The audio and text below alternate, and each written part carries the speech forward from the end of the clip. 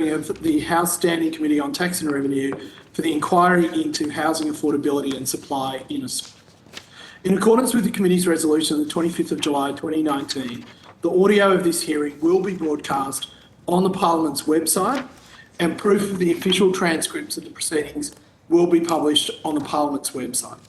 I now welcome to the following witnesses to give evidence today. From the Community Housing Industry Association Australia, Ms Wendy Hayhurst and Mr Andrew Hannon. For the Hansard record, would you please state your name and the capacity in which you appear before the committee? My name is Wendy Hayhurst and I'm chief. You're on mute. You're on mute, Wendy. Sorry. Yeah. No? I'm not on mute. Maybe it's me. No, it's not me. Julie, can you hear Wendy? I can hear Wendy. Then it's me. Sorry, Wendy, continue. Andrew Hannon, the chair of the Community Housing Industry Association. And Wendy Hayhurst, chief exec of the Community Housing Industry Association. Wendy, I can't hear you, which I will resolve. That's my problem, not yours. Mr Andrew Hannon, could you please state your name and the capacity in which you appear before the committee? Certainly, Chair. Andrew Hannon, the chair of the Community Housing Industry Association.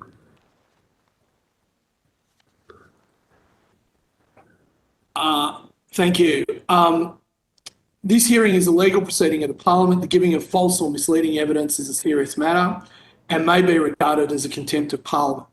The evidence given today will be recorded by Hansard and attracts parliamentary privilege. It is important to note that although your evidence is protected by parliamentary privilege, this protection cannot be enforced outside Australia. I now invite you to make an opening statement before we proceed to discussion. Thank you. Thank you, Chair. I'd also like to thank the committee for inviting the Community Housing Industry Association to attend the public hearing today. We represent all community housing organisations which are not-for-profit social and affordable housing providers across Australia. So that's from the very largest to the smaller, more specialist organisations too.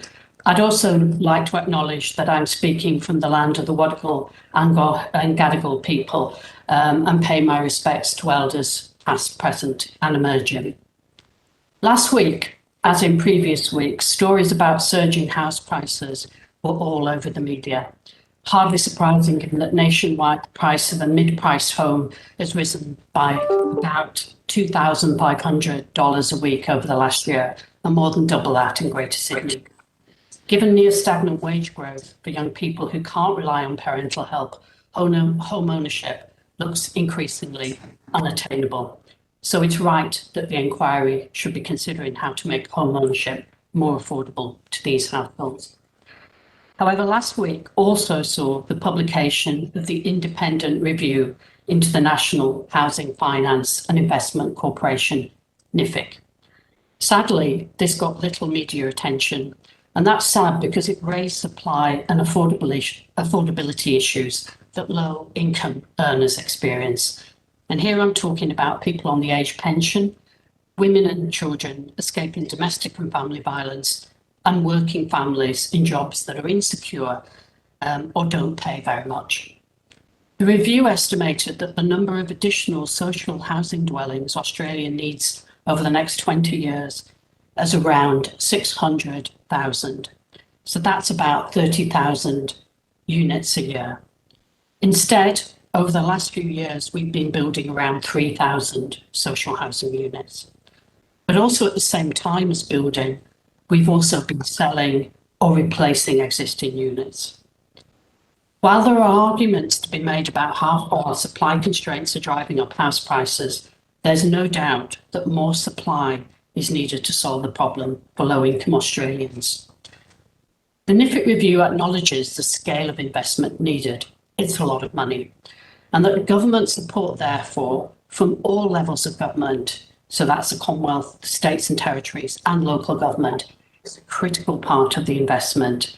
And there are many ways that support can be provided in the form of grants, annual operating subsidies, or discounted land, or alternatively through tax breaks for investors in social and affordable housing. And there are positive signs. Some state governments have been upping their game, and institutional investors are also showing increased interest.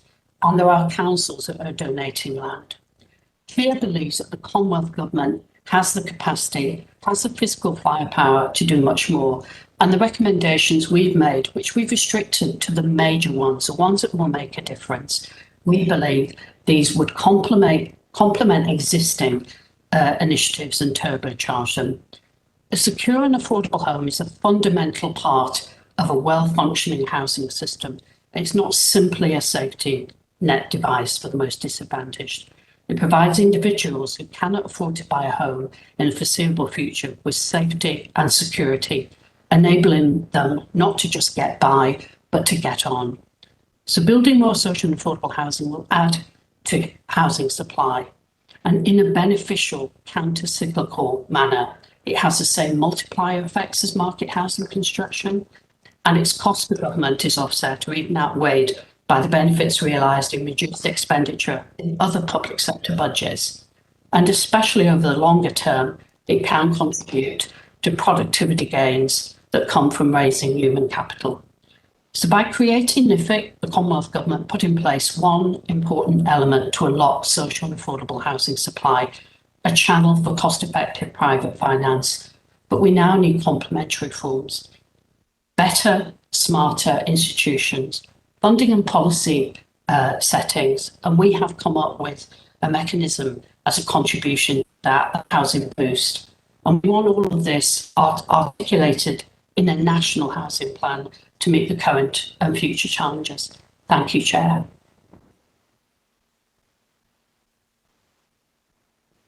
Thank you. I heard all of that, Wendy, so thank you very much.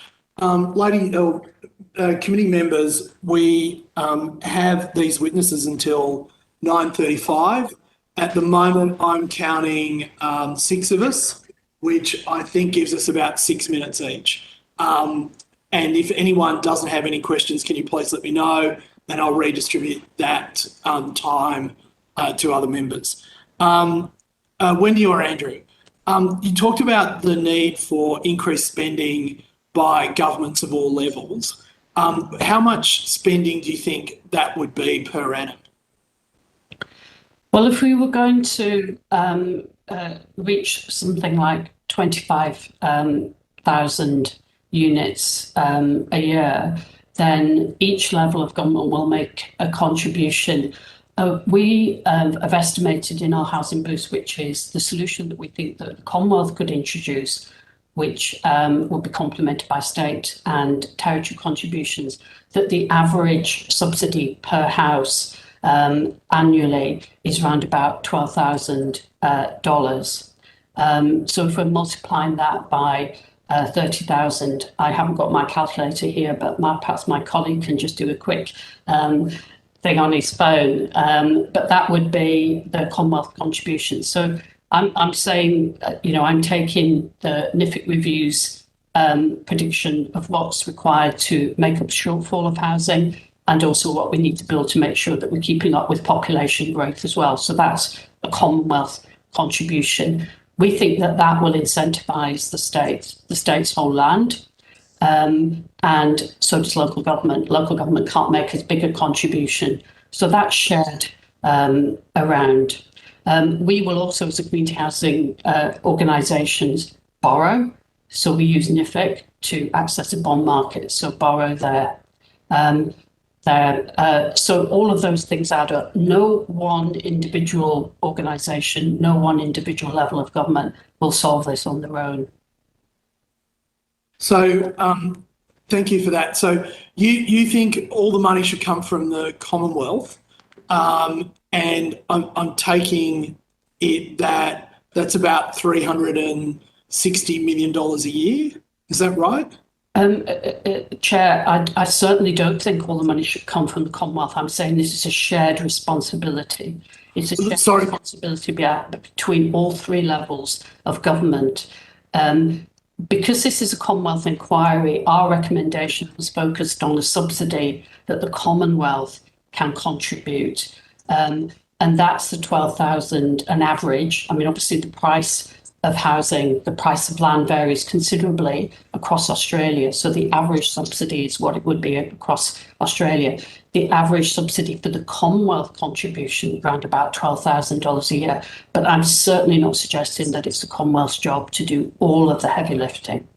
But it seems to me, Wendy, that in reading your submission and listening pretty carefully to what you just said, the view is that the Commonwealth should provide the funding and the states and local governments should supply the land. I assume you also think that they should obviously supply, sewerage, roads, electricity, that sort of infrastructure as well. Would that be fair, or am I being? I'm giving you an example, Chair, of what the Please. state and local government could provide.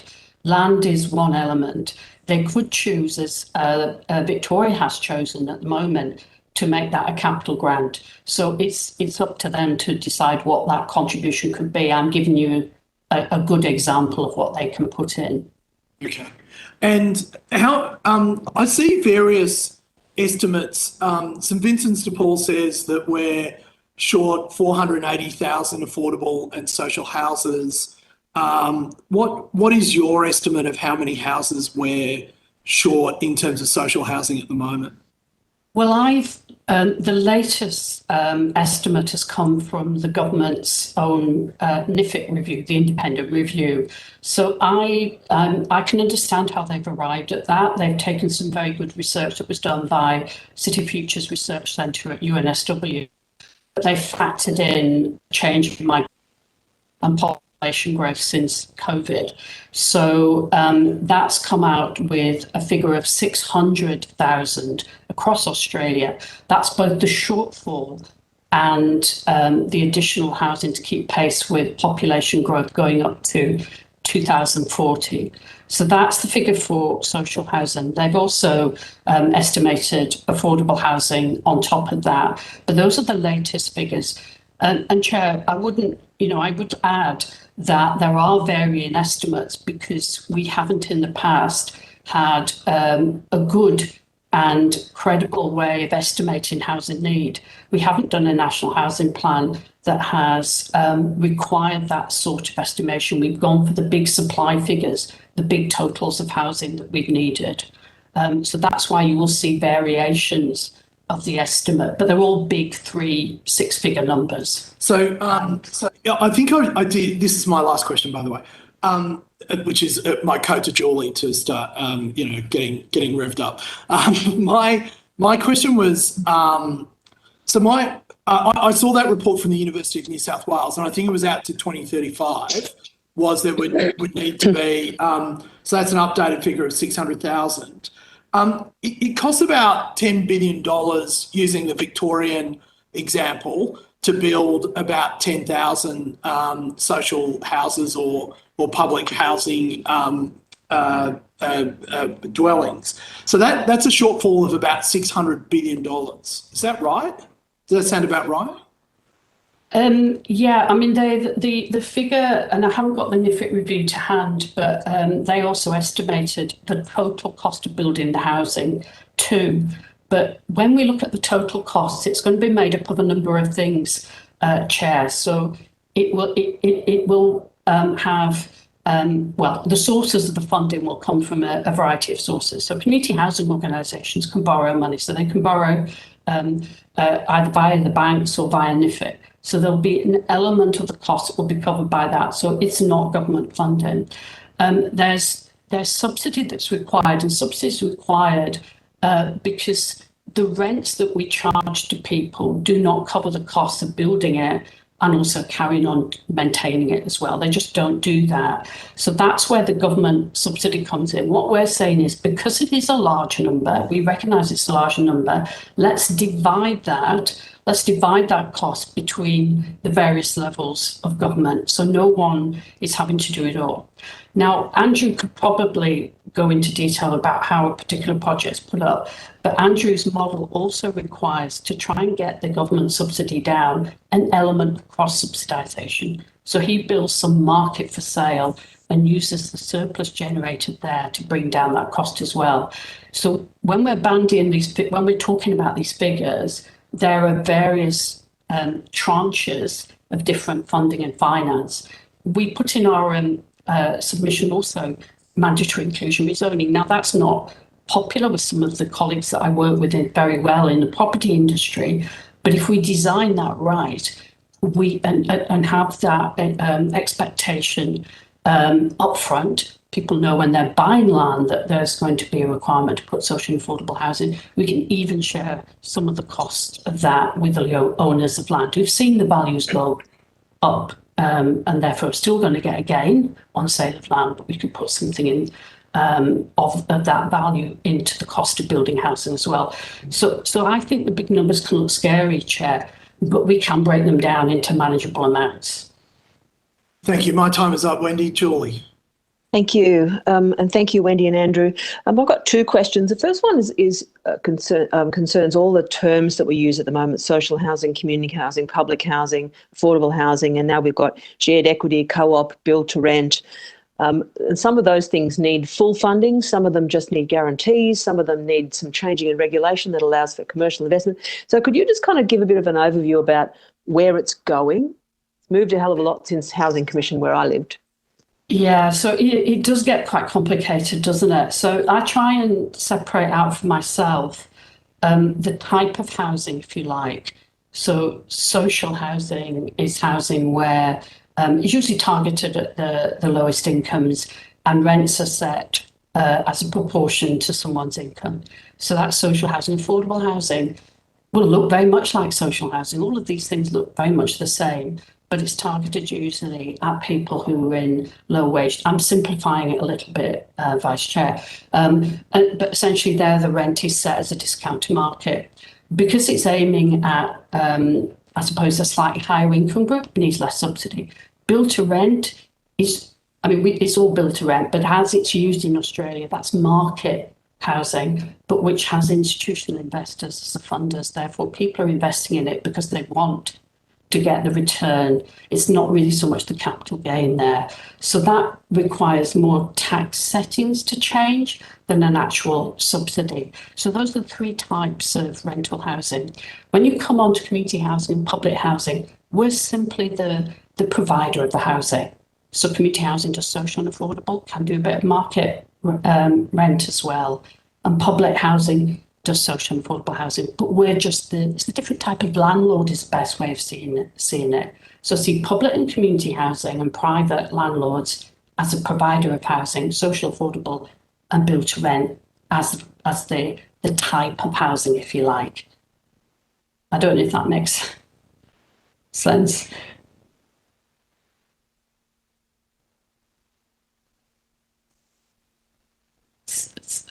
So I've lost the audio. I don't know if it's me. No, it's not just you. Julie, we can't hear you at the moment.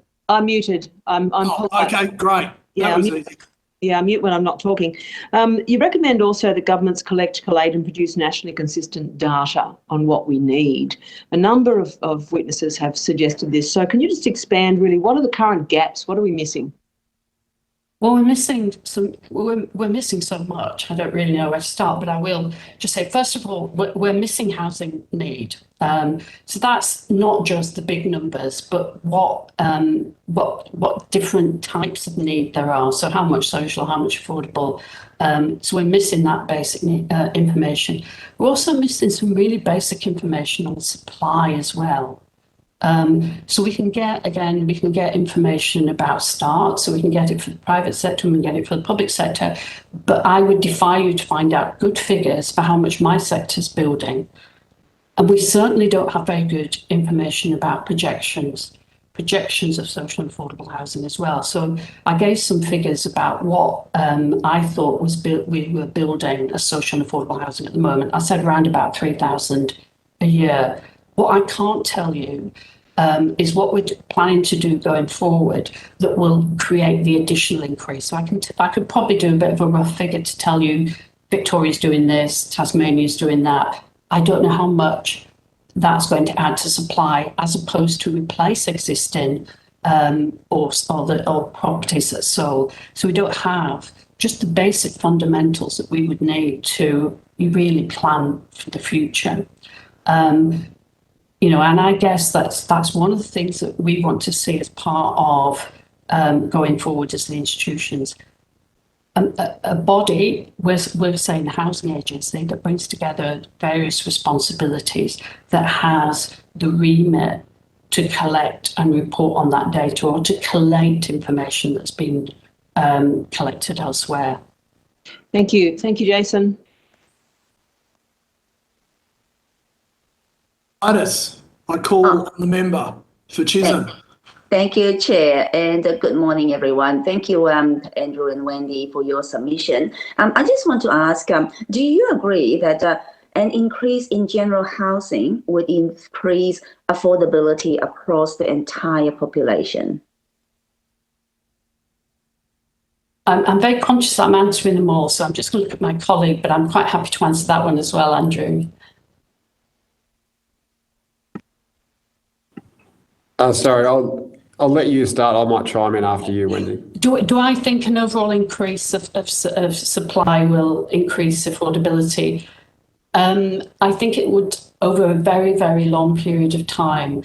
I'm sure you've heard from other witnesses that housing is not like other commodities. You tend to think that as you increase supply, it will bring price down, but it doesn't operate like that. There's just so many other mechanisms. And the way we treat housing, I think it's fair to say at the moment, is we treat it in two ways, don't we? We treat it as a place where we want to live and get on, and we also treat it as an investment good. And so I think it's just much more complex. I'm not the expert on this, Ms. Lou, so I can't give you the chapter on verse on this. All I know is the modelling I've seen is it will take a very, very long time for an increase in supply to bring down prices. The other thing I'd observe from a long time working in housing is that builders like to build in a rising market, and once prices start to dip or become stagnated, it can impact on the amount of supply they want to release into the market. I think that's perfectly understandable, but it just shows, I think, the difficulty of trying to build our way out of this without thinking of other things we need to do. And Andrew, would you like to add anything to that? Look, thank you, member. I support that. I think that's in theory, basic economics, yes. If we increase the overall supply, then yes, it will have an effect. But it's an awful lot of capital to do that, an awful lot of time, and the need is now. Yeah. Well, if we need to increase number of housing, by how much do you think we need in Australia? And if you can be more specific in different states. Our expertise is more in social and affordable housing. And so the figures that we look at are, I've looked very much at the City Futures. In our submission, we looked at other mechanisms that have been used to look at this overall supply that we need here. So that's really where our expertise lies in terms of what additional housing we need. So that's why I was talking about the NIFIT review 600,000. If you're asking me a question such as what proportion of housing dwellings across Australia should be social and affordable, then I would look at, that's looking at around about 9 to 10%. And I say that because I'm looking at the figures that UNSW City Futures came up with and thinking about that total as a proportion of the total housing that we have in Australia at the moment. And just to give you a sort of an international comparison on that, you can tell by my accent that I was originally from England. There we have, even after reductions, around about 18% social and affordable housing. So we're not saying Australia needs to go as high as that, but it certainly needs to get higher than its 4.1% almost now housing. Thanks, Wendy. Thanks, Chair. Thank you, Member for Chisholm. Member for Kingsford Smith. Thank you, Chair. Thank you for your evidence. On the issue of social housing, do you think we should go back to the pre-1996 expectation that financial support from the Commonwealth under the National Housing and Homelessness Agreement should be devoted to new supply and investment in new dwellings? I do think that the National Housing and Homeless Agreement is a good framework on which to get the Commonwealth and the state and territory levers working together. And I do think that the emphasis should be on additional new supply. Having said that, I don't think we should overlook that we have housing at the moment, a large amount of housing, 400,000 units, and we need to ensure that we maintain that housing well and that we bring it up to good standards. Residential housing has got to be decarbonised. We need to make it efficient for people to live in. So there's a balance. There's a balance there. Thank you. And there's been a lot of discussion in this inquiry about supply not being adequate. If governments were to set supply just above the rate of population increase, do you actually think that would have an effect on house prices, that they'd moderate? The difficulty, and again, I am your social and affordable housing expert, but I would say the same thing, which is that people want housing for two big reasons these days. People want to invest in housing as well as live in it. So I think the pulling one lever, the supply lever, will not solve the affordability problems of people on lower incomes who can't get access very easy to parental help. So I'm a skeptic that just increasing supply will have the desired impact on getting more people into home ownership, lower down the income chain. And my final question is, again, we've had submissions from other parties about developer contributions, that they're stifling supply, they're too high, and they're a handbrake on people investing and building new dwellings. Do you have a view on it? If developers don't fund that infrastructure, then who should fund it? Well, I'm not against well-planned developer contributions, so and I don't think our sector is. I've talked about mandatory inclusion rezoning. What we've done there, I think they're appearing before you later, is work with a group of people under the Constellation Project, which is private and non-profit collective, to look at how we would design developer contributions for affordable housing that would not create issues. Quite often the complaints I hear from the colleagues, and we do work well with the NBA, the HIA, the Property Council, is that the contributions are sometimes not certain before they start the development. What we're saying is that contributions that are clear and certain at the time or before the developer buys the land can be priced into the cost they pay for that land. It's when things come later in the day that haven't been predicted. So I think contributions that are well designed, that are certain and don't change, can be made to work. Thanks. Thanks, Chair. Thank you, Matthew. I think I'm up to James. Thank you, Chair. Just a few questions on supply.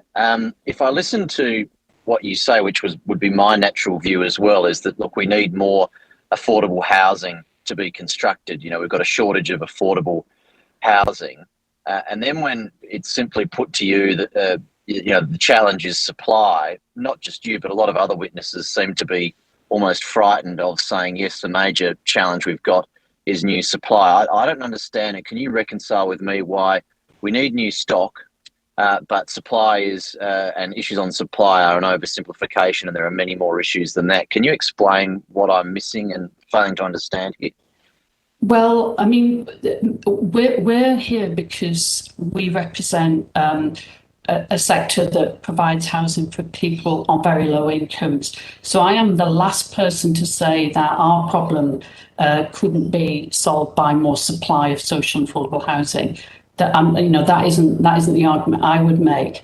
I'm telling you that I'm not the private sector developer or population expert here, but all I'm saying is that the housing is more complicated as a good than some others. So, just to give you an example, if the price of a good, say bananas, I've seen that example made, went up, we probably would buy less bananas. But when the price of housing goes up, we tend to buy more. So what I'm essentially saying is that people are interested in housing as an asset, as an investment.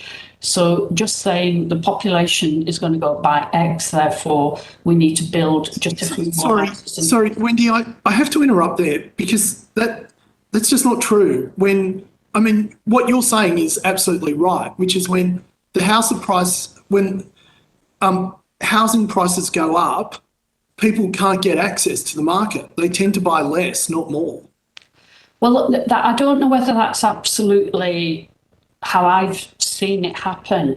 I've seen I respect you've got your thing, but what you've observed anecdotally, but the statistics can't be quibbled with.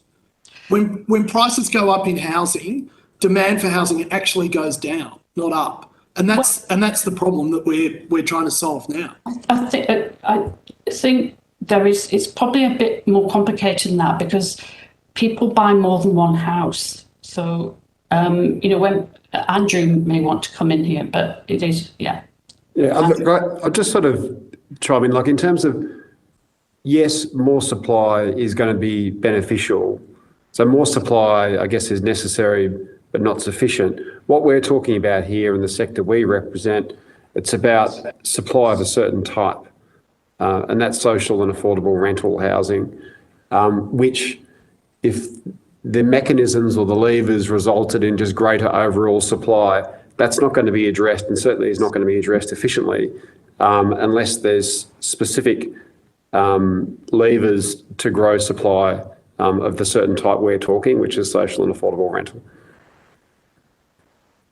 I'm sorry, I shouldn't do this as chair. I'm being completely indulgent. That's right. Cut me off if you want.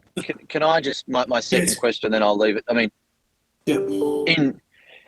So I totally agree with your final point there. I don't know why it was so complicated and took 20 minutes to get to, because ultimately what you're saying is you do agree that supply is an issue.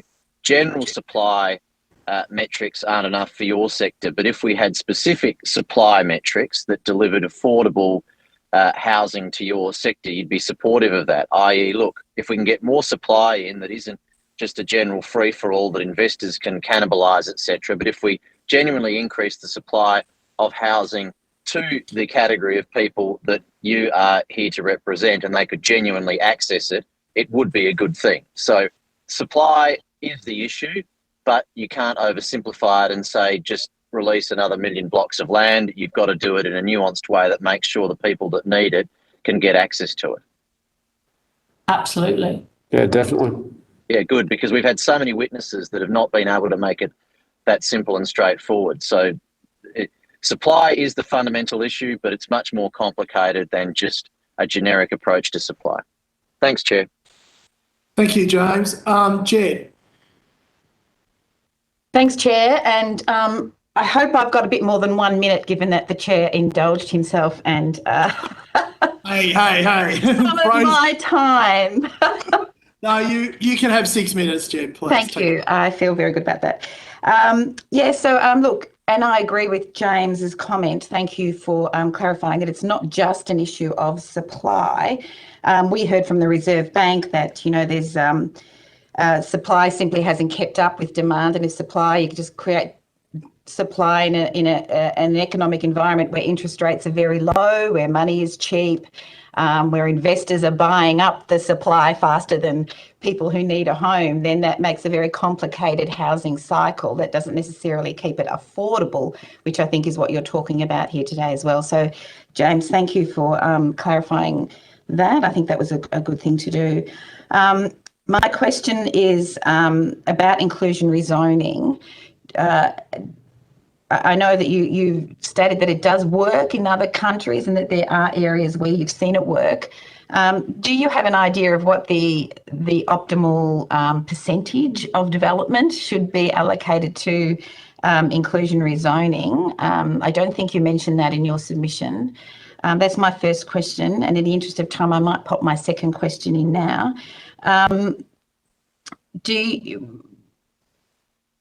Actually, no, I might just leave it at inclusionary zoning for the minute, because most of what I was going to ask you covered off last time. But Yeah. Thank you for that. Well, the first thing about mandatory inclusionary zoning, yes, I have seen it work. It works in areas where land values are reasonably high, so it doesn't work across all areas. And the work that we've been doing with Constellation has been modelled on around about 10% of an area. Okay, thank you. And we've had a couple of people at this inquiry talk about the number of vacant and derelict properties that are around. We heard from the LGAs yesterday saying that if there were frameworks and policies that addressed or de-incentivised, if you like, people leaving properties vacant and allowing to run derelict, that it could indeed help with the supply issue that we're talking about. Do you have any views about that? Do you think there are policies that particularly federal governments could implement that would stop people leaving properties vacant?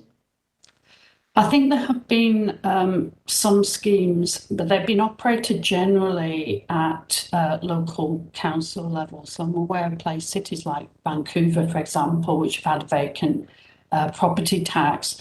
They're always a bit more complicated than they might seem, I guess, partly because you've got to establish the property is actually vacant, and that can be quite hard to do. And then you can imagine administratively they can be quite complex as well. So I think they could be part of the mix. I don't think they're a game changer. Okay. No, and if I may, member, just like in terms of the vacant property tax, well, I mean, look, that's a policy that's in place within the ACT. I'm not aware of all the other jurisdictions. I think Victoria has one. Yeah. And look, I'm not the one best placed to talk to the outcomes as a result of that. One other point I would make is just for your first question with mandatory inclusionary zoning, and again, I harp back on, yes, it helps supply, but again, it's supply of what type? And so some jurisdictions, the focus is about affordable homes for purchase, and some is about affordable homes for rental or social homes for rental. And so it's important to get into, what is the outcome trying to be achieved here? And so in the case of the ACT, for example, it's about the mandatory inclusionary zoning. There's a 15% target on certain developments, and that's all about producing product to support affordable home ownership. It doesn't result in increased supply of affordable rental stock. Okay, that's interesting. Do we have any evidence about that? Is there any research written up about the success or otherwise of inclusionary zoning? Can we access that? Are you talking with respect, member, to the ACT in particular, or just in general? Just generally, I guess, the concept. Look, Wendy, I might defer to you in terms of there are a lot of studies out of the UK on this, aren't there? Yes. Okay. Yeah. Thank you. Thanks, Chair. That's fine for me. Oh, you sure, Jed? Yes. I'm letting you off lightly. You are indeed, me specifically. Thank you very much, Wendy and Andrew. Really appreciate your time today. Is there anything that either of you would like to add before I call the next witnesses? Look, if I may, Chair. Please, Andrew. Look, obviously the focus of this inquiry is the levers at a Commonwealth level. It is acknowledged that it is a multi-level response is needed. And in terms of the subsidies we've been talking about, what it's all about accounting for the fact that we're getting an affordable rental return or a social rental return, which is below the market rental return. So it's about trying to get that back up to the equivalent sort of market rent. And that's how the sort of subsidies are sized. Whether you're looking at this from a community housing provider perspective or from a private developer perspective in partnership with the community housing provider, or as a financier looking to support projects in this sector. Thank you, Andrew. That's a really good point. Thank you very much. And thank you to Wendy and Andrew for your participation today. If you've been asked to provide any additional information, please forward it to the Secretariat by Wednesday, the 24th of November, 2021. Andrew, I would suggest a request from Ms. Carney over, the member for Batman, I think, over how the impact of inclusionary zones in the UK would be good if you could provide any of those. You will be sent a copy of the transcript of your evidence and will have an opportunity to request corrections to transcription errors. Thank you very much.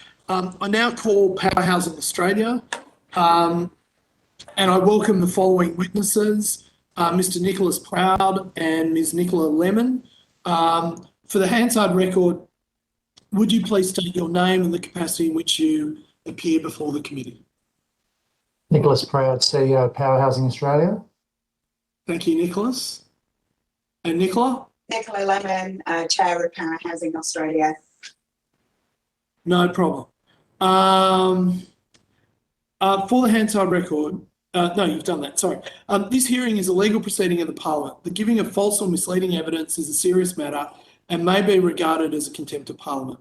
The evidence today, given today, will be recorded by Hansard and attracts parliamentary privilege. It is important to note that although your evidence is protected by parliamentary privilege, this protection cannot be enforced outside Australia. I now invite you to make an opening statement before we proceed to discussion. Thank you, Jason, if I may. By all means, Nicola. Thank you. And hello, members. Thank you for having Power Housing attend. A quick overview just for you briefly on Power Housing so that you're aware. Power Housing is a membership body for the community housing industry for the larger scale community housing providers. So we have 36 large scale CHPs who manage around 75,000 homes and 125,000 tenants living in those homes. We also have a model that includes affiliate partnerships and affiliate members, and we have 50 capable partners with the likes of ANZ, Metricon, JLL, AV Jennings. So very much our community housing provider members work in partnership with those commercial entities to get better outcomes for our customers. So if I may, we've made a submission. I just want to highlight a couple of things from that submission before we take questions. Wanted to make some commentary about a global housing crisis that Australia is part of. At the moment, real estate value represents $217 trillion US, and that's more than twice global GDP. So the financialisation of housing and the use of housing to park, grow and leverage capital has been something that's been happening significantly across the globe and absolutely occurring in Australia. So rather than housing being a commodity for a mum and dad with a mortgage, it's actually being financialised, and it's based on the idea that housing's a kind of liquid investment, an available commodity with an amount of capital available to invest in it. So for the customers that our members serve and they're part of the community that community housing providers work with, that financialisation of housing creates an inevitable tension between housing as a human right and housing as a financial asset. And the imbalance of that needs to be addressed in Power Housing's view. And governments really need to take seriously their obligations in the former, i.e. housing as a human right.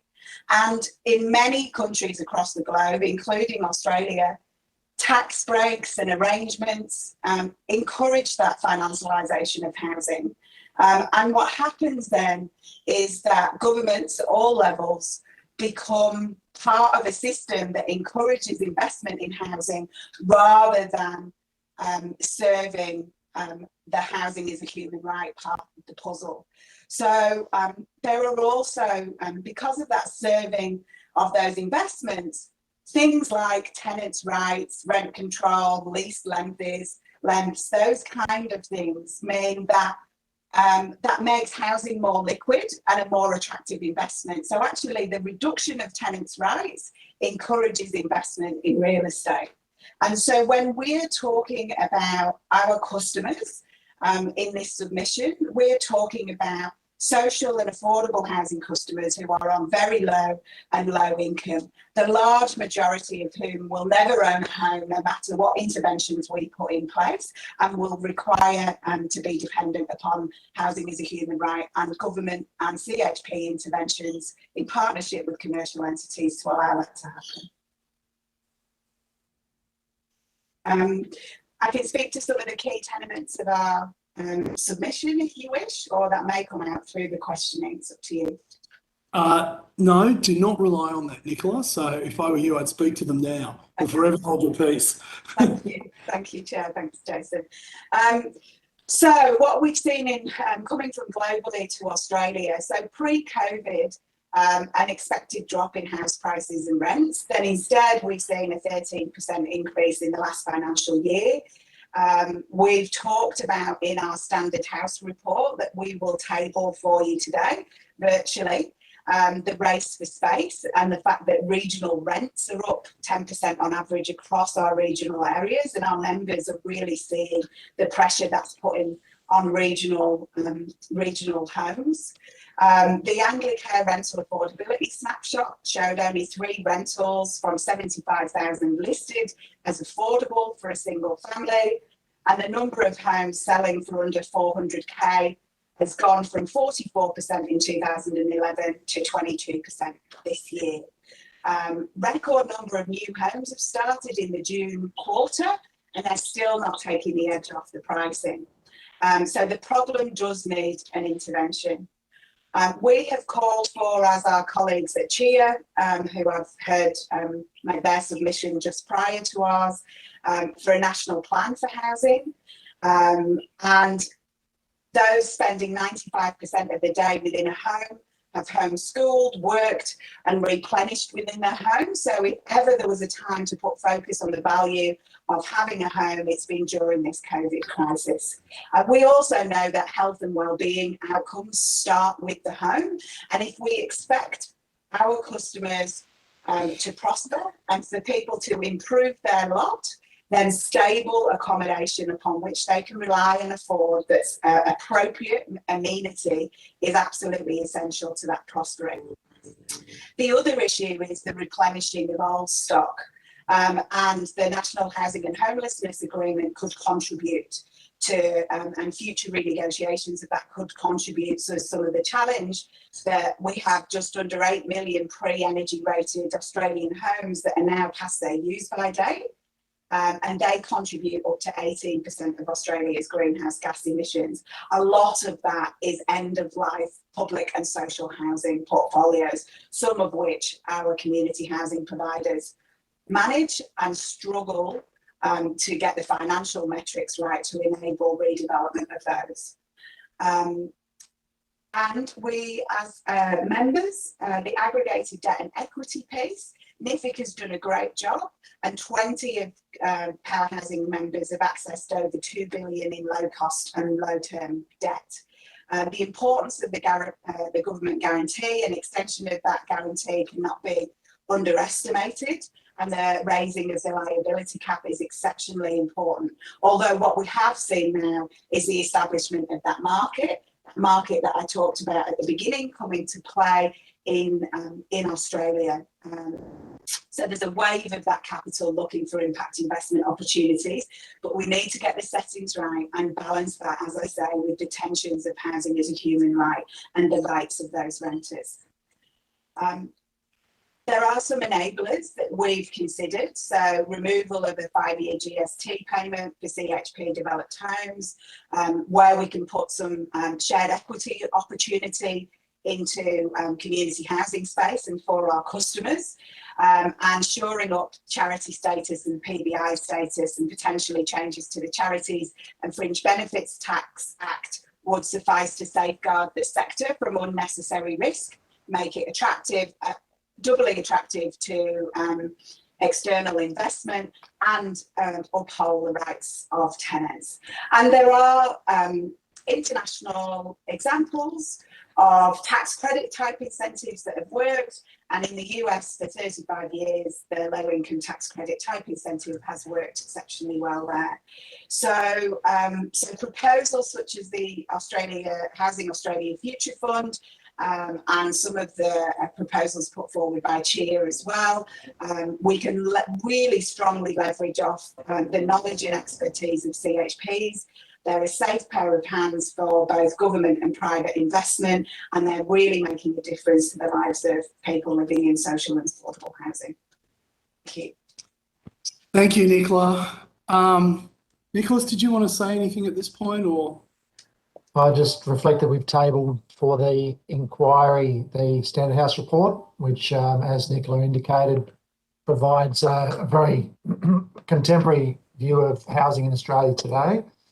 We see that there are a significant number of homes in our country that were built before we had the kind of technology that operates in those homes, before we had the type of crisis that, if you've been in Melbourne over that lockdown period, you realise how hot that home is, how cold it is, how expensive it is to heat, and the well-being of those people have suffered significantly. So a home has become much more than a place that you lay your head down, if you're lucky to have a home that you own.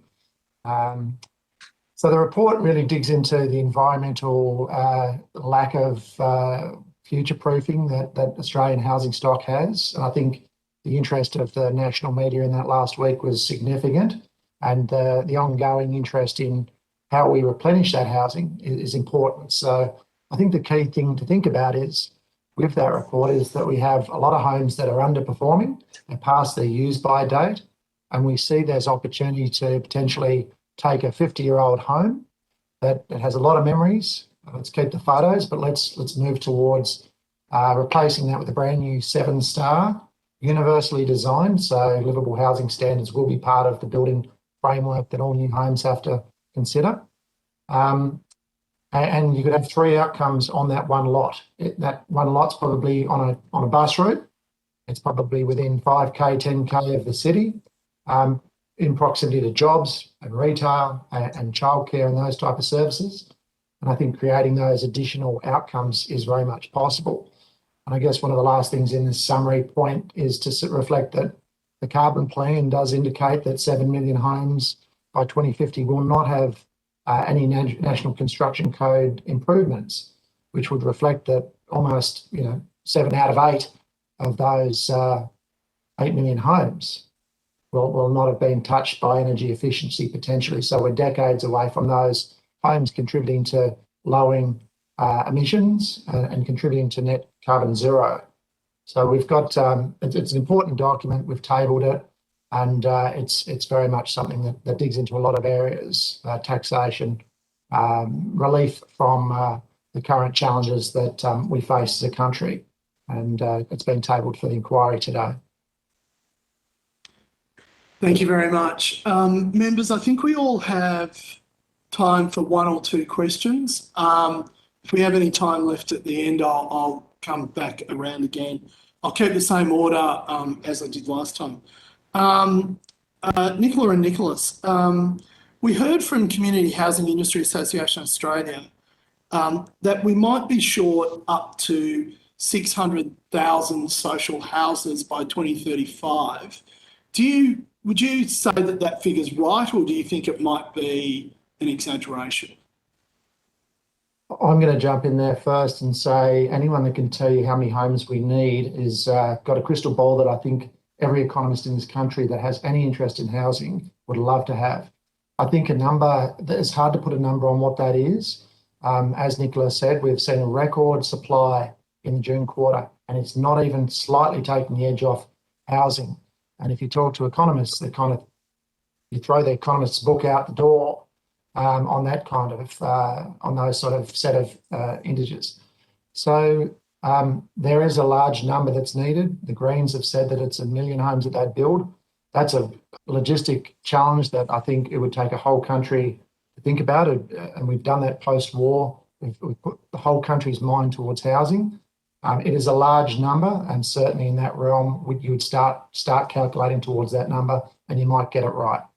That's my personal view on that. Member for Parramatta. And thank you, Nicola and Nicholas. Your submission's really interesting, actually, because it focuses on, even though you're talking about housing as a human right, your submission focuses on it as an investment. And you've got a range of recommendations, changing investment structures, 5-year GST rule, shared equity. If the governments, the 3 tiers of governments got this right, where would the money come from for these additional 50,000 affordable homes a year?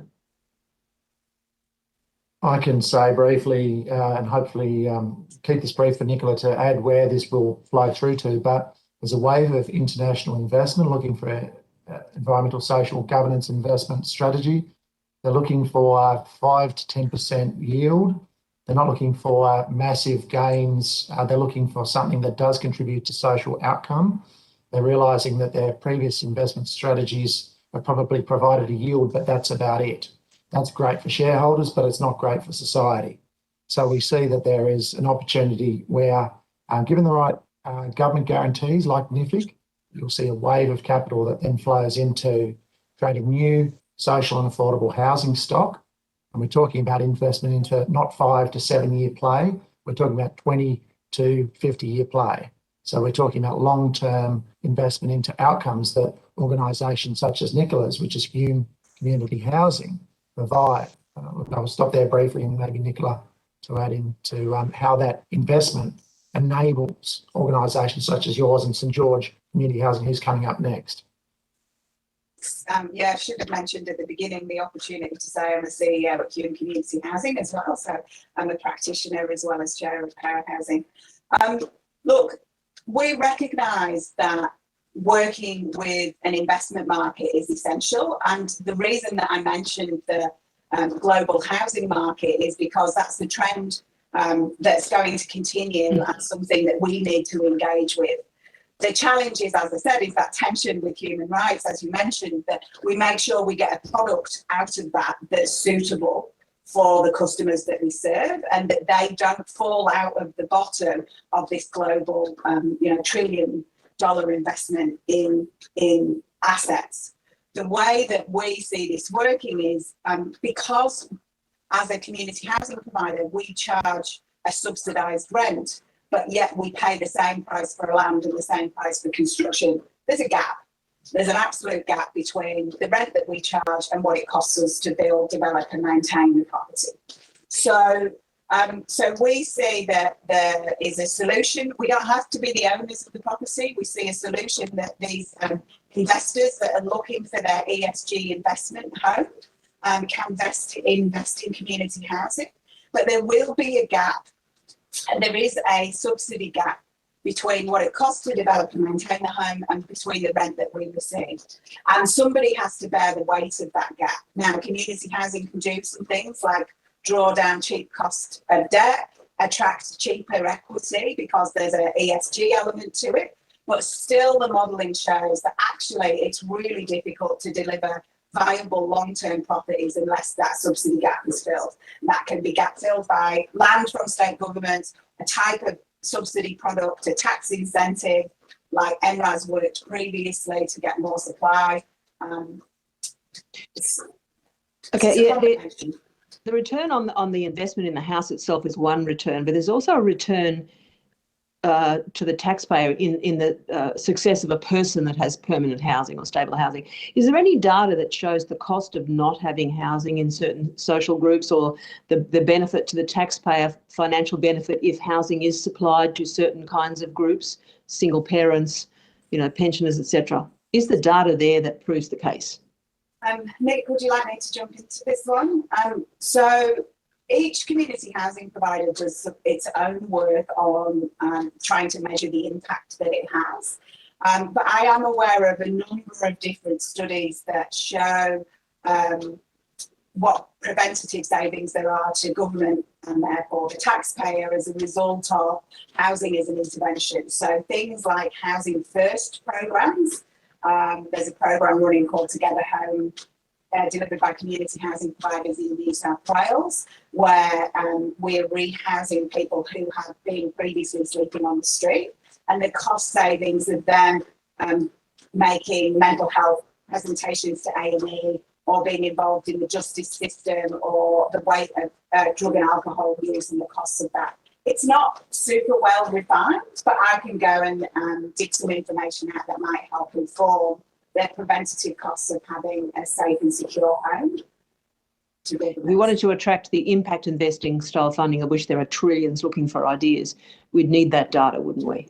That's right. I know that, including my own organisation, other CHPs are also lining themselves up against the UN Sustainable Goals, which is increasingly becoming a metric that ESG investors are happy to measure against. And so the sector is doing work around measuring its impact against those UN Sustainable Goals, and therefore we can demonstrate the impact that we're having. It's a bit of a longer bow to draw in terms of preventative costs to the taxpayers, which is more difficult. But it's absolutely work that the sector's been doing. Thank you very much. Thanks, Jason. Thank you. Gladys, did you have a question, or you still want to pass? No, I'm good. Yeah. Thank you to both of you, Nicola and Nicholas. Matt? Thank you. Thanks for your submission. I'm particularly keen on your suggestion around the 5-year GST rule. So what sort of time limit are you suggesting as an alternative to that? Well, when we develop a house and then we sell it, it's very similar for retirement living providers, that we don't normally have to, there's not a tax implication for GST, but after 5 years, if we were to sell that, if we've developed it, and there's a GST component, even though it's been used for 5 years. It's an anomaly. We've worked and had discussions around how this would work with some tax partners that have worked around this, and had some awareness of what the ATO thinks of this, and it's an anomaly. And we'd like to work on that. It's something, it requires a bigger change. Changing the Tax Act, as we know, is one of the hardest things to do. But we think that as we head towards the next term of government, that's something of a priority that we need to see as a country, and would remove that 5-year cost. It's a reduction of the feasibility of developing that. We normally wouldn't sell those homes after 5 years, but there may be a strategy to build, say, 10, and we sell 1 or 2. And if we sold 2 in 5 years' time, if it attracts GST, well, that erodes feasibility of that concept. We in the case where you sell 1 or 2 out of 10, if that was what it was, that helps fill that yield gap, that 25% below the market rent that we have to pay. It's part of the feasibility you do over a 20-year period, and those are the type of things that make it possible to charge rent that's beyond the market, or below the market level. So that's just one of the simple, probably low-hanging fruit. Although changing the Tax Act is difficult, as I've said, but it's a concept that we've seen the ATOs in favour of, or believe that it's an anomaly. It shouldn't be there, and it's something that we need to address in the near future. So how do you fix that anomaly? And have you asked the tax office to look at that, and have they responded? We have, and I think they're very busy at the moment, so hopefully they'll come back to us, but we certainly can table the thinking for this inquiry. Okay, yeah, if you could provide that on notice, then that'd be helpful. We'll table that today, and it will provide the detail of why it's an anomaly and how then to resolve it. Okay, good. And my final question is, your organisation's part of an international group around affordable housing. Which jurisdiction do you think does it the best that we should look at? We're going to get into trouble here, Nicola. I know, I'm not sure with my accent I should be answering this. Look, I think in all seriousness, the International Housing Partnership offers many benefits, and many of those are about learning from what's worked and hasn't worked overseas. Australia has a smaller community housing sector than the US and the UK and in Europe. And that means that we've got an opportunity to use the best bits of each of those jurisdictions. So, title transfer and large-scale estate renewal in the UK is fantastic. Low income tax credits and the Community Reinvestment Act in the US Yes, yeah. really beneficial there as well. And as I say, I mean, you know, with my accent, it's very easy to say that we should do it the way that I've learned to do it in the UK. That's not right. What I've actually learned is there's plenty of opportunity to pick the best bits and not make the mistakes for Australian sector. Look, and if I can add in there that I've been across the US about 4 times with this. My first trip was with for-profit developers, brought back a concept that was build to rent, which those large developers said, so we're going to build it, are we going to rent it? Like, well, that's what they do in the States. It's a different model, it's a low-cost model, and a concierge upper level would be something to consider here. And 6 years later, we see that has come out of the ground and it's a concept. And I think very much similar with the investment strategies that have been running since 1986 with the tax credit system and the maturity of those organisations that invest into social and affordable housing. It's a safe, long-term, recession-proof, now obviously COVID-proof investment strategy to diversify if that's what you're after, or for the social impact. And whilst I think there's, with that accent, Nicola leans towards the UK, I think because of my experience of being on the ground with Ford Foundation, Chad Zuckerberg, San Francisco Foundation, Morgan Stanley, the Pension Real Estate Association, and ULI, NAHB, all these large organisations that are mixing for-profit and not-for-profit collaborations.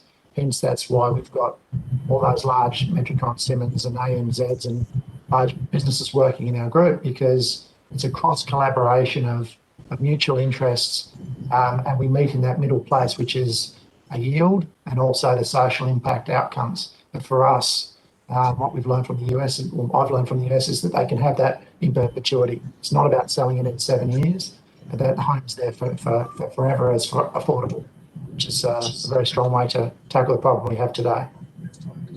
Thank you. Thanks, Chair.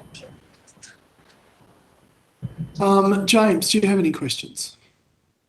Yes, thanks, Jason. Just one, possibly in 2 or 3 parts, but what's the view on these mandates that state governments... James, that would make it 3 questions. Well, one let's question, see. 3 parts is another way of saying you have 3 questions. I'll keep it to 1 then. It's just a question for comment on the mandates that are in place around new land release for development by state governments. I know in South Australia, I've got a development in my electorate where they've got a minimum amount of what they call affordable housing. I think the threshold is $450,000 dwellings or under. What's the view of your organisation on some of those prescriptions, which I suppose are supply side prescriptions around new land release and, you know, quarantining or having particular requirements on a percentage of new land releases to be affordable and possibly more relevant to you, even, you know, going as far as being partnerships with community housing, etc.? I'm happy to answer, Nick. Look, I mean, that is inclusionary zoning or mandating what's built on government land or private land is one of the successful initiatives in the UK as well. And what it does is, for community housing providers like our members, it allows that collaboration to occur.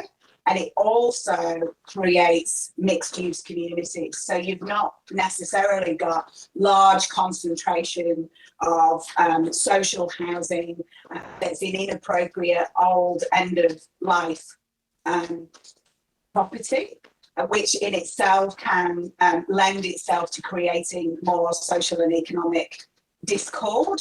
I think it allows mixed-tenure communities. It's essential if you're talking about increasing supply, and I heard your prior conversation with Chia, you've got to determine who that supply is targeted at. Otherwise, just supplying to the market's not going to work. And so inclusionary zoning or mandating what's built on government-owned, state-owned land or council-owned land is one way to ensure that the right supply is provided to the people in need.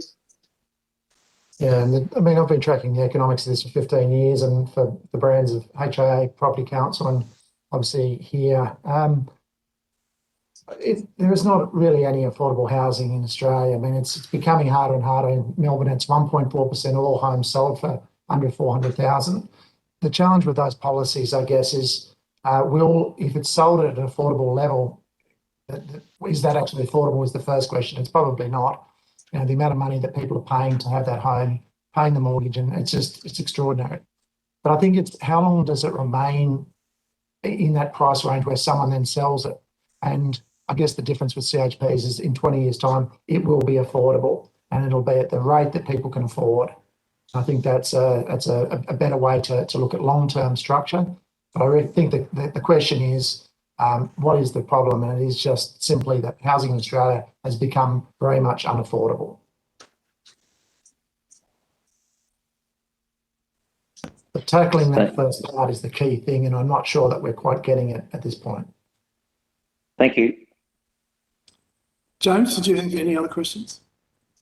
No. Well, unless there's time. Probably not at this moment. Is that okay? I'll put on notice. Yeah, that's fine. Actually, Thank that's great. Thank you. Appreciate that. Jed, do you have any questions? Yeah, hi. Thanks, Chair. I'm interested in carrying on the conversation a little bit about your section and your submission, and thank you for your submission, actually. It's really great to have concrete recommendations for solutions to a problem rather than just talking about the problem. It's really good. The opportunities for aggregated equity. I have a long history with the superannuation industry in Australia, and it's always been a very difficult conversation to get the industry's head around affordable housing as a separate asset, separate from real estate, because of course it doesn't return the same as real estate. And you say we need governments to incentivise social and affordable housing investment through long-term equity structures. What do they look like, those equity structures? Are they government bonds for affordable housing? Because what do they look like? Have you had a conversation with the super industry in Australia about that? How's it going? Because I'd be very keen to know. Yeah, look, I think you can read the papers on a Thursday. They're the property sections of the newspapers, and you'll see that, like yesterday, there was Lighthouse Infrastructure's 59 million going into a project. 2 weeks ago, I think it was Conscious Investment Management with Housing First, and we're talking about 150 million, I think, in that transaction. There's equity that's flowing into social and affordable housing, and what we're looking for is where there are a few different ways of doing this, but being able to incentivise and shore up that yield. So to be able to look at what are the transactions that are being made that create social housing outcomes, and looking at the structures that support that. And so providing the government's hand on the shoulder is very important to that. Something such as the Housing Affordability Fund, Housing Australia Future Fund, I should say, that's been proposed by the ALP, for example, that will provide investment and equity flows and structures that the government doesn't need to do much to support or to do anything with. They will just bring up the specialist disability accommodation. There are equity structures that are trying to navigate and work around that at the moment. And if the government gives a signal towards that or provides an element of support to that concept, those will flourish. And in 5 years' time from now, housing will be an asset class in Australia. Okay, that's very helpful. Thank you. And very quickly, Chair, because this has been the questions have been great. In your appendix, you talk about federal housing policy. You give sort of the pros and cons of all of the things that exist currently. Are you suggesting that we keep these and improve on them, or are you suggesting we kind of scrap what we've got now and start again? What are your thoughts there? I'm just going to say quickly and give Nicola a chance to conclude, but every housing policy Australia's ever done has always done something. It's always, when we had the NRES, it pulled us out of a recessionary period to see housing go out of the park. We've never seen first home buyers, I'm going to reflect that at that time anyway, they came from nowhere. There was a resurgence of, we've never seen that many social housing homes built at that time. We trebled the amount of homes that social housing's developed in a time. Government housing increased. So everything worked at that time. And in the last 12 months, we went from negative housing prices and rents to seeing the highest number of homes ever commenced in Australia's history in the June quarter. And that's just extraordinary. And that's on the back of policies of government. and you can debate the merits of all of them, but they all have an impact and they bring an outcome. Nicola, I'll just let you conclude if I can. Look, I would say that community housing providers have grown exponentially since 2008, and they have been able to do that by utilising their skill set, their links and partnerships with state government and the community services sector, as well as building relationships that are productive with commercial entities. So they have been a conduit, but we've done that under duress at times in some of the least affordable cities in the world, and under schemes that are started and then end when there's a change of government or minister. I think all I would say is whatever we do, it needs to be replicable and scalable and certain, and that will attract the investment. And then we know that we are looking at solving that supply gap as well as securing up the future of many Australian people. So we need something bipartisan, replicable and scalable. Okay, thank you. Thanks, Chair. Thank you, Jed. Great, thank you. And thank you to Nicola and Nicholas. Really appreciate your time. If you've been asked to provide any additional information, could you please forward it to the Secretariat by Wednesday, the 24th of November. You will be sent a copy of the transcript of your evidence and will have an opportunity to request corrections to transcription errors. I would now like to call on members from the Community Housing Industry Association New South Wales, Mark Dogatati, I hope, and the Aboriginal Community Housing Industry Association, Lisa Sampson. For Hansard record, would you please state your name and capacity in which you appear before the committee? Mark. Thanks, Chair. My name is Mark Dogatati. I'm the CEO of the Community Housing Industry Association in New South Wales. Thank you, Mark. And Lisa? Hello, my name is Lisa Sampson. I'm the CEO of the Aboriginal Community Housing Industry Association. Beg your pardon, my video doesn't seem to be working. I'm not quite sure. Oh, we can see you. So, okay, good. And if you can't see us, that's just to your advantage. So this hearing is a legal proceeding of the Parliament. The giving of false or misleading evidence is a serious matter and may be regarded as a contempt of Parliament. The evidence given today will be recorded by Hansard and attracts parliamentary privilege. It is important to note that although your evidence is protected by parliamentary privilege, this protection cannot be enforced outside Australia. I now invite you to make an opening statement before we proceed to discussion. If I can start with Mark.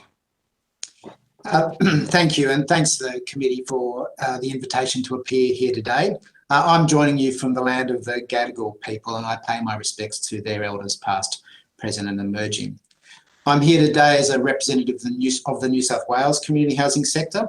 Our members own or manage over 50,000 homes, making us the largest community housing and Aboriginal community housing sector in Australia.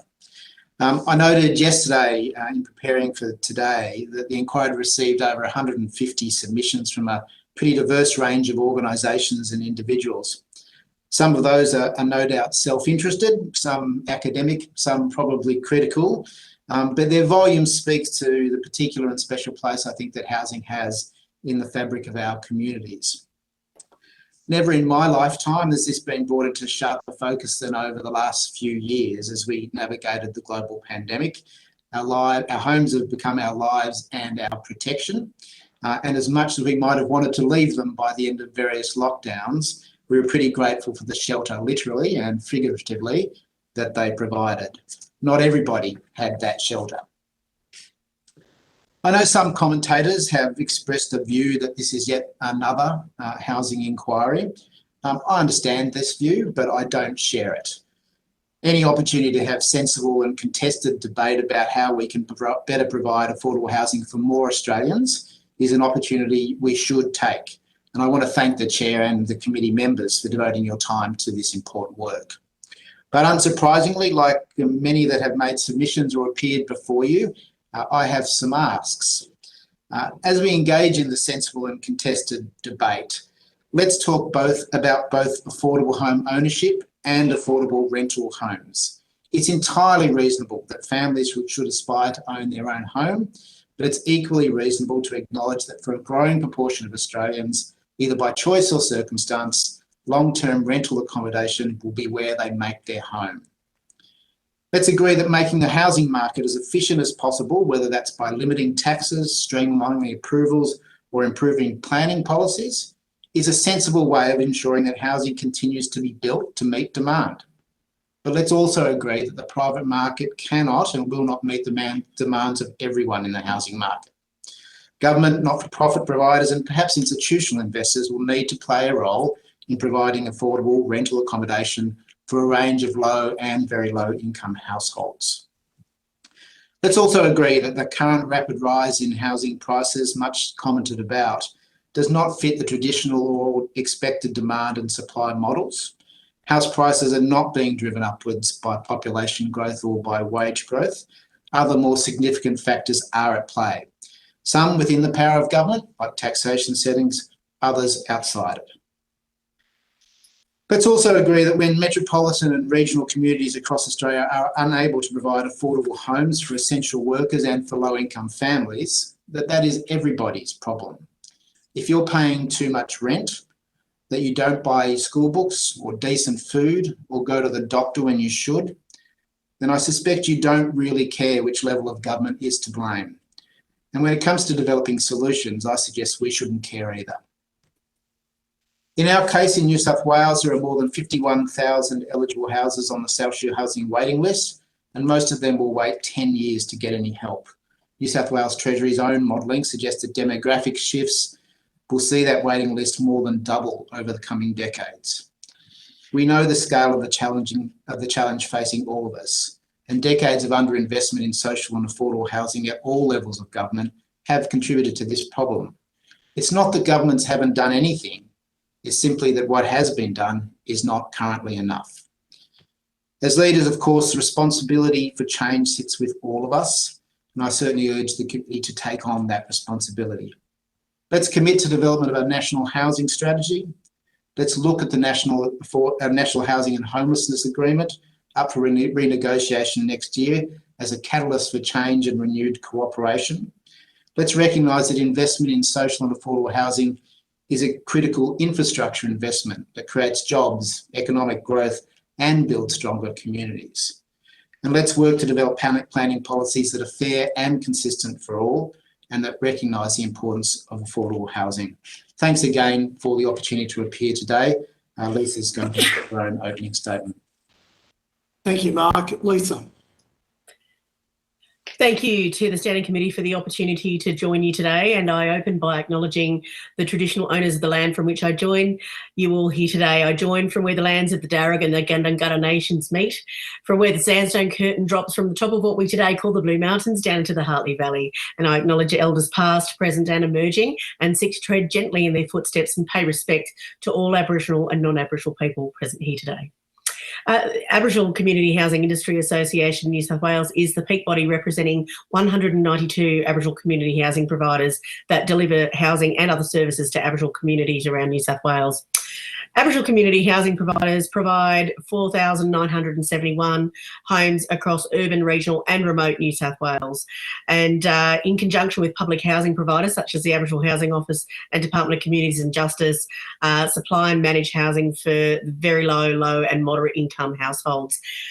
Now, Aboriginal people in New South Wales have around half the rate of home ownership in New South Wales compared with other Australians. Home ownership has become a significant driver of intergenerational wealth, and the building of such intergenerational wealth has been forfeited by Aboriginal Australians who first had their lands taken from them and had successive adverse legislation passed to control and limit their life opportunities and chances. But our communities have survived.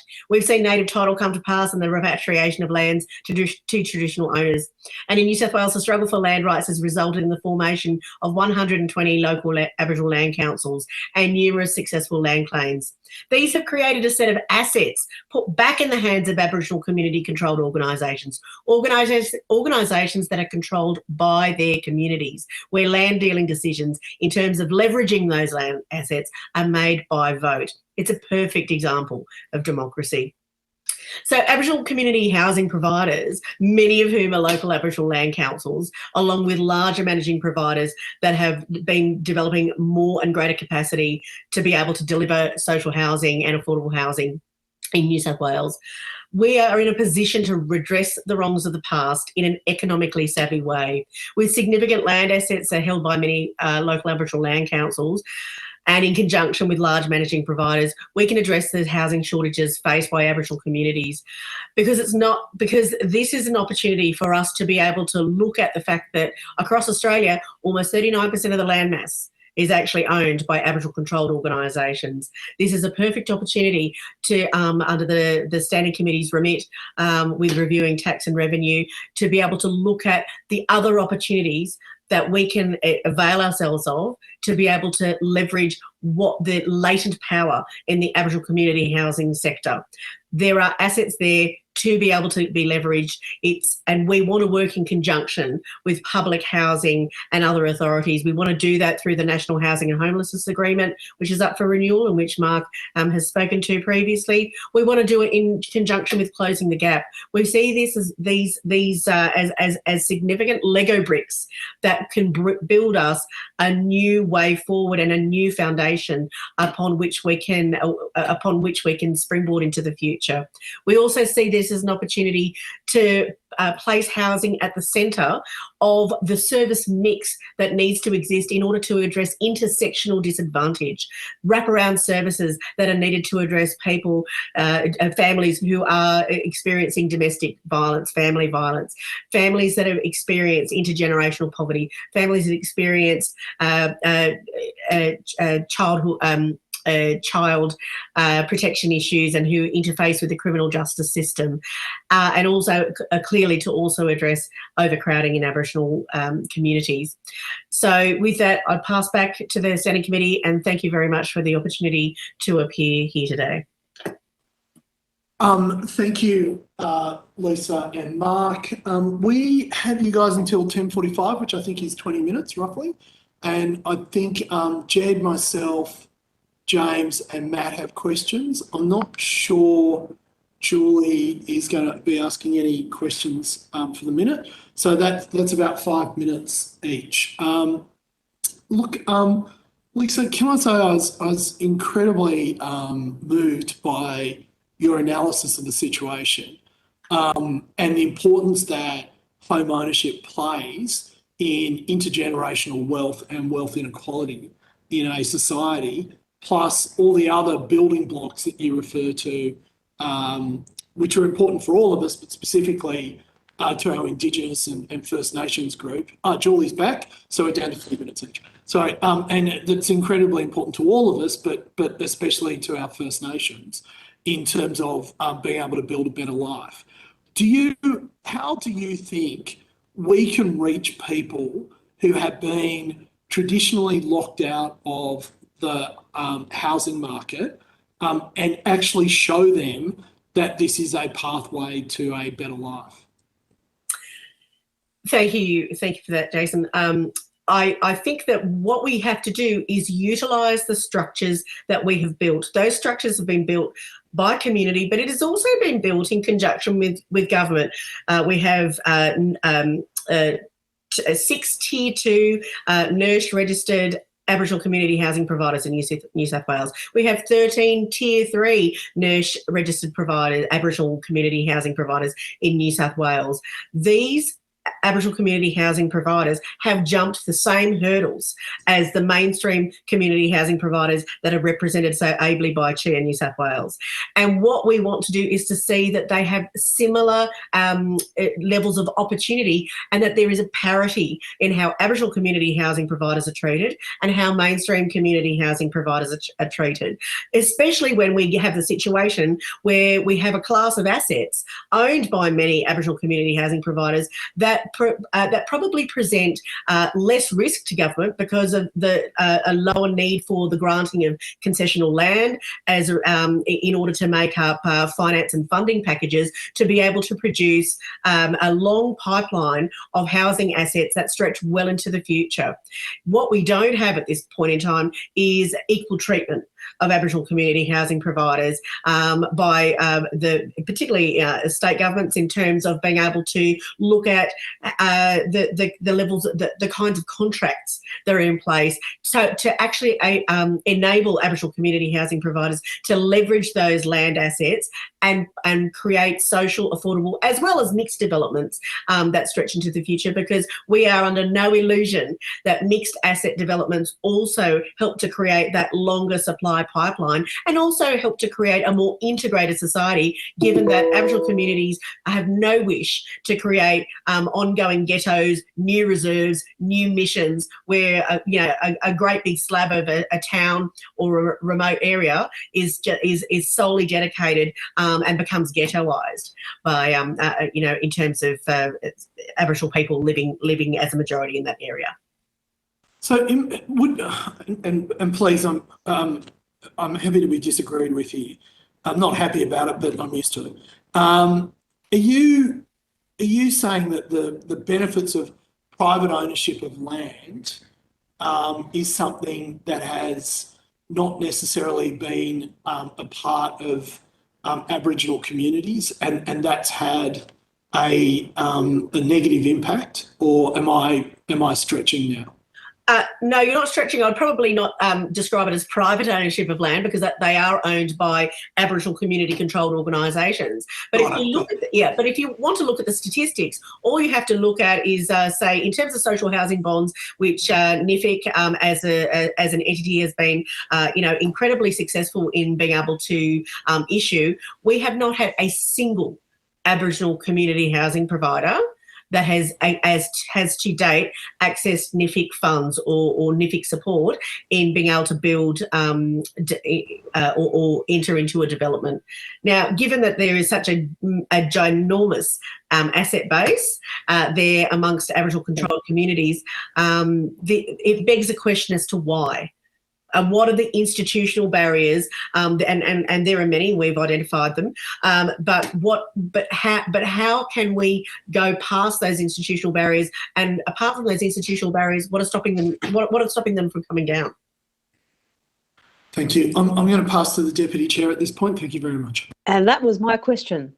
Whenever I spend time, particularly with remote Indigenous communities, I'm just astonished by the answers that are answers about common good that are sitting there unused because we, as in not you, have stuck our Indigenous communities in a system which isn't designed, which doesn't actually let them do what they do, be who they are. If we did that, are the answers there? If Indigenous communities could actually build a completely different system that reflected their values and centuries of tradition, is the answer there?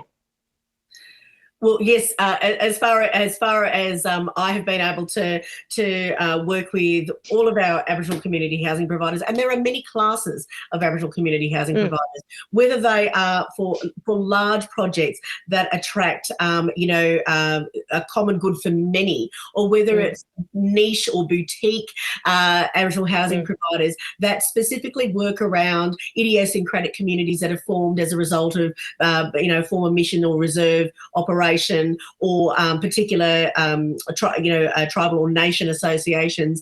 These answers are there. It's whether or not they bear the same level of scrutiny, or they bear over scrutiny in terms of risk by the instruments and the bodies that do exist, such as NIFIC, and that goes to every government instrumentality that we deal with as well. Thank you very much. And that would be my last question. I'll just say thank you for your understanding of our pathetic pronouns in English. I think we probably need to borrow a few more that are more complex and recognise our relationships. I struggle in a community as diverse as Parramatta to describe us sometimes because I'm sure you've got more. Give me a few. Thanks. Thank you, Deputy Chair. Jed, do you want to go next, and then we can go James and finally me?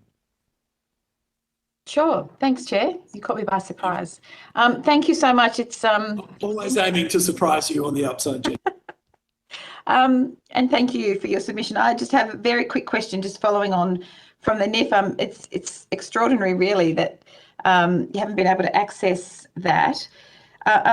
Maybe you can take this on notice, but it would be really good to hear some specific things or initiatives that would help decrease those barriers to accessing these institutions that we've set up. For example, we heard from one organisation on Monday at this hearing that for the NIF, for example, decreasing the threshold from 200 million to much smaller, to access much smaller projects would be a very helpful change to the way the fund operates and how people could access it. So do you think that that would be helpful? And if you can think of other things that we could change about it that could reduce those barriers, it'd be really good to hear. And you don't have to say them all now. You can take that on notice if you like. Thank you. I will take the opportunity to take it on notice because I'm aware that Mark has a wealth of knowledge and experience to be able to contribute here, and I would love to be able to throw to him because of the analysis that he's been able to throw to that. But I will take that on notice, and I will provide that to the committee. Thanks, Thanks, Lisa. And Mark, did you want to add anything to that? Look, not particularly. NIFIC has obviously a limited mandate and has been operating for a limited period of time. It's fair to say my jurisdiction, New South Wales, has actually benefited substantially from NIFIC's work compared to some other jurisdictions. So I think partly it's a little bit about NIFIC finding its pathway and those who are most ready to use it when it first was set up. But that does raise the question about, NIFIC's ongoing role, how much its investment mandate needs either to change or to be expanded to make sure it's encompassing a better diversity of housing providers. Okay, thank you. Chair, I really don't have any other questions. It's been an excellent submission, very thorough. Thank you. Chair, you and I found something we agree on. Yes, it is an excellent submission. James, do you have any questions you'd like to ask, or should I go straight to me? Look, Jason, I'll just put one that I put earlier in the day about supply issues in community housing. So we sort of had these submissions from a number of people that start by saying, well, we need more supply, but then all these clarifications that supply is overly a simplistic solution to the problem.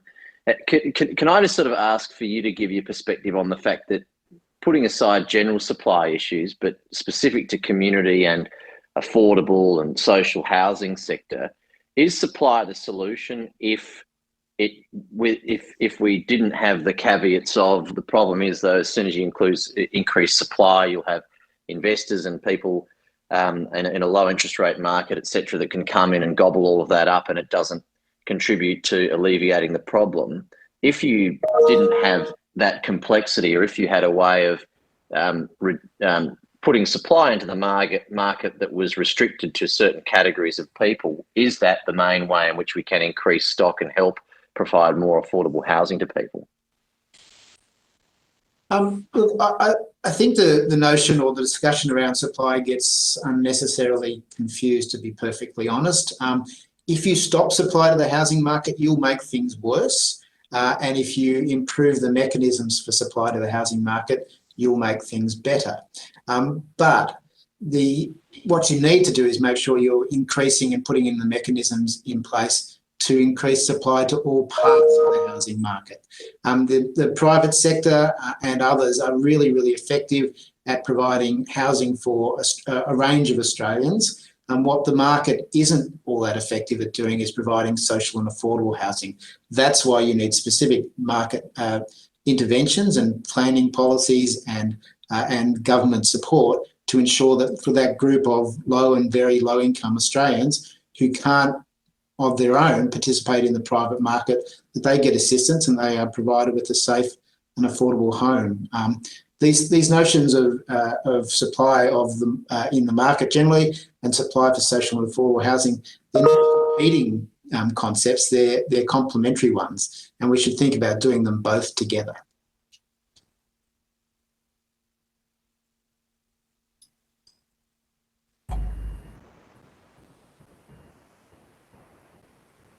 James, was that it? Yeah, no, that was my one question. Thanks. Oh, thank you, James. Sorry, Matt. Thanks, Chair, and thank you both for your submission. On page 9 of your submission, you discuss the New South Wales Government's property tax proposal and the exemption that exists at the moment for community housing providers and Aboriginal community housing providers. Have you had any discussions with the New South Wales Government about that, and have they indicated that that exemption will continue?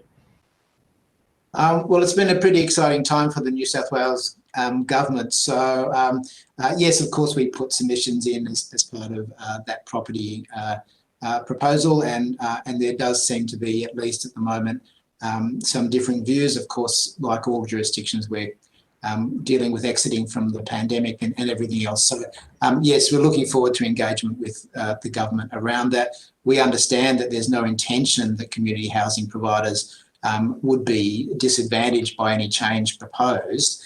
We just want to make sure that that's protected, and that is the case in the final consideration. Okay.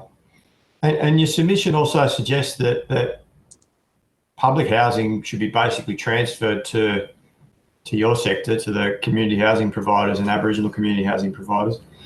Do you want to elaborate on that, and why is that? Why is that submission made? Aside from I'm assuming it's not just a turf war, but there's some other rules behind that. Well, I'll speak about this community housing world, and Lisa, you may wish to comment about the ACHPs. Look, I'm not sure our submission says that all public housing should be transferred to our sector, but certainly transfers in terms of title transfer and transfer in terms of management have both been really effective in terms of both building the capacity and capability and scale of the sector. But when you talk about community housing providers, what they can do is, first of all, government entities, in our case, the Land and Housing Corporation, builds only social housing. We build social and affordable housing. And so we have a broader remit. We can borrow money, as we do through NIFIC and other market participants on a commercial basis, to leverage investment in housing to build more social and affordable housing. So we have more levers to pull. And in a constrained market, it just makes perfect sense to me, at least, that you should pull every possible lever you have at your disposal. We can take 100 million investment, for example, and leverage that into a $250 or $300 million development through our ability to borrow and through a range of other policy and other incentives that are available to us. So, we're not advocating that all social housing should sit with the community housing sector, but I am saying to you really clearly that it's a fantastic way of delivering great outcomes, and that we would certainly welcome more investment so that we can leverage to full extent and do more. Do you want to add, Lisa? Yes, thank you, and thoroughly agree with what Mark has said. And yes, we did put in our submission that at least 50% of public housing and state-owned and managed housing should be transferred across to the CHP and ACHP sector. Wasn't 100%, because we do believe also in spreading the risk, and I think that's a very good principle to instill across the sectors. But of course, Mark talked about those levers, and if we're able to look at title transfers, if we're able to look at long-term management contracts, and bear in mind that the Aboriginal community housing sector in New South Wales has very few long-term management contracts in place. Aboriginal community housing providers are on 3-year management contracts.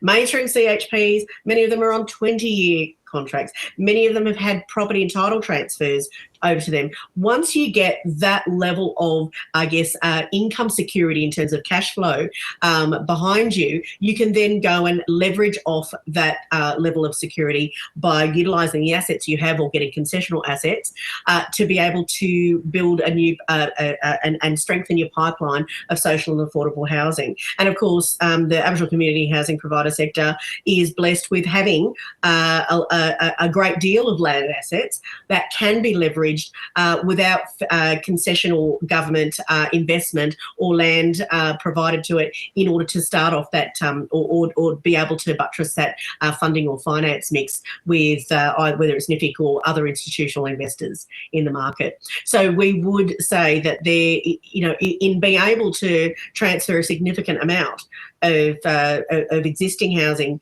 social housing, to the Aboriginal community housing provider sector, you will then get the benefit of more investment in social affordable housing in the years to come. And I imagine that that a benefit of that would also be if you can get those long-term. Matt, I'm sorry, we probably ran out of questions. Did you want to ask just a really quick one, or? Yeah, just the issue of maintenance. Do you handle the maintenance as well? And if you did get longer term contracts, I guess it would allow you to leverage off that and make sure that maintenance was upkept as well, because any MP will tell you one of the big things that we get is complaints from residents about mould, about broken doors, windows, all this sort of stuff. And I imagine you subcontract that. Yeah, look, absolutely. In terms of the management contracts that we take on board, we take on the repairs and maintenance responsibility. Some of the problems, obviously, and this is not just in New South Wales, but that's certainly what I'll speak to, is that the stock is very old. And that brings with it some particular maintenance issues that we need to address. In addition to that, in some of the social housing management transfers we've received, the state of the housing properties has been less than we would have expected, so it's taking us more time to get those properties up to standard. It's pretty clear that whether you live in social, affordable or other market rental housing, you can have a clear expectation that your home is reasonably well maintained, and that's an ongoing problem. As the stock gets older, the repairs and maintenance costs get higher, and that's probably something that's not terribly well addressed in any jurisdiction in Australia. Thank you. Thank you, ladies and gentlemen, or lady and gentlemen, sorry. Don't mean to suggest there are more people here than there actually are. So thank you for your participation today. And if you've been asked to provide any additional information, could you please forward it to the Secretariat by the 24th of November? You'll be sent a copy of the transcript of your evidence and will have an opportunity to request corrections to transcripts and errors. Thank you. That was very informative. The committee stands adjourned until 11 o'clock. When we will be joined by St George Community Housing and the Community Industry Group. Thank you. Thank you. Thank you.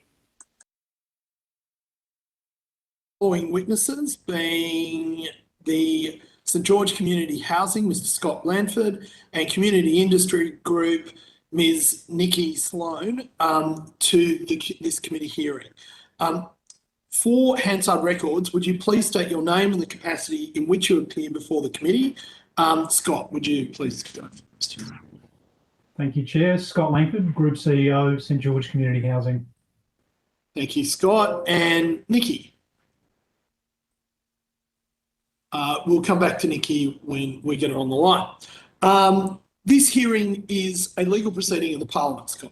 The giving of false or misleading evidence is a serious matter and may be regarded as a contempt of Parliament. The evidence given today will be recorded by Hansard and attracts parliamentary privilege. It is important to know that although your evidence is protected by parliamentary privilege, this protection cannot be enforced outside Australia. Can I now invite you to give an opening statement before we proceed to discussion? Oh, is that you, Nikki? Nikki? Yes, I'm terribly... The weather's very bad here. Yes, I'm experiencing the same thing. Would you mind just stating your name and the capacity in which you appear before the committee? Absolutely. My name's Nikki Sloan and I am the CEO of Community Industry Group. Thank you, Nikki. Scott, could you please give an opening statement? Thank you. Thank you, Chair. So thank you for the invitation to appear today.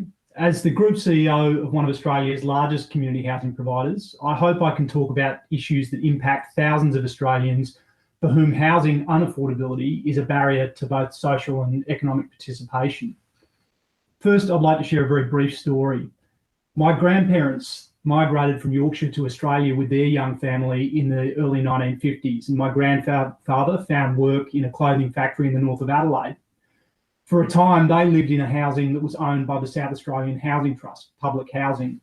They paid an affordable rent, which meant that they could sustain a modest standard of living and have money left over to save.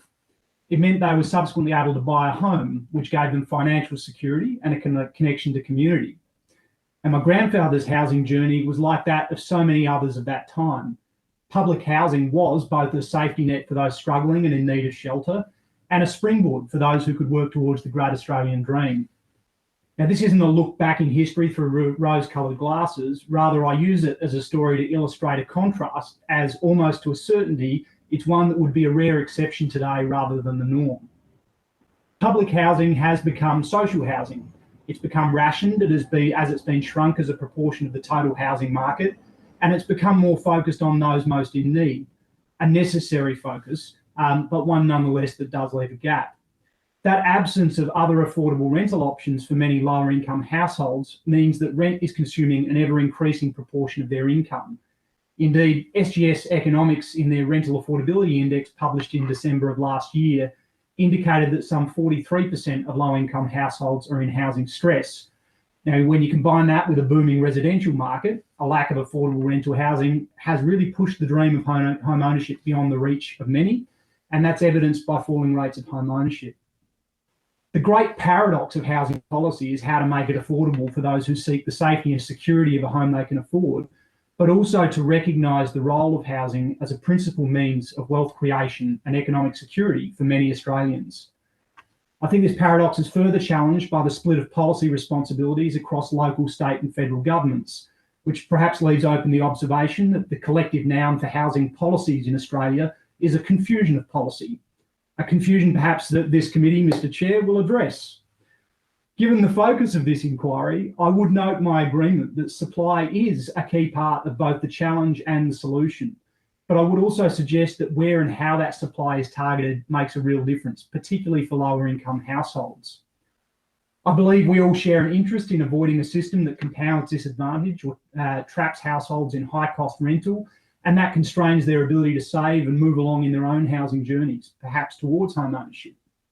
I note that the recently released statutory review of the National Housing Finance and Investment Corporation by Chris Leptos estimated that there's an investment required of some $290 billion over the next 2 decades to meet the shortfall in social affordable housing dwellings.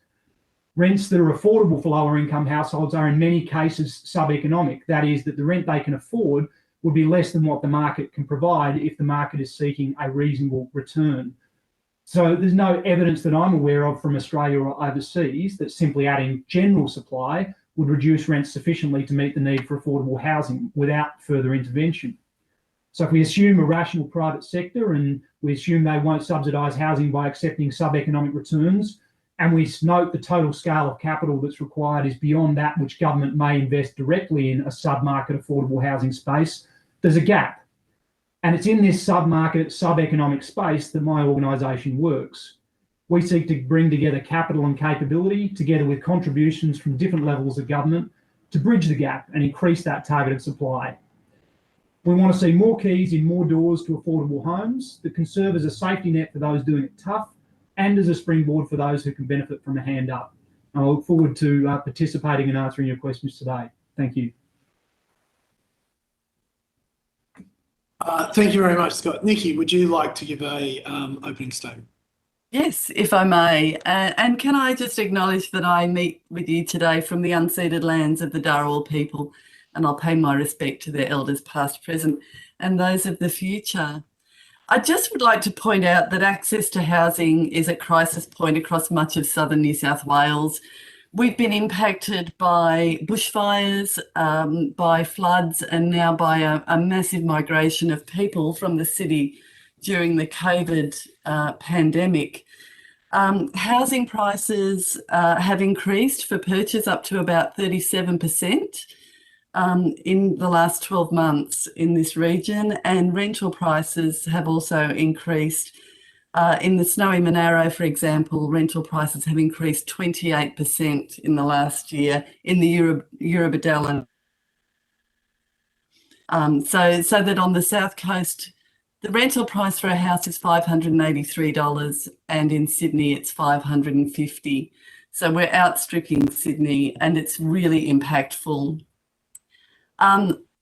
Obviously, I don't want to reiterate what I've already put in our submission, and I'd be happy to take questions on that. I would like to tell you a story as well about the impact of this housing crisis on people who are vulnerable. And the story was just told to us recently by one of our members about a client, and for the purpose of this setting, I'll call her Maria. Earlier this year, Maria escaped with her children from a violent partner. She had nowhere to go.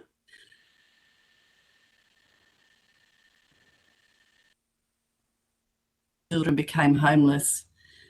They moved into a tent in a public camping ground. It's very common for people to live in public camping grounds in the South Coast. Unfortunately, there were many other homeless people living in that camping ground, and children were exposed to some very inappropriate behaviour. Was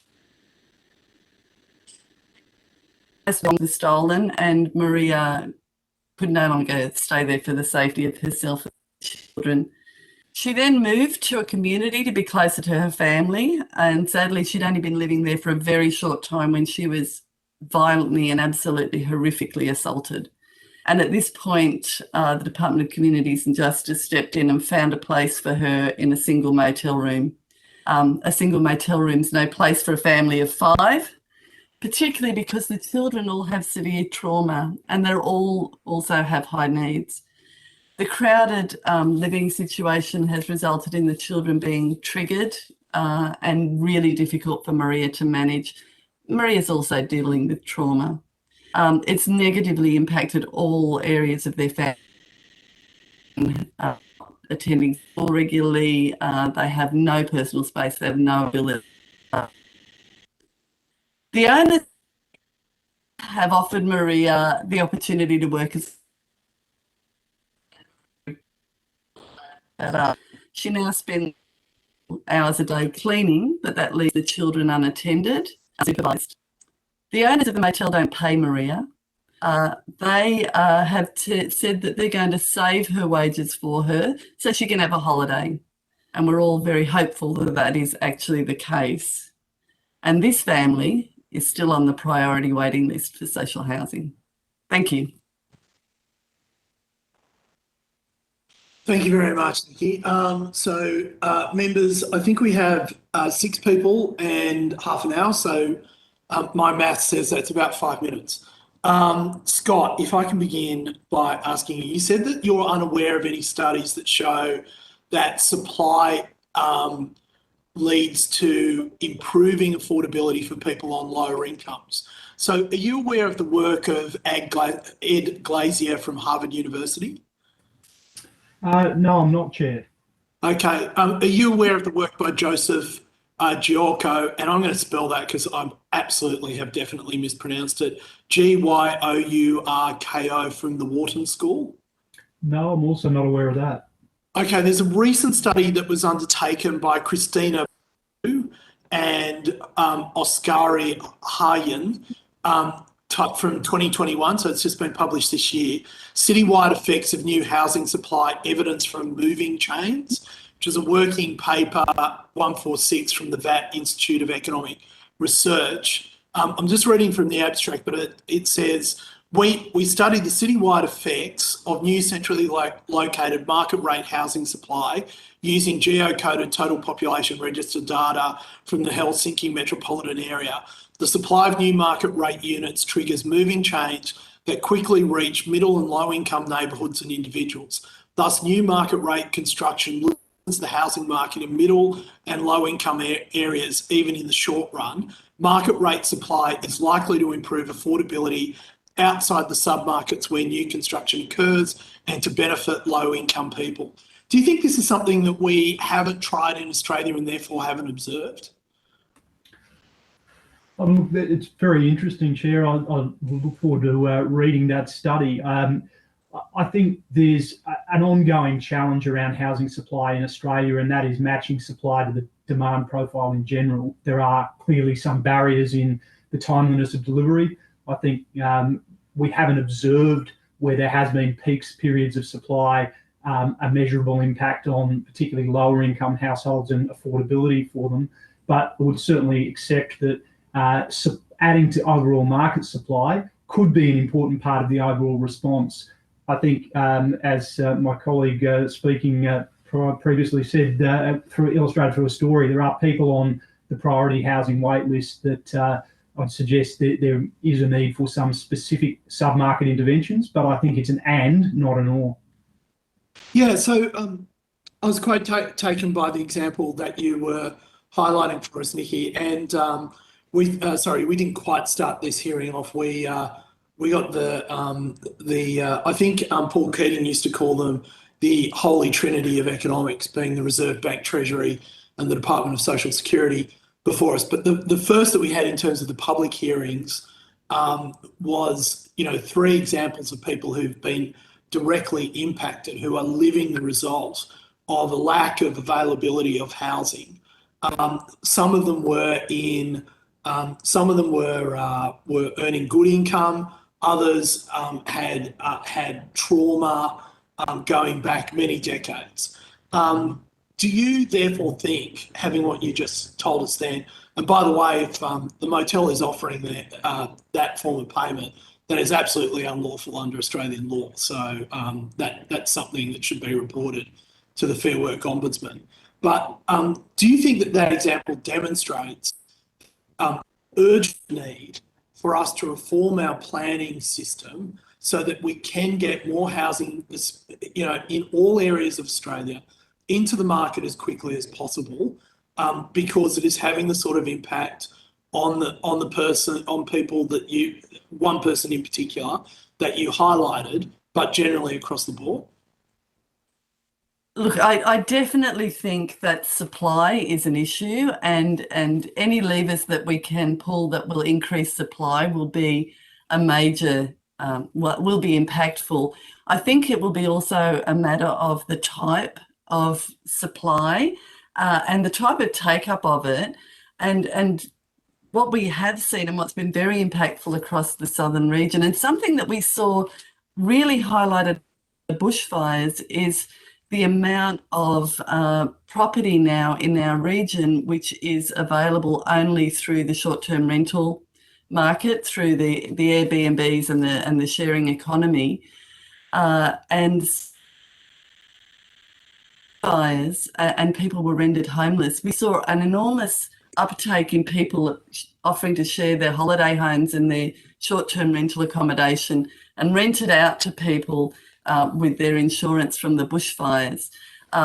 Unfortunately, as soon as really that year of bushfire income rental was gone, those properties went back into short-term accommodation. So I think that one of the levers might be increasing supply, but actually I think we also should be looking at levers which perhaps, for example, looking at negative gearing. Can we be using that as a lever to incentivise affordable housing? Just recently in our area, a person from Sydney bought a property for $6.3 million. It's his holiday home. And he also rents it out through Airbnb, and so therefore negative gears it.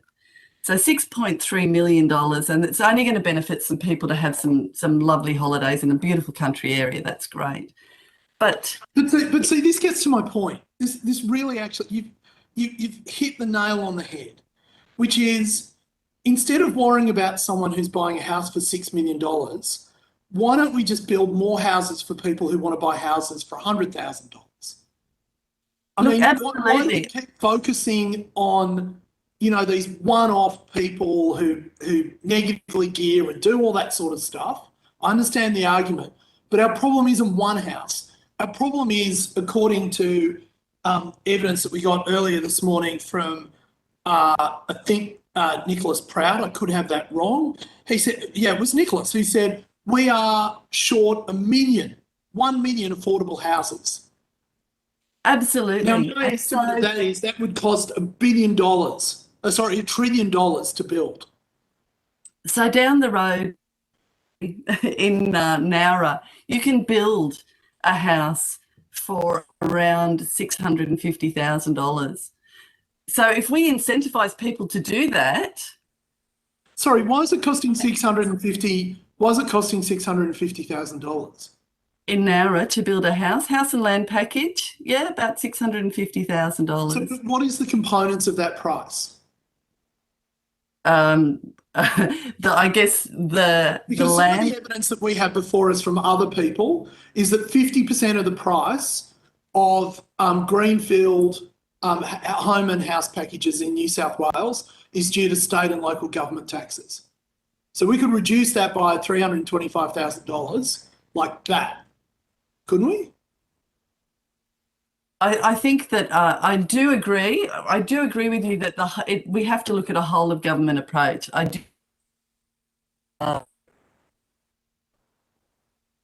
Address this, and I think that's why it's so important that this inquiry is happening, is that we have to bring levels of government together and look at all of.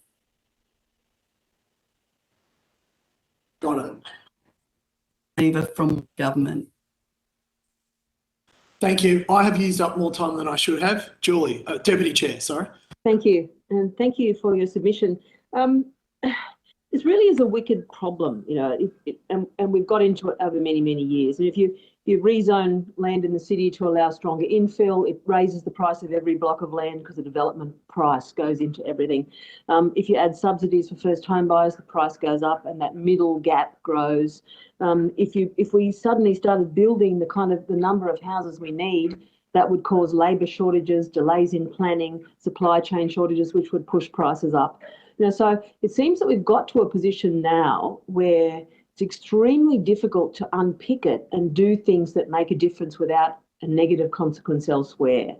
And I'm just wondering whether you can think of things while unpicking all of that you do right now, which would increase people's capacity to get into affordable accommodation without necessarily the negative consequences in other parts of the market.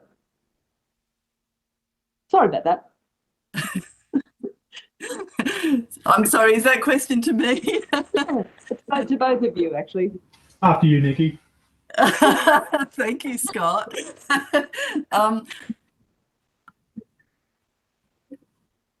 Answer that question, I think we would, solve all the problems right at this very moment. As I said, I do believe that this needs to be a whole of government approach. I do believe we need to look at the levers at all levels of government. I think, I think some of the issues though that we're seeing that we should really explore. We're seeing, for example, capital gains growth now is actually more than somebody's salary. So people are just choosing to leave houses empty because they're getting enough with capital gains growth, for example. So I think that what we could be doing right at this moment is looking at, we have got properties sitting vacant. How do we incentivise people to rent them out? And how do we incentivise people to do that at an affordable level? Because I do agree, it's perfectly okay for somebody to own a house of $6.3 million, but he could have built 10 houses and rented them out and still got a negative gearing benefit from that. So I think that we should be looking at incentivising people as well as while we're looking at the whole impacts. And really we need to be looking at, because we know that lack of housing has impacts on things like the health system and the justice system, as well as on the housing industry and people's capacity to own a home. Over to you, Scott. Sorry, Scott. Thank you, Deputy Chair. It is the multi-billion-dollar question. I think it is a challenge because I don't think there is a single answer. I think inherently housing markets are complex and, demand and supply side interventions are needed. For the very low income households that we serve, I would put that it does need to be direct supply. I do think supply is an important contributor to that. And I can give you an example. Just this week, we announced the acquisition with the support of a Melbourne infrastructure investor, Lighthouse Investments, who've invested $59 million to support us in acquiring some key worker housing in Westmead. It's in a precinct where there are going to be 30,000 jobs. And it will allow us to offer some key worker housing, which is helping people to live in the precinct, stay connected to employment and to work. The way we've made that work is that we've brought together that capital with our benefits as a charitable, not-for-profit community housing provider, which means we get some existing concessions from state, local and Commonwealth government that makes that work. But it's a shallow subsidy, if I can put it that way, and it won't serve very low-income households. There are additional things that are needed, and again, I'd say the Leptos review released just a couple of weeks ago did identify that there is a gap that needs to be filled by subsidy for the very lowest income households, because the best construction efficiencies, the best land releases, and the best operating efficiencies are unlikely to make housing, particularly in a city like Sydney, affordable to the very lowest income households. You guys are one of the big ones. Julie. Okay, thanks, Jason. Nikki, Kate, who's the Secretariat, was suggesting if your connection plays up again, if you take it off video, that'll free up. So we'll be able to hear you but not see you, but only if that happens again. Gladys, did you have any questions? Yeah. Yes, thank you, Chair. Thank you, Nikki and Scott, and especially when I was listening to the story you talked about, Nikki, about that mother with 5 children. I really feel for her, and I know there are a lot of people out there in that situation. I can tell you about my situation. My mum and dad and my brother and sister, they went from China to Hong Kong, and they in the early 60s, and they were living in a small apartment that is smaller than 10 square meters. Hang on. What is this? The 3x4? Yeah, that would be 10. Yes. But look, it's smaller than my room, my bedroom. And it housed the 5 and the 4, and then the other sister and myself were born. We were still staying there. So I used to live in such a small room for some years before we were able to move to a bigger place. But at the time, we were forever grateful to have that accommodation provided by the government at a very cheap rent. So I'm just thinking, if we want to help those people out there who really need it, should we try our best to provide something that they can stay, have a roof over their head, or do we really have to demand we need at least 2 bedrooms or 3, or this and that? When I went to see some housing commissions, and I felt, wow, if I could have it in Hong Kong, you have to be a millionaire to have one of those, even sometimes renting. So what do you think, both of you, that should we aim to provide to those who need it, or should we have the standard that we must be at that certain level? What do you think? I think that once again we get back to whole of government, because certainly the Department of Communities and Justice, who are obviously engaged with this family, they do have minimum requirements for the number of bedrooms that a family could move into a property. So they do designate how many people can be in a single room and what gender. So while they're in this motel room, it's classified as temporary accommodation, and that's why they're able to all be in that space at that time.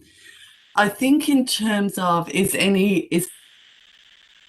better than no roof over your head, I think it is really dependent on the situation. So for some people, absolutely, people can cope very well. And that is why I think we need to have a real variety of housing available in the housing system. And some of that may be more of a first generation boarding house situation, new generation boarding house situation, where people do have a room and an ensuite perhaps, but shared facilities. But the key for a family like Maria's is the level of trauma that family has already gone through. And there are many, many, many other families in this kind of situation. So it's not just about the roof that's over their head, but it's about the services that are wrapped around family. So I do understand. Yes. Yes, I sorry to cut you there, Nikki. I do understand.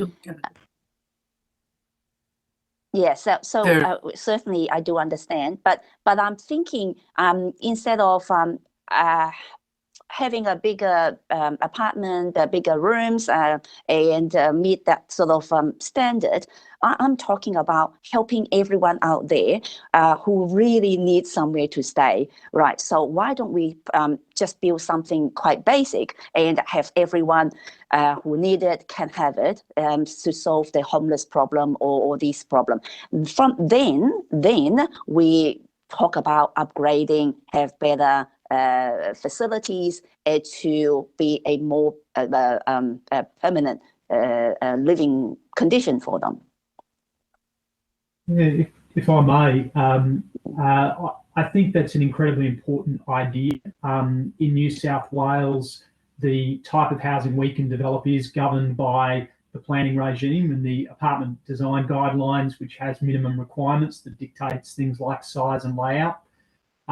When SGCH has been developing housing, we have looked at a different specification. So, for example, typically two-bedroom apartments in Sydney for sale would be 2 bedrooms, 2 bathrooms and a car park. We will typically develop 2 bedrooms with 1 bathroom and a minimum amount of car parking. These are things that are designed to take some of the capital cost out, but also be able to spread the number of impacts and outcomes that we can achieve. We've recently done a project in Chippendale in a partnership with Uniting, which is a new age boarding house that is small self-contained units of approximately 20 square metres, probably luxurious in comparison to the example you gave, but they are targeted for young people who've been in state care, and for many of those young people, as they enter young adulthood, by the 20% of those people from that cohort by the age of 25 will be homeless or in prison. This is a particular location with a support model in a youth foyer that works to help people to develop independent living skills. And while it's a very modest and small unit, to your point, it provides an affordable place to live, but really important connection to education, training and employment in that area that is going to support them to hopefully go on and have a very different housing journey and life journey to many of the people in their cohort. Thank you, Chair. I think I have used up my time. I think you have, Gladys. Well done. Jed, do you want to go next, or Matt? Matt's on screen. Matt, go Matt. Go Matt. Thanks, Jed. Thank you. In your submission, you mentioned the NIFIC bond aggregator cap, and you submit that it should be lifted. Have you got a submission about how much that should be lifted by? Thank you for the question. I think I'd refer to what the Leptos review suggested a couple of weeks ago, which is that it would be both helpful to have a sort of structured and scheduled mechanism by which to review the cap to give greater certainty to the market, but that it should be increased. I think given the demand that's present at the moment, it would be appropriate for there to be an increase in that cap of at least $1 billion. But I again think that some of the structural elements of that can be improved to give greater certainty to NIFIC, to market participants and to investors about the timeline and mechanism for that. And the housing stock that you manage, the newer element of it, has any of that been built through the NIFIC loan process?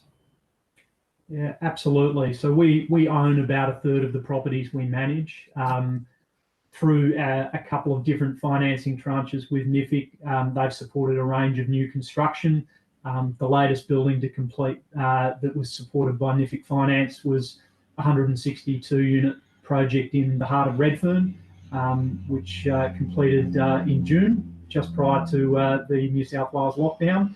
I'm really pleased to say that despite the challenges of lockdown, that's nearly at full occupancy, and some 45% of households in that building are Aboriginal households who've been able to find an affordable place to call home in a community that's very important to them.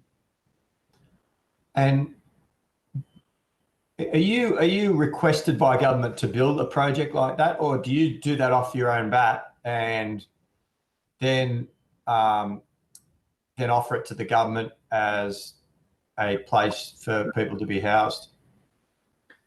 Yeah, thanks for the question. We look to originate projects that we think are well located and going to suit lower income households that are connected to transport and employment. We often do that in response to government programs, and in the case of Redfern example, that was actually a City of Sydney depot site that the city offered to community housing providers for the purpose of building affordable housing. We were able to bring that together with contributions from the state government, and we worked with the federal government through NIFIC to put together the financing. We were then able to take it through a design process, design excellence process, achieve a DA, and work with Lendlease Building, who constructed it for us. So a really high quality building. We've been able to bring together, I guess, different capabilities together with the capital to make it happen. And would the City of Sydney put that out to tender, or how are you chosen to do that? Yeah, the City of Sydney, when they've identified suitable opportunities, from time to time they've run tender processes for community housing. They've then identified providers with capability and capacity, and then worked with those providers on specific opportunities. So we're currently pursuing another opportunity in Green Square. We also had some contribution from the City of Sydney to the project I talked about earlier in Chippendale, the Youth Foyer, which also had involvement from the state. So in a way, I would suggest community housing is a means to blend a range of the different levers that can be exercised to get the best possible outcomes. Okay, thanks. That's it from me, Jason. Thank you. James, did you have any questions? Yeah, thanks, Jason. I've just got a question on the home ownership and pathways to home ownership. I mean, do you think we should be expanding opportunities for people to own their own home and creating better pathways from rental into ownership? Sorry, I have a plane flying overhead just as you asked that question. Effectively, Scott, it's just about, expanding opportunities to home ownership and pathways to ownership from rental properties. Look, I think that's incredibly important. I think that home ownership is so central to our way of being in Australia, and a sense of investment in the social and economic fabric of the community.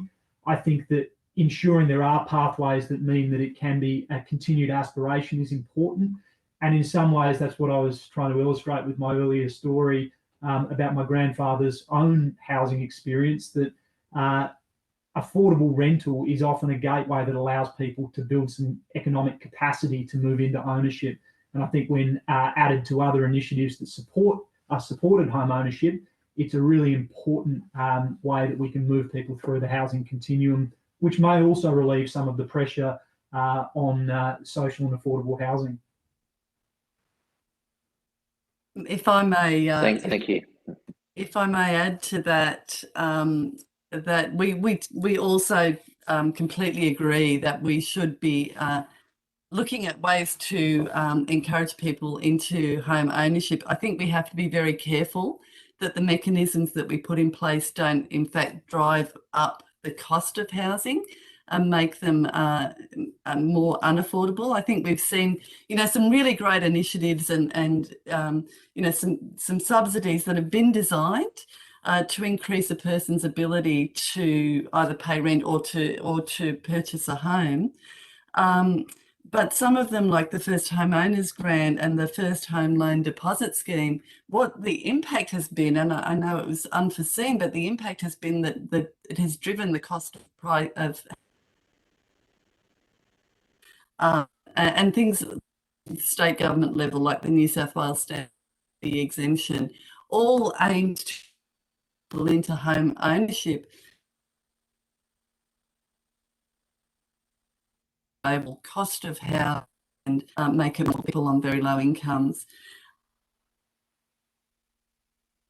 I talk about people looking the for any of our organisations housing affordability and access to housing for their clients.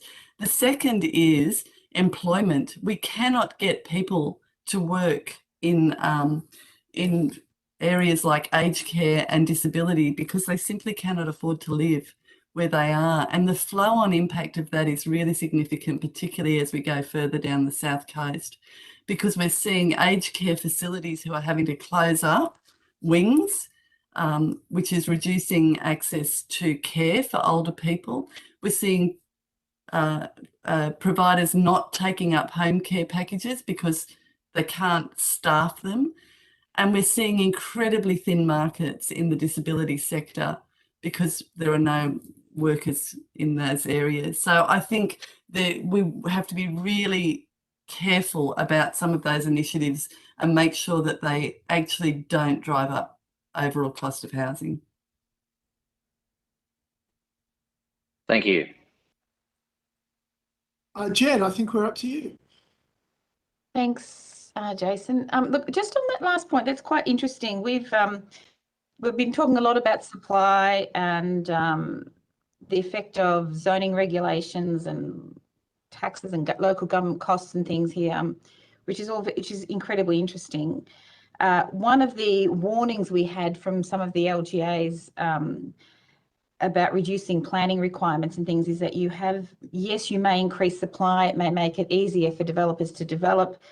But as you say, they could develop in areas without infrastructure. We were warned that if you go ahead and do that too quickly without the necessary infrastructure, which is the bulk of the costs, I guess, of LGAs and things like that to make these places available, then you create social problems that down the track may cost more. As you say, people live further away from the possibility of employment. There's no public transport infrastructure. There's lack of access to healthcare and social services, and often these are low-income people, and that you create social problems. We've seen increase, for example, in the far outer suburbs of Sydney, domestic violence rates and lots of social issues. If there are no schools nearby, et cetera, et cetera. Do you think what's your feeling about that? Do you think that's true? I just heard you mentioning, the further away you live from employment, the less likely you are to get a job. So what do you think about that? Like, is it just supply for supply's sake? It's not just that simple, No, absolutely. It absolutely is not that simple. And we are always advocating that wherever we are having housing that's affordable, that it has to have access to services. We find, and certainly when we look at areas in the Illawarra, the areas that are most affordable have the least access to public transport. They have the least access to any kinds of services, and are usually where young families end up. So we have seen that in areas now like Albion Park, for example, where affordable purchasable properties for families were built, but now as people are growing up, we're seeing social issues arise. And certainly access to employment is one of those big issues. If there is no public transport, we see people, particularly young people, unable to take up employment opportunities. So we now, right across the South Coast, are in an incredibly interesting position in that we have very high unemployment, and we also have a high number of job vacancies that we can't fill. And we really need to have what is impacting that, what's causing that, but we do know that that access to housing, which is located close to employment opportunities,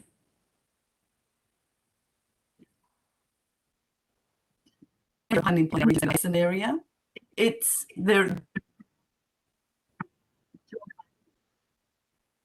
but it will take somebody about a half bus that an area to get to South Narra, and that's only the times that the jobs are available. So, you know, we really do need to look at all of the approaches, and definitely making sure that we are servicing the areas where people are buying affordable properties. Okay. Thank you, Chair. Thank you, Jeb. Thank you, Nikki, and thank you, Scott. Can I just say these words before I let you go? Thank you for your participation today. If you've been asked to provide any additional information, please forward it to the Secretariat by Wednesday, 24 November 2021. You'll be sent a copy of the transcript of your evidence, and we'll have an opportunity to request corrections of transcription error.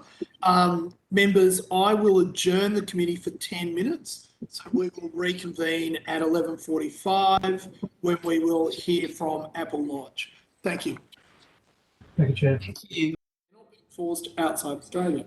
I now invite you to make an opening statement before we proceed to discussion. Thank you to the committee for hearing from me today. My position is that I've been a property lawyer in Queensland for nigh on 40 years. I've been a lodging house owner-operator and managed 12 years. Our lodging house accommodates people down on their luck and could be described as social housing.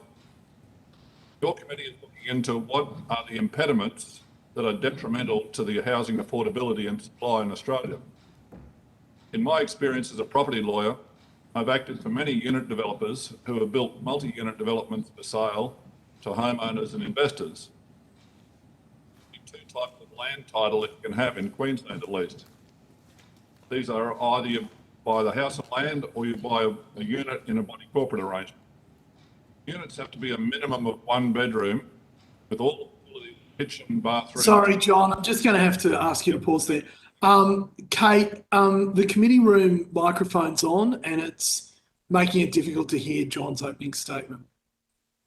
Thank you. That's much better at this end. Thank you, John. Please continue.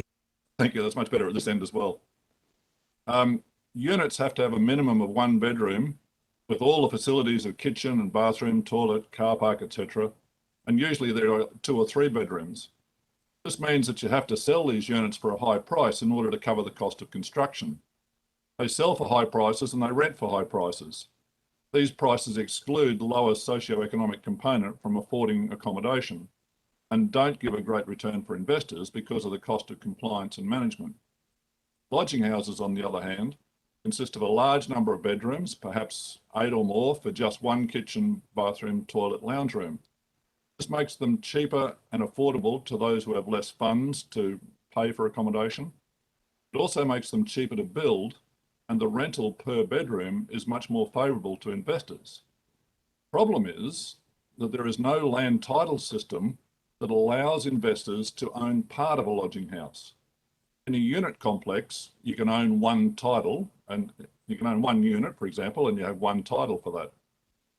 Whereas in a lodging house, you can't own part of a lodging house. So an investor has to buy the entire lodging house or build the entire lodging house development. So the crux of my submission is that there needs to be a land title system whereby an investor can buy part of a lodging house, such as just 2 or 3 bedrooms on one title, the common areas remaining in some sort of standard body corporate. If you could buy 2 or 3 bedrooms on one title, the outlay would not be great, but the rental return would be very attractive. Given that lodging house would also have pure bathrooms, toilets and car parks and an equivalent unit complex, the lodging house would be much cheaper for the developer to build and therefore more attractive. It would not be difficult to have such a land title system, as the existing unit complex title system is quite similar, except that the title would be over a couple of bedrooms rather than over an entire townhouse or unit. So what you would end up with is a social housing building product that's attractive and profitable to developers to build and attractive and profitable to investors to buy into, which means there'd be a lot more of them and a lot more of this lower price social housing, or even a slightly higher standard than perhaps social housing.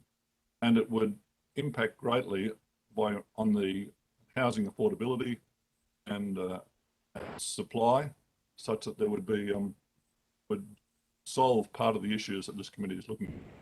So that's my submission: a new title system or an amendment of the existing title system, not much different to the current titles, but encourages developers to build, investors to buy into budget social housing.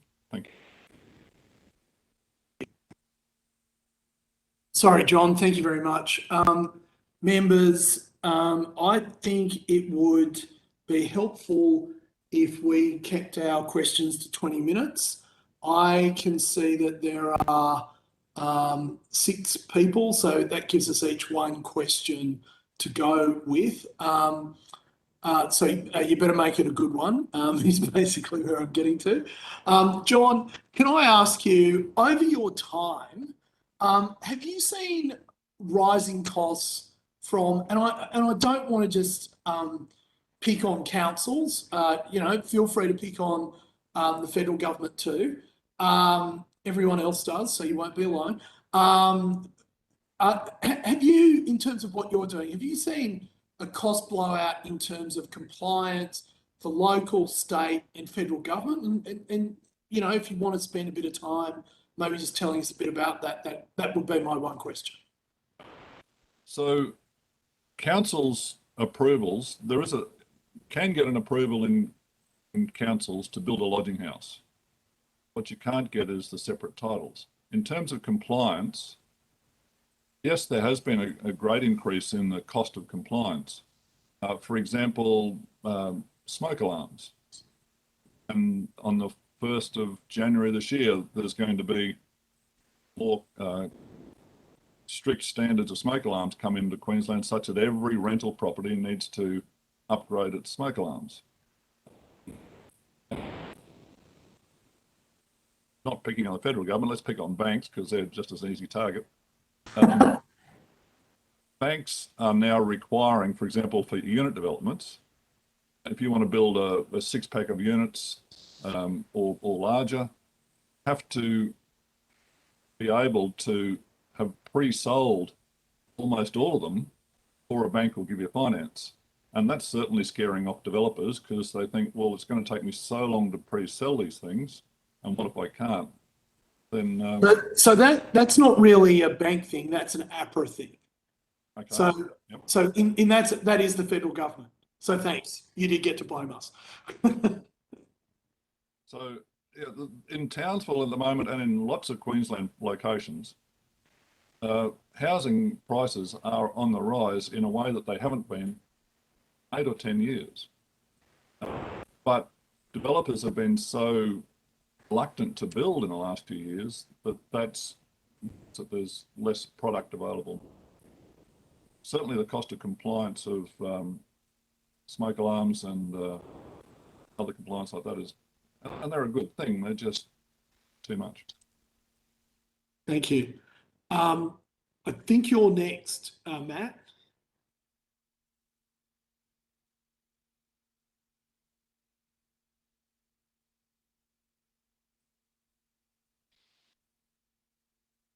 Thank you. thanks for your submission. That issue around the upfront costs associated with developments like this, particularly the infrastructure costs. Do you think that that's something that the government should be taking more responsibility for rather than developers in terms of the funding of that?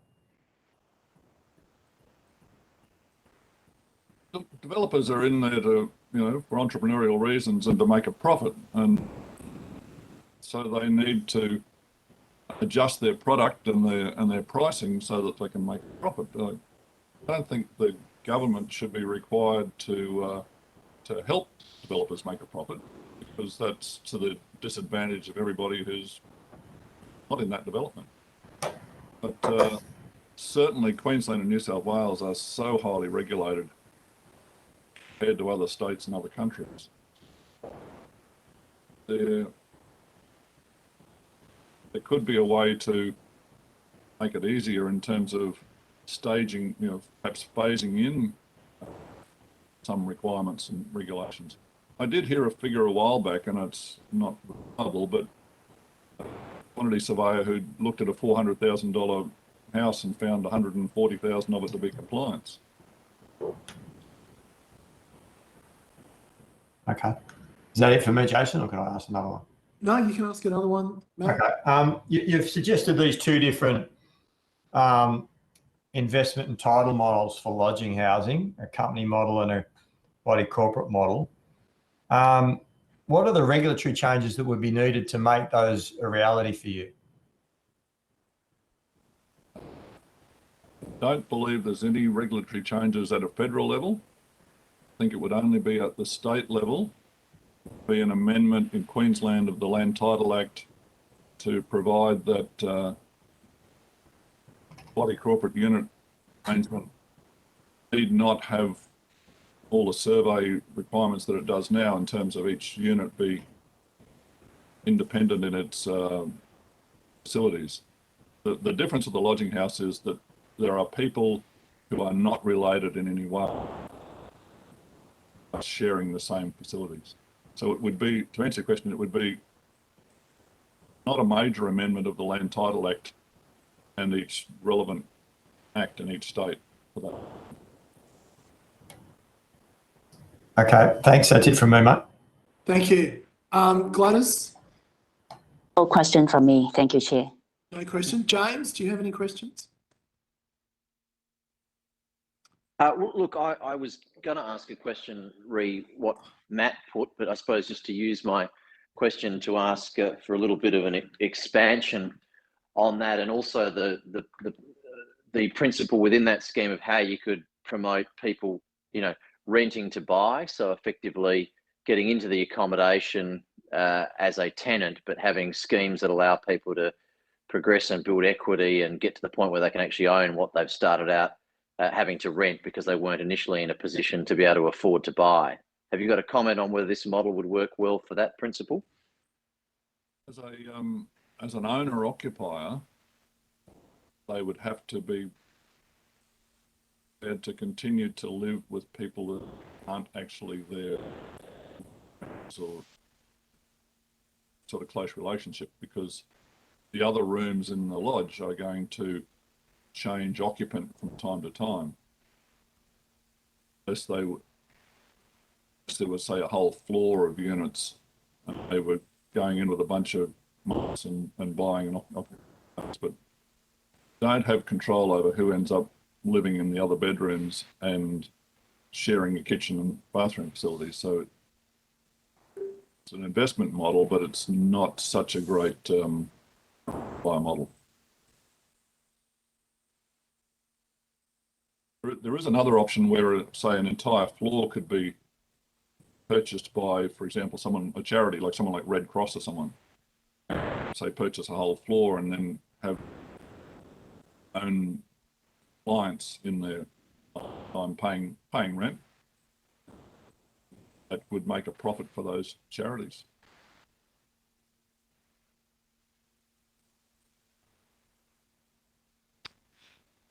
James? No, that was my one question. Thank you. Okay, great. Well, John, I was going to ask, how many people have you managed to house using these schemes? Sorry, it's pouring in Sydney at the moment, so ignore the lightning and thunder outside. I won't turn the camera to the view out the Queensland then. Our lodging house has 14 rooms in it. So we can accommodate up to 14 people at a time. These people come from referrals from Red Cross, from the prison, from the hospital, from out of the parks. So they are, not people, they're people who would not get a rental property through any sort of real estate agent. And over the 12 years that we've had this property, so we're 12 years into a 5-year plan, over that 12 years, there would be literally hundreds of people who have gone through the place, got back on their feet and on to other things. It's very satisfying in respect, but it's certainly a form of accommodation that's available to people who wouldn't. It's kind of the same accommodation as a backpacker's place in terms of the regulations that apply to us are exactly the same as those that apply to your average, your high-end tourist backpacker place. It's just that that's the market that they're in, determined by the standard of the property as well. And how long have you been doing this for? 12 years.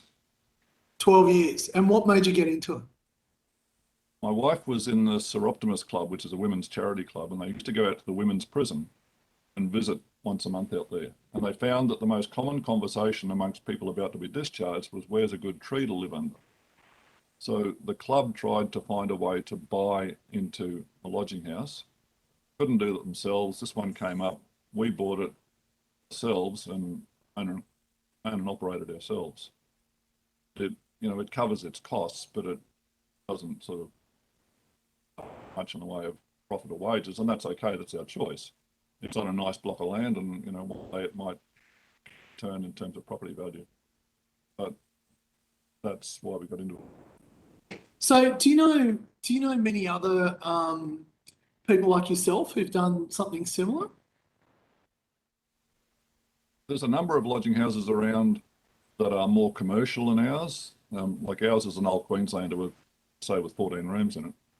There are other places that are 5 or 6 stories and 10 or 15 rooms per floor.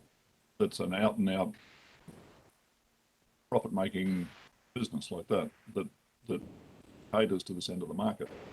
But I don't think, I know the people that run this, and they don't run them for philanthropic reasons. Right. So have you ever had to, how do I say this nicely? Have you ever had to manage people out of your lodge? Yes, and that's ironically getting paid rent is the easiest thing because it's often done through centre paid productions. Have a couple of rules in relation to privacy and other things and drugs, and if any of that, and violence, and if any of that goes wrong, the legislation that relates to our style of accommodation is quite liberal in terms of the ability to remove people in order to protect everybody else. We've frequently had to remove somebody, or else more likely they just abandon the place. We've never had, I guess because of the way we look after people, I've actually been kissed and hugged by people who I'm evicting because they know they've had a good chance and they know they let themselves down.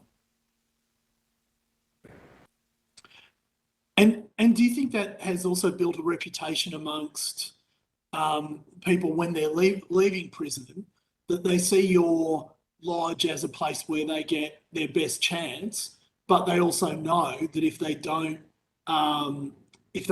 adhere to socially accepted norms, that they'll find themselves without that opportunity? Does that help? The agencies, it's like people don't come to us off this, by themselves. Almost all of our lodges come to us through agencies like Anglicare, Red Cross, St Vincent de Paul, Department of Corrections, the hospital. So it's my belief, although the people would never admit it, agencies prefer to give us their better quality, likely to behave type people, because they know that that's how they're going to be treated, and they know that that's going to have the best impact on everybody else who's already there. People more likely to misbehave end up in establishments. Right. And why don't people like the Salvation Army that has, or Uniting? I mean, the Uniting Church has plenty of money, massive taxpayer subsidies. Why are they not providing facilities like this? St Vincent de Paul runs at least one other establishment like that here in Townsville. Their rules are a bit different. The lodges aren't allowed to stay there during the day. They've got to go off and come back again that afternoon. Why others don't do it? There's plenty of places around that you can convert into something like this. It's not. And why does St Vincent's de Paul have that rule that you have to leave? I'm not sure what that one is. I think because that's always been the nature of their model. Initially, they just were providing a meal at night and a bed to sleep in, not actually accommodation per se. Perhaps they like to get people out of there so that they go and better themselves, get a job or whatever. And could I kind of ask this question as well, which is, do you think there's a need to expand the types of facility the type of facility that you're offering? Expand the types of it? Well, I mean, I guess what I'm saying is, if you could double the size of your lot from 14 to 28, yep. would that get used? Would that be beneficial? At the moment, say for the last 12 months, maybe 18 months, we've been quite full, like 80, 90%, 100% full. But in the 4 or 5 years before that, we struggled to be much more than half to 2/3 full. There's a number of reasons for that. Certainly at the moment, accommodation is so rare in Townsville that a lot of people probably behaving themselves because they know there's nowhere else to go. I'd say fair enough. Fair enough. And Mr. Byrne, what did you do before you started this lodge? Oh, well, I run my own legal practice, single practitioner, and I'm still doing that, as well as running the lodging house with my wife. Some other business and social interests here, and I'm 63, so I'm looking at a bit less law and a bit more of something else. I hope I look at that good at 63. And what did you specialise in any particular parts of the law, or you were your typical all-rounder solicitor? No, I've mainly done property law, which hence the knowledge of all this sort of stuff. I do the sort of law where you're building things up, not tearing them down. Ah, well, that is. Are there any lawyers like that left, though? Senior lawyers in Townsville are becoming less and less. I'm becoming more senior by virtue of attrition. Fair enough. If you had one key message for governments in terms of how to make our housing market better respond to the needs and wants of people, what would it be? Stop looking at the old systems and look for what types of accommodation model there are here and overseas. And when you look overseas, where would you be looking? I'm not sure. I've heard occasional stories about countries having different methods. So no, I honestly don't know much about the overseas title system, but I think at different models and different systems and outside the square, so to speak, learn from others. Thank you very much, Mr. Byrne. Does any other member of the committee have a question for Mr. Byrne before I move to our next witnesses? Thank you. There being no other questions, Mr. Byrne, can I thank you for your participation today? It is a real pleasure to talk to someone who is actually doing rather than talking about doing. If you have been asked to provide any additional information, could you please forward it to the Secretariat by Wednesday the 24th of November? You will be sent a copy of the transcript of your evidence, and we'll have an opportunity to request corrections to transcription errors. Thank you very much. Thank you. If I could now move to our next witnesses from National Shelter, Mr. Adrian Pisarski, and the ACT Council of Social Services, Dr. Emma Campbell. Thank you. For Hansard record, would you please state your name and the capacity in which you appear before the committee? Could I start with you, Adrian? Yes, thanks, Jason. I'm Adrian Pisarski. I'm the Executive Officer of National Shelter. Thank you, Adrian. And Emma? Hi, I'm Emma Campbell. I'm the CEO of the ACT Council of Social Service. Thank you very much for appearing before us today. This hearing is a legal proceeding of the Parliament. The giving of false or misleading evidence is a serious matter and may be regarded as a contempt of Parliament. The evidence given today will be recorded by Hansard and attracts parliamentary privilege. It is important to note that although your evidence is protected by parliamentary privilege, this protection cannot be enforced outside Australia.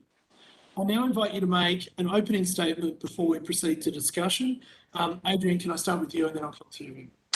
Thanks, Jason, and thanks for the opportunity to appear before the inquiry. I'll begin by acknowledging the traditional owners of the various lands on which we will be meeting. I'm on Cubby Cubby land on the Sunshine Coast, and we acknowledge that the land was never ceded and want to pay our respects to elders past, present and emerging.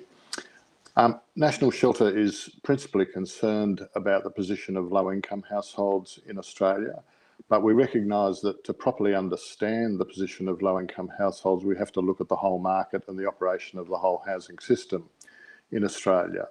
Most low-income households in Australia live in the private rental market, and our rental affordability index has demonstrated over the last 6 years or so that pretty much all low-income households, and by that I mean quintile 1 households, have insufficient income after meeting housing to adequately meet their other costs. They live in poverty.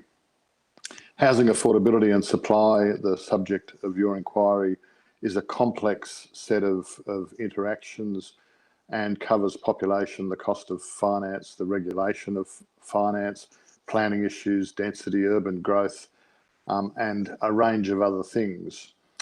We believe that it requires a national plan to look at establishing targets for home ownership, social and affordable housing and private rental housing. This might also then help the Reserve Bank of Australia to guide its thinking and provide it with an additional reference point when it meets on a monthly basis. Instead of just looking at employment and inflation, it should also be considering the housing market. We believe that the best way going forward and the way to establish that plan would be through the establishment of a national authority that can work with all levels of government and overcome the unproductive duck shoving of responsibility, or as Scott Langford earlier referred to it, the confusion of policy that exists in Australia. It was the collective noun that he chose. And that really means that we've been losing ownership to private rental. We've been losing our level of social housing, and we really need to look at the overall incentives in the system and what they're driving. Principally amongst those, I want to point to the tax system and the federal tax system in particular. So we have a system where through capital gains tax discounts both to investors and the absence of a capital gains tax on the principal residents, as well as negative gearing and other measures, all contribute to driving behaviour towards unaffordable housing. They all contribute to inflationary pressures amongst those other things that I also mentioned. At the state level, we should be swapping stamp duty for a broad-based land tax. It's obvious to us that the one thing that you can guarantee that governments can do is to rebuild the supply of social and affordable housing in Australia. It's often been argued that building social housing will affect the property market, and we hope that it would. The UK, for example, has a much higher level of social housing than Australia, but it also has higher rates of home ownership. It's the private rental market in the UK that's actually much smaller than it is here. We think that's an appropriate model to kind of aspire to. You've heard about the Housing Boost aggregator, which Chair outlined this morning, which the Constellation will talk about later. We agree with that. We think that the National Housing and Homelessness Agreement needs to be rewritten. We think that the national framework, there ought to be a national framework for mandatory inclusionary zoning, and you'll hear more about that from Constellation as well. And what we really need to do is encourage states to move the asset base of the old public housing system with appropriate protections into the community housing sector. And we need a proper national regulatory framework. If we did all of that, we would do a number of other, we'd go a long way to do it. I've been watching this morning, and there's a few questions that I wouldn't mind having a go at answering that have been posed that others may not have been able to answer. You were asking the level of money that would be required by the federal government to meet the $290 billion identified. No. Don't steal my thunder, literally. All right, well, I'll leave it there and you can ask the question. This is so you, Adrian, trying to get more time in. If you miss the points, I'll come back to them. Oh, don't worry, I'll ask you that question, all right? Thank you for reminding me. Emma, can you take over before he keeps going? Yeah, I think Adrian represents ACOS's position very well also, but just a few points to focus on with regards to the ACT, and it's remiss of me, sorry, I'd also like to acknowledge that I'm on the land of the Ngunnawal people and pay my respects to elders past, present and emerging. But I think amongst many, there is a misconception that everyone in the ACT is wealthy and in secure work in the public service, but actually behind a lot of the high averages here, we have 38,000 people living in poverty, including 9,000 children. Canberra is currently the most expensive capital city in which to rent. We have the highest rate of rental stress amongst lower income private rental households, 73%. And of the private rental properties advertised in Canberra in March, according to Anglicare, not a single one of them was affordable for households on working age social security payments. And really across— Sorry, Emma, I normally wouldn't. Could you just repeat that point about which houses Anglicare said weren't affordable? So Anglicare has an annual rental affordability study in March, which was released in March 2021 for this year. Out of 1,002 private rental properties that were advertised at that point, not a single one of them was affordable for households on working age social security payments. And so we believe that the chronic lack of affordable housing in the ACT has led to a housing crisis. And without significant federal and territory government investment in social housing, the ACT's affordable housing crisis will continue to worsen, deepening and entrenching disadvantage and homelessness in our community. And that's it. I'm open to questions. Thank you. After Adrian, I was expecting a much longer opening statement. Thank you. Thank you for setting a better standard. I should have come to you first. In any case, Adrian, how many social houses are we short in Australia? Is it 1,600,000, 480,000? Well, at the moment, it's about 450,000, maybe 500,000. It's, there's a bit of movement in those figures, but the best estimates we've seen from Ahuri say that we will need something like 800,000 new properties by 2036. So it depends the time frame that you're talking about. The NIFIC review talked about, up to 1 million houses over the next 20 years. So it's somewhere in that ballpark. But one of the things that those estimates don't necessarily do is calculate the impact on the market. If we do start to build at that scale, there would be a commensurate impact on the market. So it might mean that house prices come down as a result of building at such scale, and therefore you wouldn't potentially need to build as many social and affordable houses over that period if you were doing the job properly. NIFIC's statement of a million over 20, that's total housing stock though, isn't it? Or is that just social and affordable housing? Social and affordable is what they're talking about. So 1 million over 20 years, sorry. Is that right? Yep. Yep. And that was in their annual report? It was in the review that was released a few days ago, the Leptos review. Okay, thank you. Emma, did you want to add to that at all?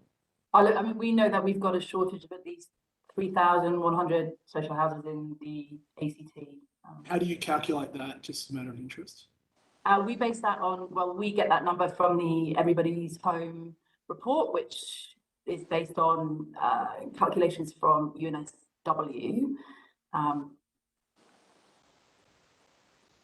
So you're using University of New South Wales data from their CFC, yeah, right? We're not a housing specialist, so we rely on the data by That's fine. University of New South Wales. But we also see it, I mean, every day in our providers who are supporting women who are sleeping in their cars and so on and so forth. Okay, thank you. And Adrian, so 800,000 by 2036, how much do you think that would cost? It's a lot of money. Well, I'll use the data that was in that Leptos report. They're suggesting 290 billion over the next 20 years. What we've done at the National Affordable Housing Alliance, which involves ourselves and Chair and ACOS and Housing Industry Association, Master Builders, Property Council, and some superannuation peaks and funds, is had a look at that. And we think that the federal government contribution to that to release the rest of it from superannuation funds and other private investment sources is about 13 to 15%. So I'd be estimating something like $40 billion over the next 20 years from the federal government as a subsidy in whichever. What did you say? Sorry, how much from the federal? 40 billion over the next 20 years, so about 2 billion a year. Yeah. Over the next 20 years.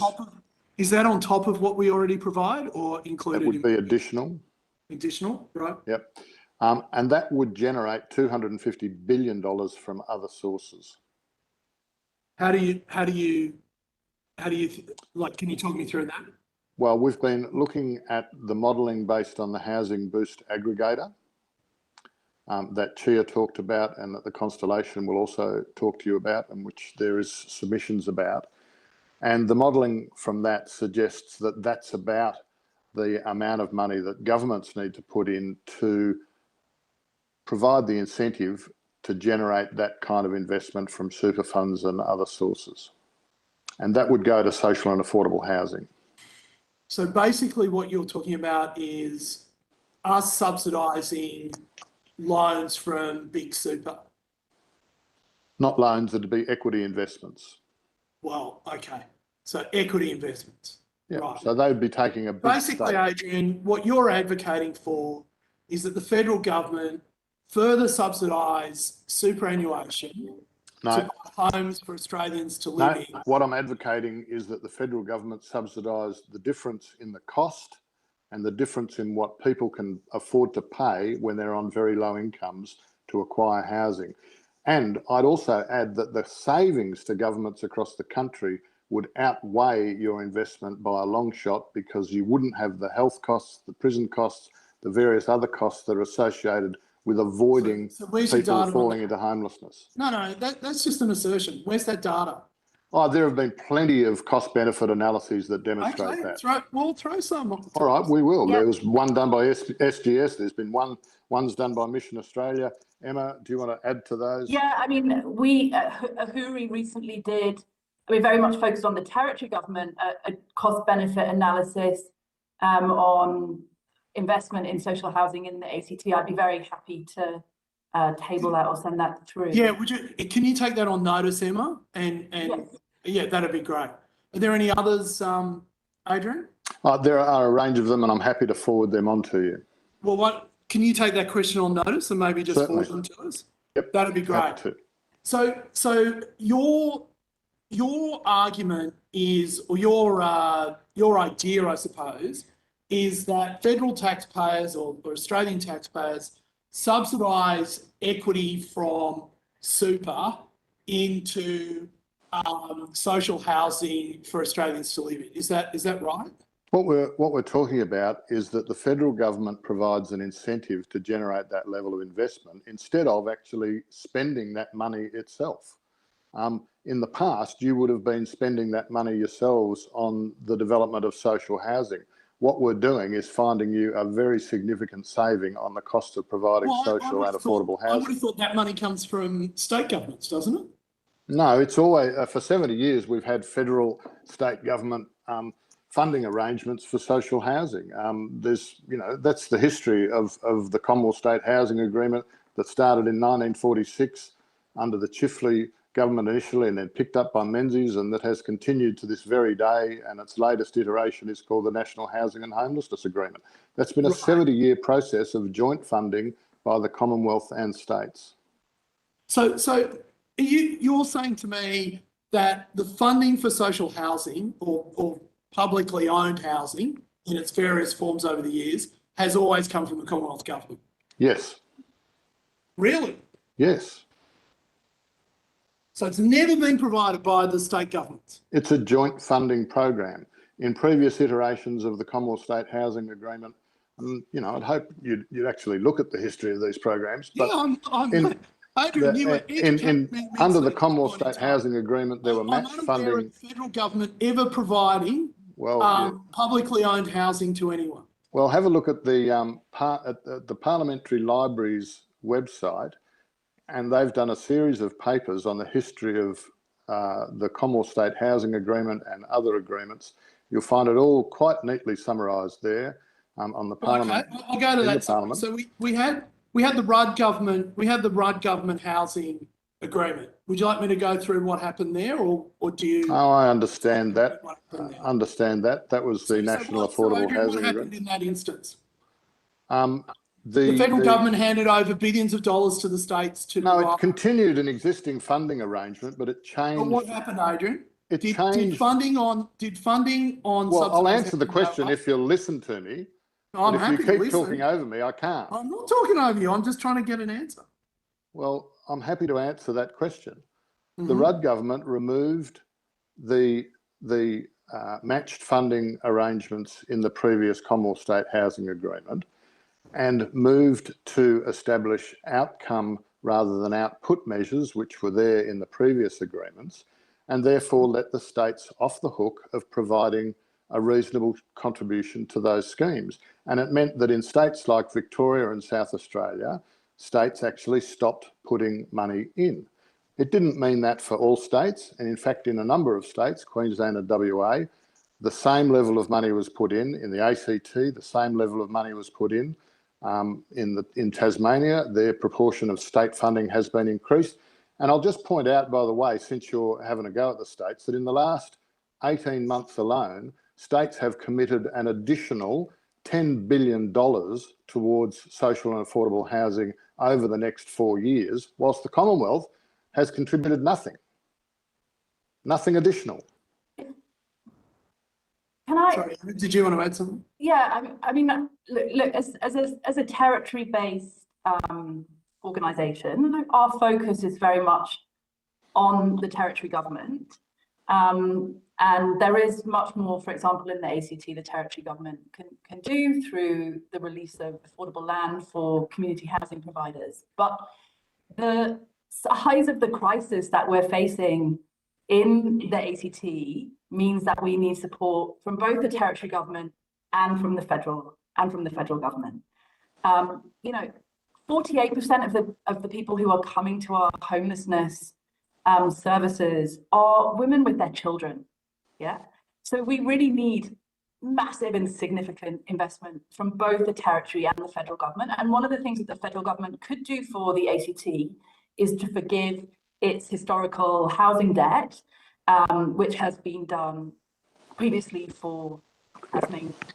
And it's not necessarily about either the federal government or the territory government subsidising investment from other sources. It's about finding the most efficient way that we can build the additional homes that we need. And even here in the ACT, the Liberal opposition has been very vocal in calling for the ACT government to invest in order to empower our community housing providers to access additional funding, for example, from superannuation funds or from NIFIC and other sources. Yeah, look, I accept all that, Emma, but can I also tell you what I find objectionable in all of that, which is that the ACT government introduced all these changes to the law in terms of private sector investment in creating cheap rental housing. And what happened when they did that? Investors left the market. And so now there isn't any supply of, or rental supply has dried up in the ACT.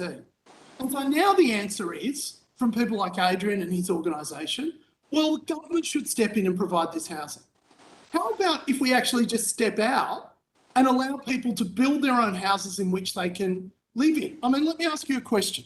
Does owning your own home benefit your mental health, yes or no? It generally does, yes. It generally does. Does it help with homelessness? Obviously, the answer to that question is yes. Yeah, you're not going to get an argument from us that home ownership is. Does owning your own home help with reducing wealth inequality in a society? Yeah, but how do you own your own home on a low income when your policies have been contributing to house price inflation? Sure, Adrian, and that's a great question that you ask, and that's what this inquiry is about. But maybe I can have some suggestions here. Maybe we can stop putting tax. 50% of the cost of a new house in New South Wales shouldn't be actually the tax that the builder is paying to the state government.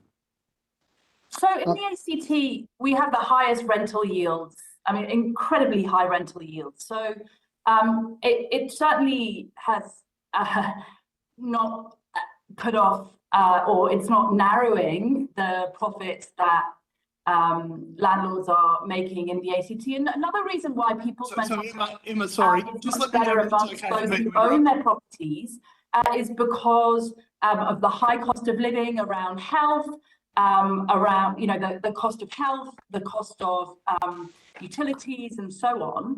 That's why the only way to survive in your older age is to own your property. So the other alternative is to lower the cost of living around health, around other costs, and including increasing income support. So Emma, I don't actually disagree with you. I think where our disagreement is the source of that, which is the ACT government introduced all of these restrictions on private sector investors in rental housing in the ACT. I'm not sure what restrictions you're talking about. Oh, I mean, in terms of can you put up what level you can put your rent up by, for example. That's all capped now in the ACT. There are things around what people can and can't do in the ACT in terms of what they're allowed to allow tenants to do and tenants not to do. It was a very pro-tenant piece of legislation. The result of that was that private sector investors exited the ACT market. Now, it's not just me saying that. I mean, that's not true because but it is true. We have the highest rental yields. So we continue to see massive investment from where? The proportion of rental housing as of the total housing stock in Australia has increased consistently over the last 20 years, and home ownership is declining. Adrian, so how do you explain that?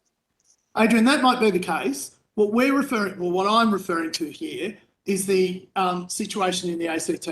I am going to have to, however, stop talking because there are other members of the committee, but hopefully I will have some time to come back and speak to you guys. Okay, sorry, Jed, would you like to go next? Maybe we could actually get some data on that, and what you're arguing about in the ACT. I'd be very interested to see, because you both say each other is not. It is very widely publicly available data, just as the data around that under the Rudd housing agreement, actual investment in social housing declined as the states took the money and simply ran and didn't put it in. I mean, that's what happened. It's actually not true. It's a matter of actual numbers on the Adrian, table. can you give us some information around that? Maybe you could get that. That'd be great. The Rudd government actually added 20,000 properties to the total supply of social housing. It's the only time in the last 30 years that we've seen an increase in social housing was due to that stimulus program, due to the development of the NRAS program. That's the only time we've actually seen an increase. Now, a lot of that was off the back of much of that housing going to the community housing sector, which was then able to leverage it into even more housing in the way that St George Community Housing was informing you that it had done over the last 15 to 20 years. Part of St George's growth has been entirely responsible to that program, the National Rental Affordability Scheme, which grew it to a scale where it could then engage with the Clean Energy Finance Corporation to do other deals and various other schemes and borrow from NIFIC, etc. So that actually increased the supply of social housing for a very brief point in time. It is since then that we have seen a decline in social housing levels in Australia. Our social housing levels in numbers are about 440,000 right now, and that's the same as they were about 30 years ago. But the overall population has grown massively. So relative to population, we have seen a significant and unwelcome decline in social housing levels. That's not in dispute. It's not in dispute that some states also ran away from their responsibilities. That's not in dispute either. All states and territories and the Commonwealth have a responsibility to address that now. So, Adrian, we've heard this morning, and you looks like you've been listening this morning, Power Housing Australia, they talk about opportunities for the federal government to facilitate aggregated equity. What do you think about that proposal, where the federal government incentivises, creates an equity investment structure for superannuation funds to invest in social housing? So exactly what I was talking about before. I thought that was the case. Yeah, go on. That it's through the housing bond aggregator that that Chair has made a submission about, that is supported by the Constellation Project, which is backed by PricewaterhouseCoopers and various others, including Housing Industry Association. It's supported by Power Housing, by ourselves, and a whole raft of other organisations. We think that that is one of the best ways going forward to really rebuild the supply of social and affordable housing in Australia. Yeah, and as I said to them, having been involved with the superannuation industry for a long time, I think that that's incredibly important, and to reframe it. Yep, and there have been very positive indications from the superannuation industry that if the incentive is right, and I'm talking about an incentive which, as I'll repeat, Jason, is the difference between what it costs to do it and what people can afford to pay to live in it. It's not a massive subsidy to the superannuation industry. You may think it is, but it's not. It's actually just about providing social and affordable housing. And if government doesn't want to provide the massive $290 billion that it's going to require to build social and affordable housing to the level that we need it, then this is a much, much cheaper way for governments to go. Yeah. Thanks for that, Adrian. You also recommend reducing the capital gains tax to 25%. What would be the outcome of that? Is that merely to increase revenue, or do you think it'll have another impact? It's to rebalance the incentives in Australia about housing. One of the reasons that we have had a loss of home ownership is because we have been providing additional support to investors since 1999, when the Howard government brought in the capital gains tax discount. It used to be calculated on a complex calculation around inflation levels. It was reduced at the time partly for GST and partly because interest rates were very high at the time, and there was a reasonable argument about reducing it at that time. Those conditions no longer exist. What we should be doing now is rebalancing that system, so reducing that capital gains tax discount, so that we are rebalancing the system between potential owner-occupiers and investors who are going to buy rental housing and who are largely investing, and there's well-documented evidence to support this, they are largely investing for the capital gain. They're not investing to create a rational rental market. They're investing for short-term capital gain. It's not a rational basis on which to go forward in a national housing plan. The rational basis would reduce that so that we're levelling the playing field between people who want to buy a house to live in, to own and to raise a family, Jason, as you suggest is a great thing, and that Menzies himself was right behind.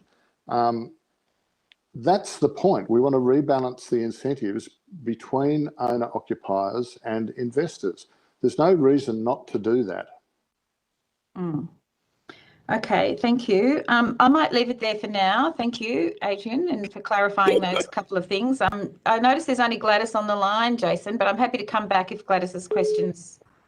You know, I've got more than 13 minutes. Gladys, Gladys, are you there? Would you, I think Gladys actually might have stepped off. Oh, no, you're there. Sorry, Gladys. Do you have any questions for Emma or Adrian? Well, I have been enjoying listening to the conversation and the argument, which is fascinating. I actually would like Emma to tell me something, what you think. Obviously, you were in ACT Council, and have you been looking at different states in the country and compare what other states are doing that may be better or something that you can learn from?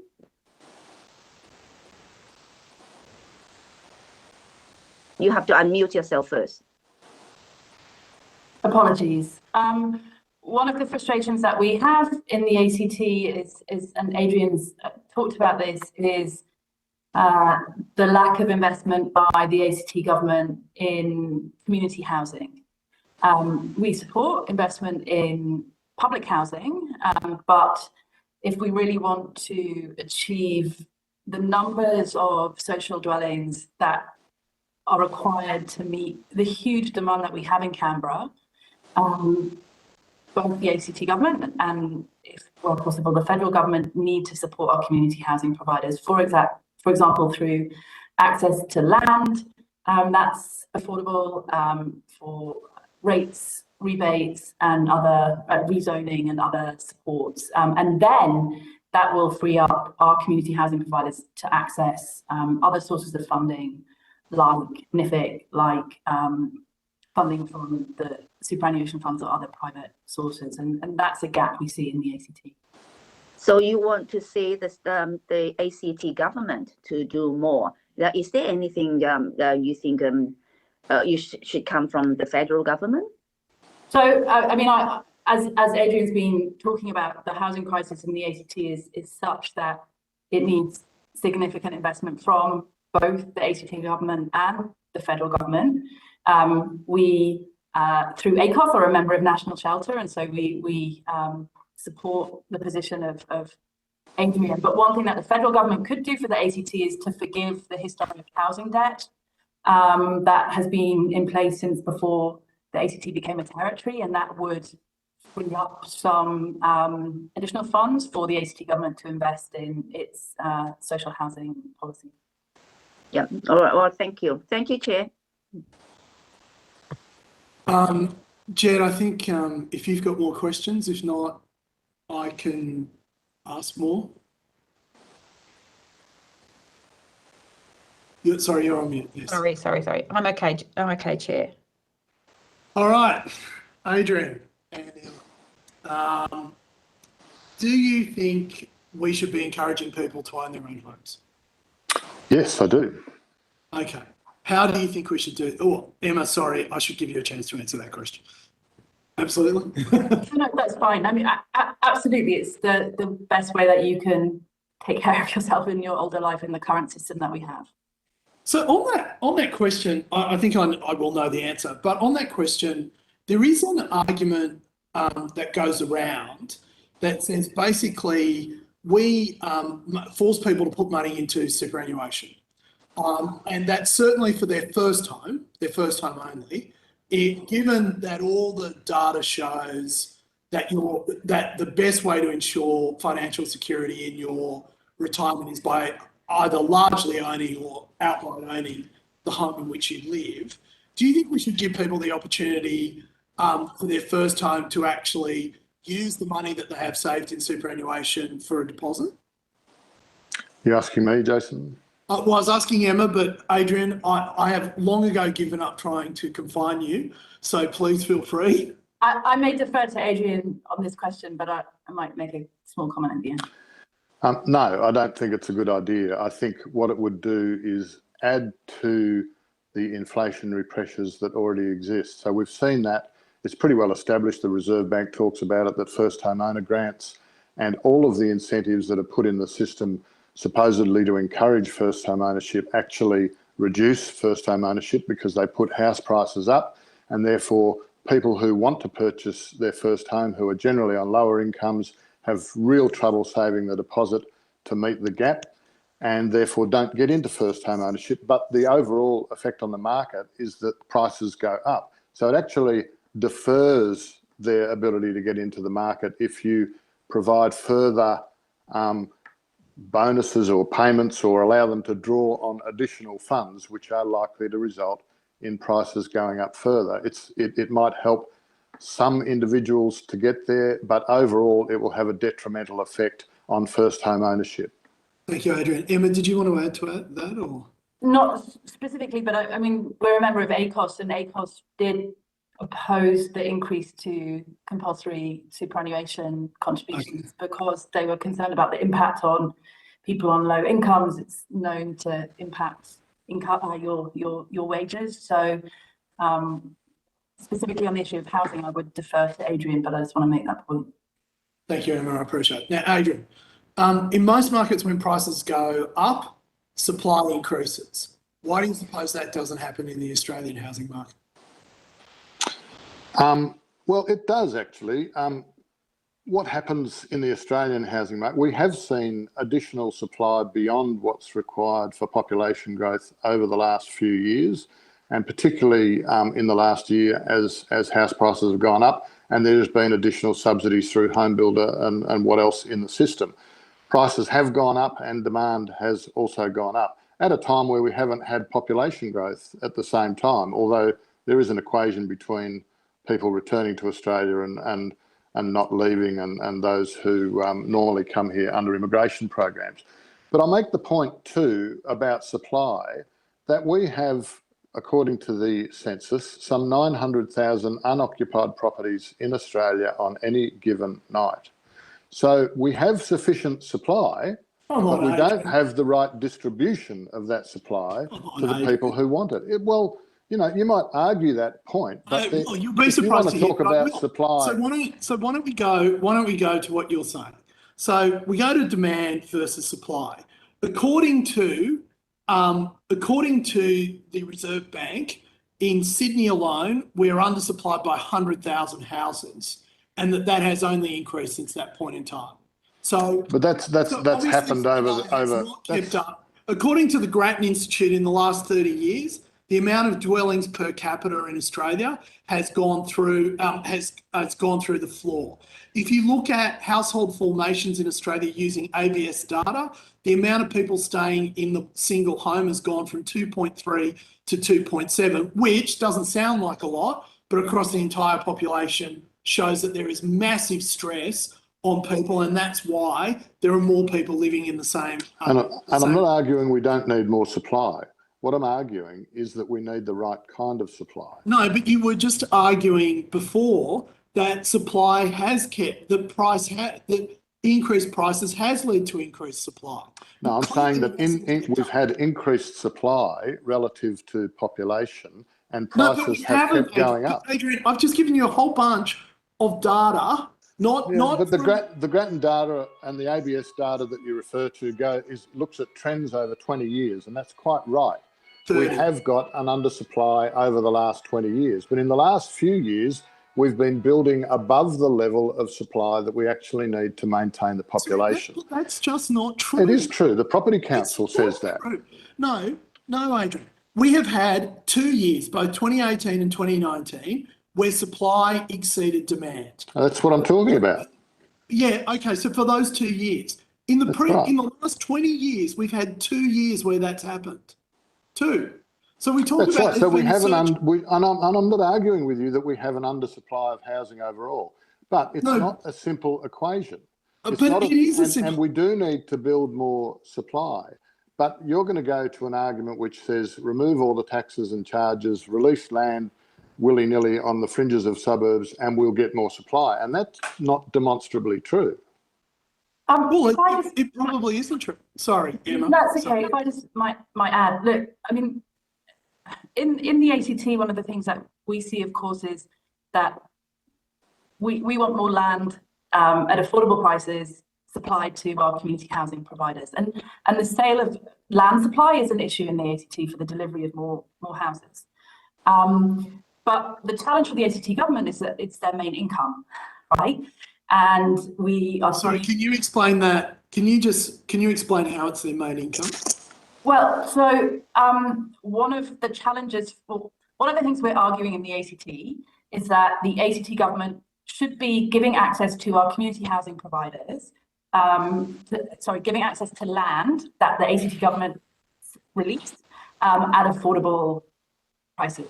Yeah, and currently they're not. So you're not saying for free. You're just saying at a price that they can. Okay, thank you. And so, I mean, I would argue that in the ACT, certainly around community housing, but perhaps more broadly, land supply is part of the issue. Now, the challenge, I mean, and I will continue to call on the ACT government to release more land, particularly to community housing providers. I guess the other issue for the ACT government, though, is that is one of their main sources of income, unlike in other jurisdictions. Yeah, the sale of land, and we're seeing. So a bit like Hong Kong. Sorry. So a bit like Hong Kong. So the reason the Hong Kong I'm not as familiar with, but yes, Hong Kong, like they sell their blocks of land, and that's a very important source of revenue. So I mean, I'm not an expert in these areas, but I would, there are similarities I would expect. I'm very excited to have Canberra compared to Hong Kong, but anyway, it doesn't happen very often. For the ACT government, it's their most important source of revenue, right? And we are seeing in the ACT increasing inequality, increasing disadvantage. We need to put more funding into our schools, into our hospitals here in the ACT. And so that's why I think it's important that the federal government also supports the ACT government, so they're not solely reliant upon land sales in order to allow them to fund the other things that they're responsible for, and that land can become more accessible for community housing providers and also for possibly private owners or affordable housing as well. So what do you think about that, Adrian? That sure, we can release land, but it's into the hands of community development organisations rather than just developers generally. Jed and Adrian, I'm sorry, that we are out of time, but Adrian, please answer that question. Look, I think we should certainly make land available to community housing providers. I think where possible, we can make land available to general development. There's no problem with having more general development. I've got no issue with that either in suburbs, but I don't want an endless suburban sprawl that means that we've got to build additional infrastructure at very expensive rates when we could be taking better advantage of the infrastructure that we have. I think there are patterns of population movement that are going on now through COVID that mean we need to reevaluate where people are living and what infrastructure is needed, where it's needed, etc., and what land is needed elsewhere. So it is a complex, it's always a complex interaction of all of those things. And, I'll return to that initial statement. It's a complex equation, housing, nothing happens quickly, and we need a national housing plan. Okay. Thank you, Adrian, and thank you, Emma. I've really appreciated you guys coming in. And until next time. Enjoyed it, Jason, and I hope that the Hong Kong comparison wasn't about the political dynamic between the federal government and the ACT government, comparing it with China and Hong Kong. I fear that there an analogy can be drawn, which is worrying. So thank you for your participation today. If you have been asked to provide any additional information, please forward it to the Secretariat by the 24th of November 2021. You will be sent a copy of the transcript of your evidence and will have an opportunity to request corrections to transcription errors. Not to keep arguing with me, Adrian. Is that understood? You can't add words to answer. I know, I understand. I've been through this process before, Jason. Thanks. You are an old hand, I agree. Ladies and gentlemen, the committee stands adjourned until 2 p.m. Thank you very much. Cheers. Nice to see you, Jed. I'll wait for Kate to tell me I'm wrong, but she's nodding that I can start. Oh yeah, thumbs up. That is impressive. You guys don't realise how impressive the thumbs up from Kate is. All right. Can I please welcome Ms. Jackie Jones and Mr. Keith Bryant from the Constellation Project.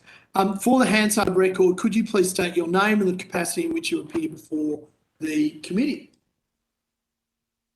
I'm Keith Bryant. Actually, guys, I'm sorry. I've started a minute early and we'll get in trouble. So do you mind just waiting Sure. until it goes to 12? Hello, Jason. Hello, Terry.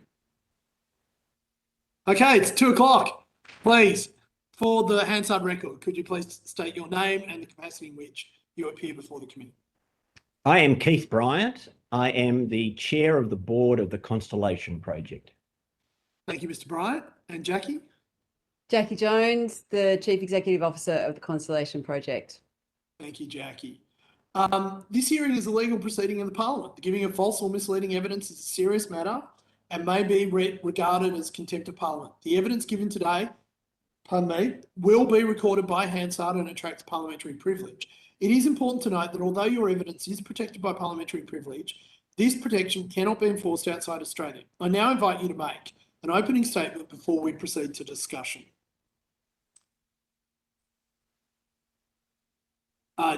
Thank you. Jackie or Mark? Well, I might start just by way of introduction, just to give the framework for who the Constellation Project is. I won't spend long on this, but it gives you a flavour from the perspective that we're coming from.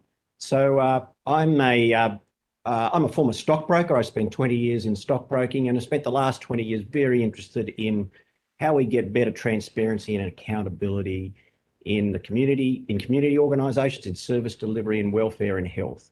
And about 8 years ago, I began an entity called the Business Alliance to End Homelessness, which in the last 18 months has merged with the Constellation Project. And we're now called the Constellation Project. But the essence of our organisation is very much about how do we work cross-sectorally? These are really deeply entrenched problems. The whole issue from homelessness all the way up to affordable housing is something that really, with great respect, it's still a very, very challenging thing, even for the most committed and organised government to do. And our notion has been, or the notion we started when we began the Business Alliance was very much around, we need business, private sector, particularly with a philanthropic hat on, with a, what's in the common interest here about, everybody in our community should have access to safe and affordable housing. Everybody we should be aware, particularly for lower income groups, not just the lowest income groups, that once they start spending more than 30 or 40% of their income on housing, we've got a problem. And we're not collectively managing to solve that. So the notion of the Business Alliance was about building awareness and knowledge amongst the business community, among private individuals, amongst philanthropists, about how they can contribute, how they can be aware, how they can be conscious of what might be silly policy and what isn't. And from there, in a constructive way, make a contribution. And we drive that through the Constellation Project by the connections with the community sector that the business community can build, and obviously with the government sector. Jackie? Thanks, Keith. I just might make some comments about how we work as well, because as Keith said, when we came together as the Constellation Project, we really wanted to be able to work across sectors in a way that we didn't see a whole lot of that kind of work happening. And particularly, we wanted to be able to focus on systems change. So some of the more complex and all of the complex issues that we're facing into when we start talking about housing affordability and homelessness. So the way we work is we have a very small team of people who are seconded to the project. They are supported by a number of private or private and public organisations. So at the moment, that's PwC, Mission Australia, and Australian Red Cross, who support the resourcing, and there was also some additional support from NAB that support the resourcing of the project.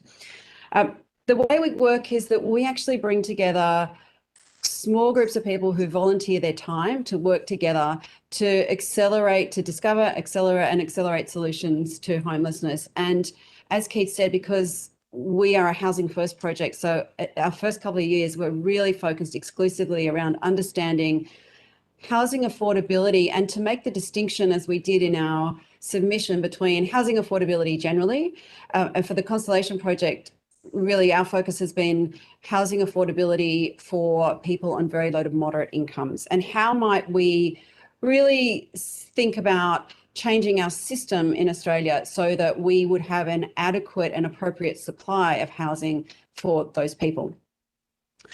The way we do this is we pull together groups, diverse groups of people. We look at the evidence base, and again, thank you to this committee for asking us to bring forward evidence-based solutions. It's one of the core principles of the Constellation Project's work.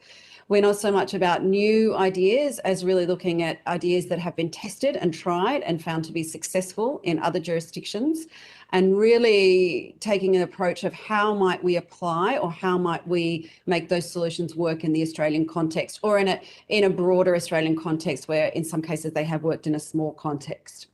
So we have these small teams, they work together over short accelerated cycles of work. They're called sprint cycles.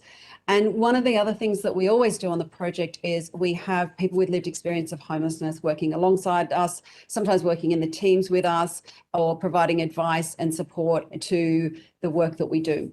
And that is because of our commitment of understanding that it's taken us a long time to create these solutions, and which means that we have a very highly skilled and expert group of people who have had first-hand experience and sometimes indirect experience of homelessness. And so we're able to draw on their expertise for the solutions that we are accelerating, as well as the expertise of people who are in the service delivery and on the front line and actually providing that support. I might finish there and go back to the chair. Thank you very much. I really appreciate your time and effort, and I think you guys are doing some pretty extraordinary and interesting stuff. Look, can I ask you this question?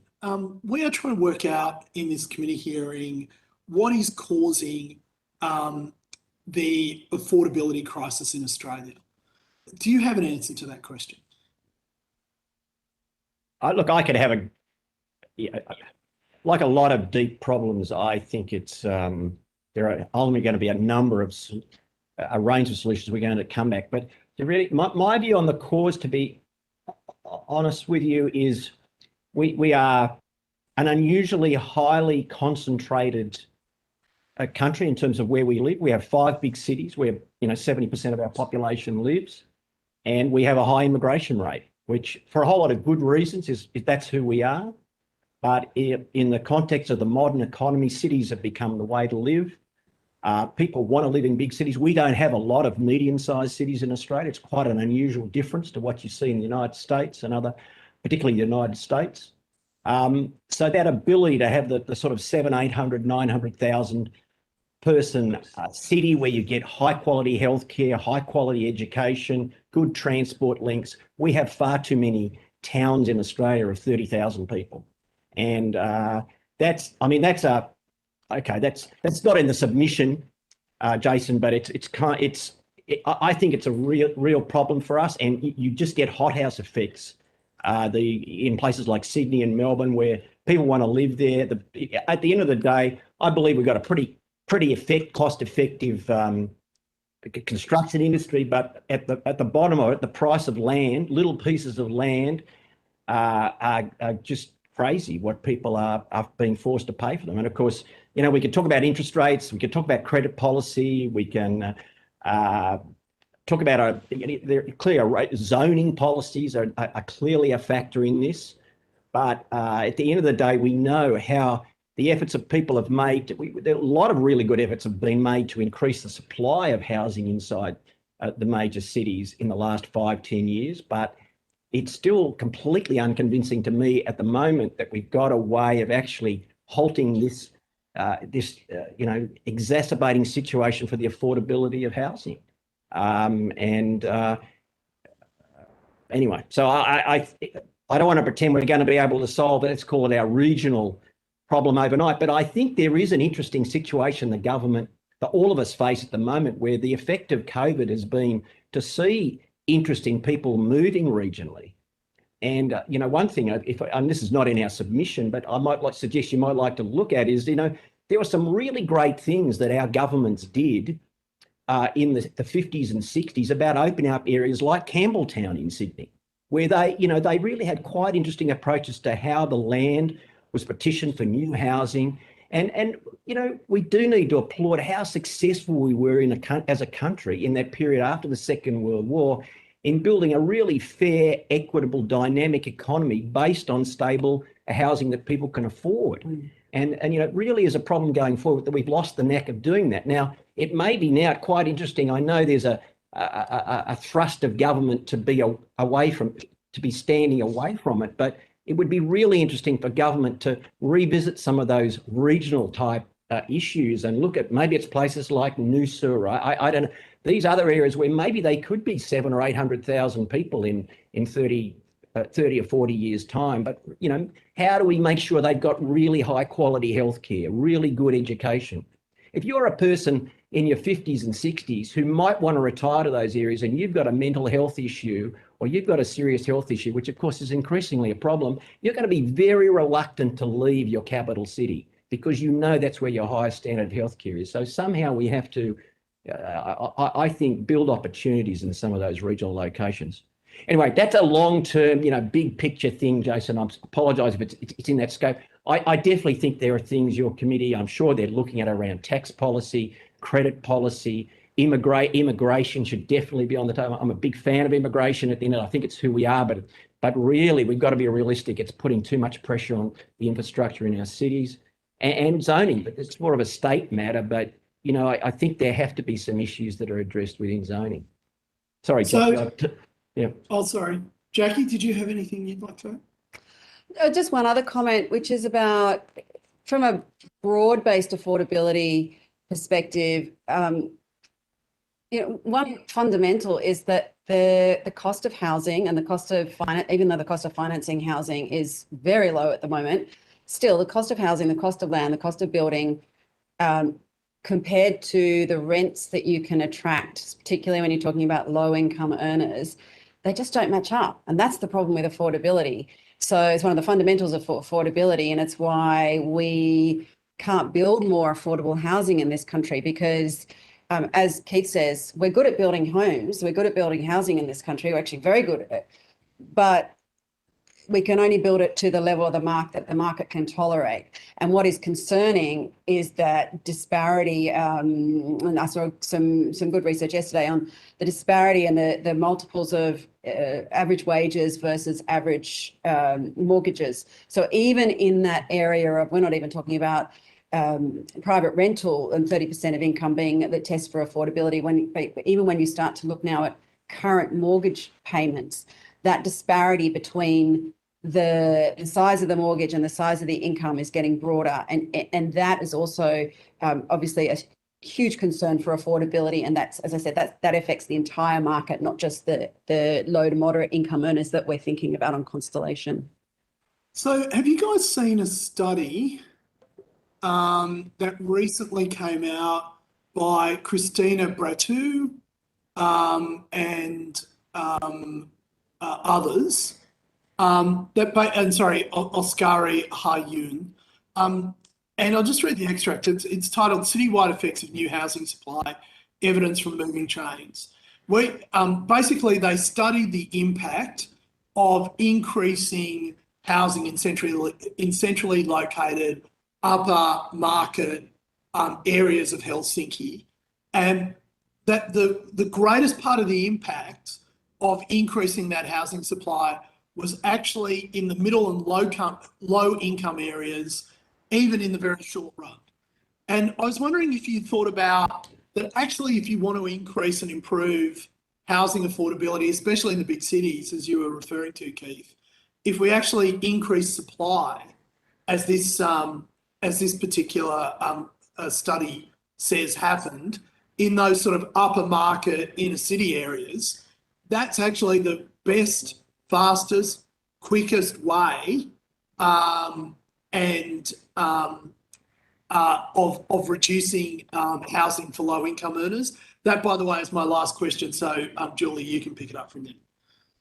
Could I comment on that? And just one of the things that I had experience for 7 years working on a community housing provider in Western Sydney. I was on the chair of the board there, Wentworth Community Housing, for a number of years. I learned a lot in that process about, let's call it our social housing system and some of the flaws with it. But one of the interesting ways to look at the problem that and the solution you've just described, Jason, is if you were a single retired person relying on social housing, or let's say relying on low income housing, your income through your pension, assuming you have no super or anything else, is $27,000 a year, thereabouts.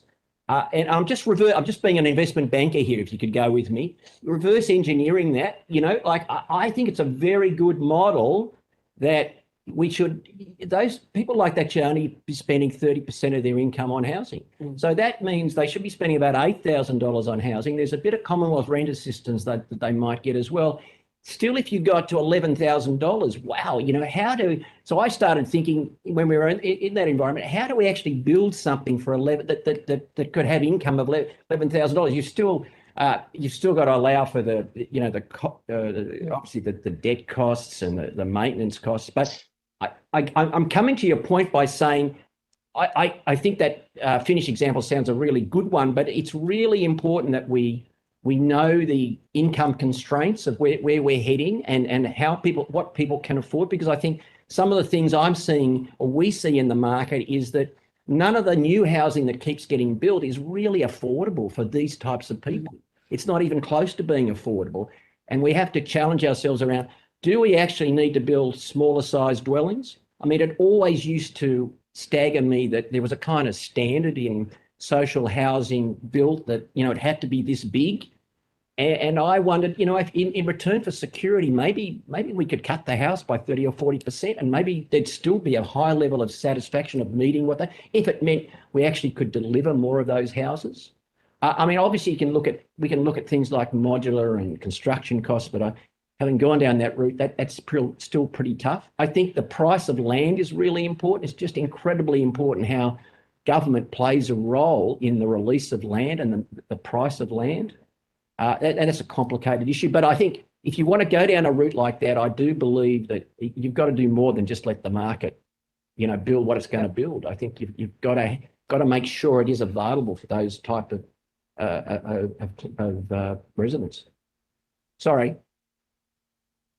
Thanks, Jason. You suggested that there should be a national framework for mandatory inclusionary zoning. I'd like you to talk a bit more about that, whether that means the same thing around the world, whether there are different ways to interpret it, whether there are unintended consequences, and how flexible that is for you. Are you talking about, allowing, zoning of, land trusts in some areas so that there are different models, or is it quite narrow for you? Want me to pick that up? Yeah, please. Yeah.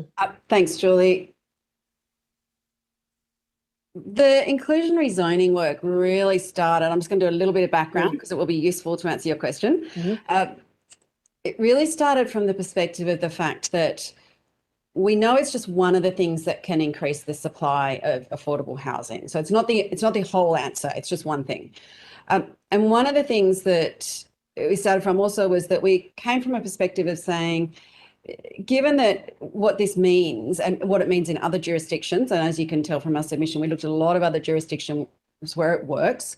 What it means is that usually private developers end up building a lot of this housing. So what we were really seeking to do was take, in the first instance, and we had a private developer working with us in the team saying, look, we've got to make this work for the people who are actually going to build this housing. So we've got to think about our own context and learn what we can from the other context and bring it to our context.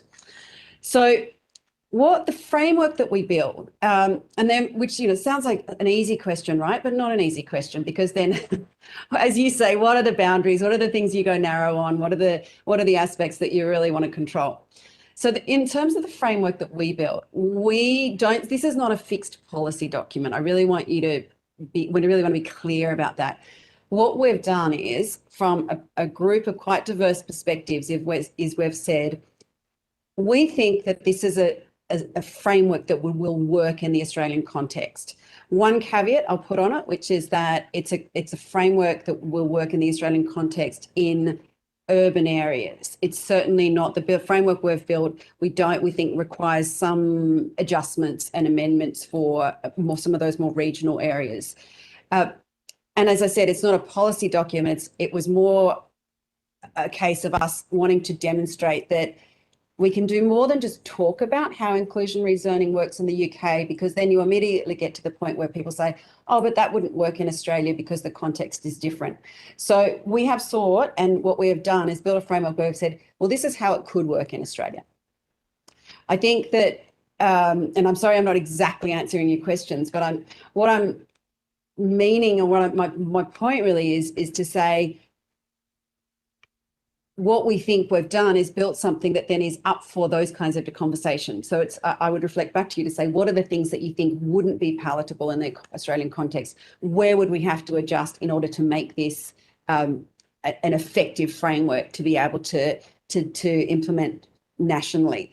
And the other thing is, because I want to make the point that I know that a lot of people will say, but this is a state's matter. This is not a matter for the federal government. The reason we wanted to work nationally is because one of the things we hear all the time is that, yes, we don't build housing state by state. A lot of the companies that build housing build across many, many different boundaries, state and territory boundaries. And so what they say to us, and as Keith pointed out, so do housing providers, what they say is, we want something consistent. We don't want to have the inefficiency of different frameworks across different boundaries. Let's actually have a consistent national framework. It makes it much more transparent. It gives us all the ability to understand exactly where the boundaries are. And so that's the spirit of the framework that we've built. Going to be my next question is why national, but you've answered that one. Thank you. Can I talk now about timeframes? Because national, the certainty for investors would need to be over a substantial period of time, a fairly constant consistency. So what kind of time frame would you need to kind of make it work? Again, I think that's really a conversation at the point of going to a policy conversation. But what we've built into our framework is we've said somewhere between 3 to 5 years that you'd want to have as your first phase in, so that you would give a notice period, particularly for those people who have land that they may want to make a decision on. And they have, of course, at the moment, except for some exceptions around the country where we do have some inclusionary zoning, people have purchased land on the basis of a particular kind of zoning. And so to be fair and to create fairness and transparency, you want to have a notice period where you say, if you have purchased land at this point, so maybe 3, maybe 5 years, some point at which you say, this is the point at which the first phase will finish, and there will be some requirement for zoning after that first phase, and then potentially we would go to a full phase. But you would definitely phase it in over a number of years, because we do. That came out very clear in our very early conversations with people. And in fact, it's how it's been done in other jurisdictions. You don't just turn it over from Friday to the Monday. You actually need to have the ability for people to make good informed decisions about what they're going to do with their current investments. Thank you. Thanks, Jason. Thank you, Julie. James, are you there? Yes, I'm here. I've got no questions. Thanks, Chair. Okay. Matt, do you want to go next? Thank you.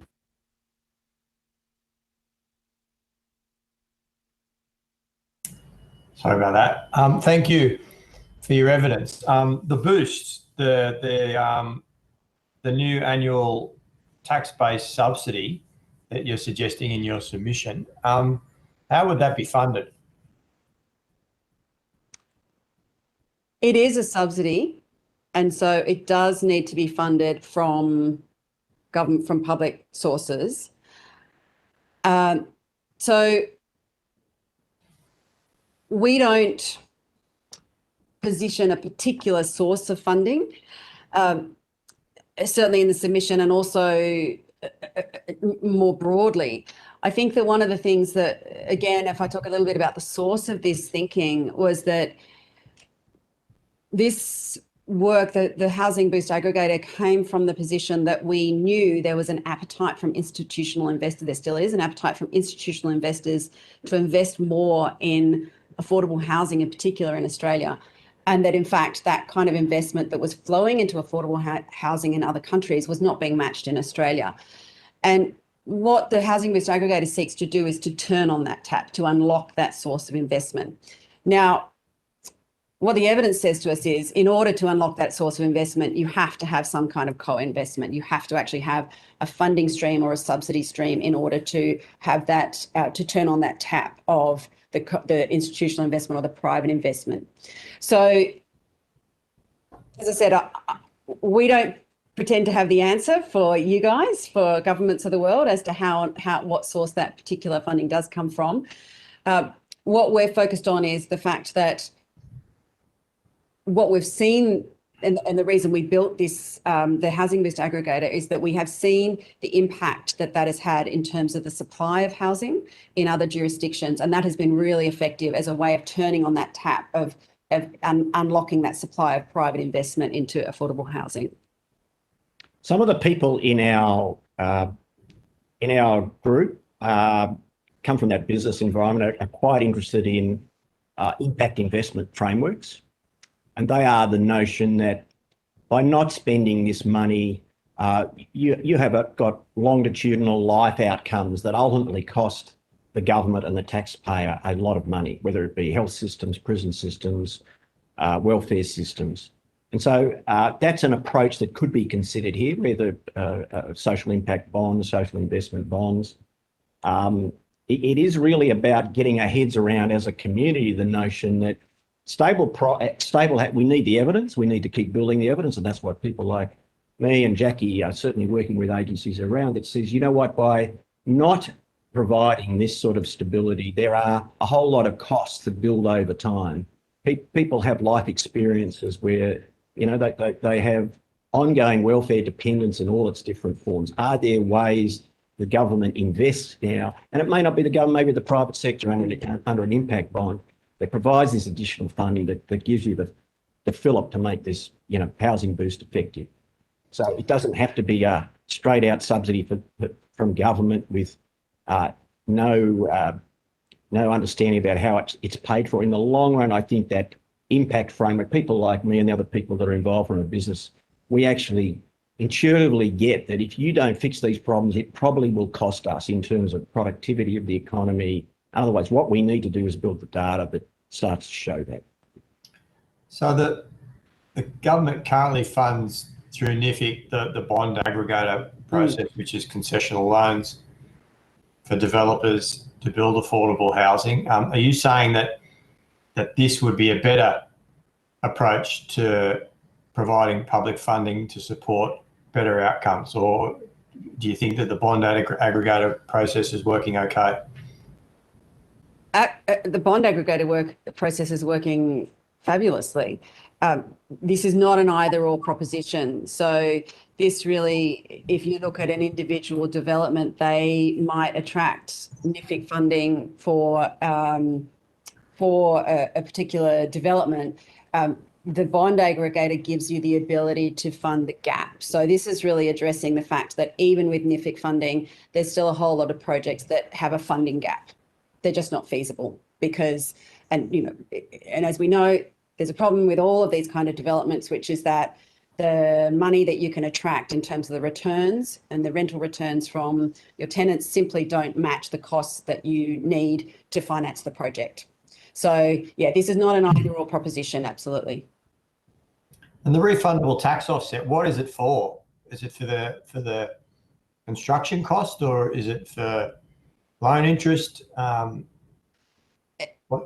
It just funds usually most of these projects you can fund 60 to 85%, 90% of the construction costs. It's just that last 10, it's that last percentage, that last layer of funding that you need. So I hesitate to say it's for anything in particular, in the sense that it's really just making a project feasible rather than not feasible. So the idea behind the boost is that the idea behind it is that it really just brings a whole lot of projects online and provides a whole lot more supply that currently won't be built. Okay. Thanks. Thank you, Jason. Okay, Terry, you have a question. I do. Thank you for your time. Can you all hear me okay? Yeah, we can. Yeah, perfect. Great. Just by a little bit of introduction, I did 35 years in the private sector, 20 years as a small business owner before I came into this place. So I'm one of the people that Matt's talking about. And I'm quite interested because, you know, many small business owners don't have probably the philanthropic heart that you guys obviously do, because for most people, it's about the bottom line and about earning as much as they can. One of the greatest challenges I see is market forces. And it's been my experience that when governments come in and offer subsidies and incentive schemes, then all that ends up doing is creating a better bottom line for the investor and not reaching the people that it gets in. And classic examples are, you know, I remember when in Queensland we had LPG subsidies for people to convert to LP gas. And the next day, the subsidy was $2,500, and the next day, most of the LPG guys that installed it, the price surprisingly went up by $2,500. We had the same thing happen in a few developments as far as the home builder program, which was very successful. All of a sudden, blocks of land went up by $25,000, which happened to be the amount of the subsidy. Yeah. So I see that as one of the great challenges, and also the balance between respecting the fact that we are a free market and we are a democracy, and we normally let markets determine where they go. And what I can't see, what I'm concerned about is that if all of a sudden we start having these zones where there's more affordable land to buy, does that actually de-incentivize people from going and getting higher paying jobs? Because at the end of the day, their disposable income in some cases could actually be better off if they stayed on a lower income below the threshold to receive the subsidy than if they actually went and took that job that paid an extra 10 or 20 grand, because they wouldn't then qualify for the low income housing. So how do you address those issues? Because I love the concept of all this, but I'm really struggling to understand how, as a federal government and under our federal responsibilities, and look, I want to thank you from the start too, I should have done it at the start, for reinforcing my view that we need to abolish state governments altogether.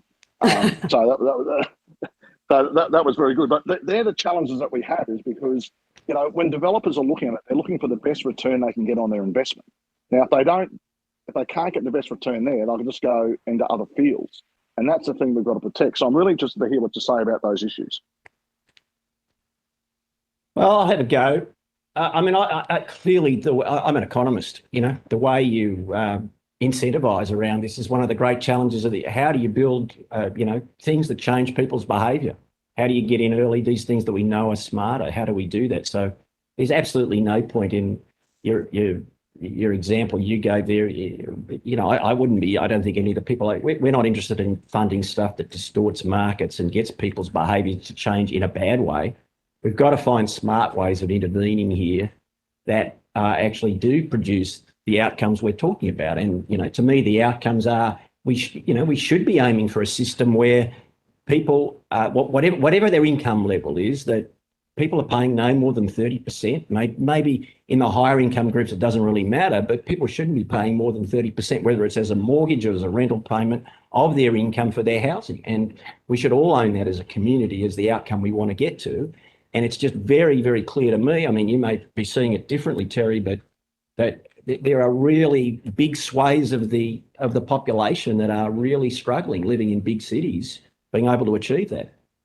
I mean, I totally agree with you. But my point is that how do you do it? Because the market is the market. And how do you do that respecting the fact that we do live it? And now, if all of a sudden we start taking over and saying, you know, you can't do this and you can't do that, then we're no longer in a free market. That's the challenge that I see. Yeah. Well, I work. One of the other hats I have is on is the chair of the Foyer Foundation, which is a youth homelessness model, but it is about transitional housing.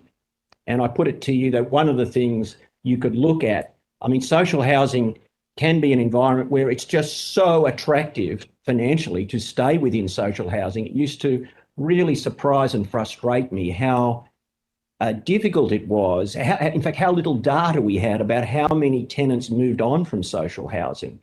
So, you know, for whatever it is, there are many good things in my view about, my opinion about the social housing system, although, you know, I know it doesn't have a good name, but it is that notion that once you get in there, you're crazy if you leave it. And so that whole that's the wrong incentive for, let's call it social housing. There must be a component of people within social housing that we're constantly thinking, how do we encourage them? How do we step them through a process, incentivize them so that they are moving back to the, let's call it the system that the rest of us are participating in, which has got all those market forces you're talking about. I mean, and you're absolutely right. Yeah, the youth Foyer model is kids get 2 years. These are homeless kids. They get put into congregate housing, a bit like, you know, university accommodation, but based on TAFE land. They have to go to class. That's a condition of their tenancy. They have a maximum of 2 years, but they're expected to go to class. And so it's taking kids who, you know, might have an out-of-home care background, actually transitioning them from homelessness to, you know, stable life outcomes through training and education into employment. Those kids are, you know, they have no hope unless they have education, training, and outlets to jobs. So that's how you've got to step this through. To be frank, leaving the system as it is not going to, you're not going to get that outcome. You have to be quite positioned about how you intervene, but there are smarter and smarter ways. That's the mantra that we're about at Constellation. How do you find these smart ways that allow us to transition people through these things? We could do with a lot more transitional housing in this country. They're because of the high demand for social housing, permanent social housing. You know, it's almost impossible to have transitional housing for that, you know, that mum that wants to break away from a husband because of a domestic violence situation. I mean, they can go to a hostel, but that's like 3 months, maybe a bit longer. It's really important for those groups and be able to say to that mum, you know, look, there's a couple of years here. Let's get your life together. What else? Let's give you some support. And then how do we move you back to a, you know, what the rest of us would call a more normal market condition? But there isn't enough of that culture and thinking in the way we're working at the moment, to be frank. Yes, and that's one of the problems that I've found on the ground is when I've talked to people about, because in Queensland, obviously the Queensland government handles the social housing. And the problem is that people will go in and they're often when they go in, they're on that low income. But the problem is that it's not reviewed. And as long as they're in that house, it's just a percentage of their income. So what happens is they might go in there and their household income might be 50,000. 10 years later, they're on 120,000, but they're still in social housing because it's just a percentage, and that's way cheaper than going out into the private market. So they're actually de-incentivized. But if you start putting provisos on, say, if it's only 2 or 3 years, then I'm concerned that, again, it de-incentivizes them from going out there and trying to buy that high-paying job. They go, I'll just stay where I am. Terry, can I interrupt there? That's a really, actually, good point that Terry's touched on there, Keith, which is, you know, we've heard that there's 440,000 social and affordable houses in Australia. How do we know that that's being allocated appropriately? Well, it's right. There's a very detailed system within the state governments around how their housing policies are run. But to Terry's point, which is once you're in, you're never out, are you? Even if you can be out, it's possible. Right. Yeah, you need to. If you're in a Western Sydney suburb, most definitely you can be out. Yeah. Sorry, well, I can tell you in Queensland that's not the case. They will stay there, and it's just a percent. Because I asked the housing department and said, look, do you review these people? If they go above the threshold, then they say no, we don't move them on unless they move. So that's an issue. Yeah, I completely agree with you. It's an issue. It's a question, I guess, of how you deal with it. Does that mean you have? Can I give you an example? Right, we've had community housing providers, and I won't name which ones, but they've appeared before us. And in discussions I've had with them, not in front of this committee, I've asked them this question: And then they say, oh, no, we moved people on. And I say, well, how many of you moved on in the last 5 years? And the answer is none. And then I ask how many people have moved out? And the answer is like 0.01%. So it starts to look like once you get in, there's no problem. Yeah,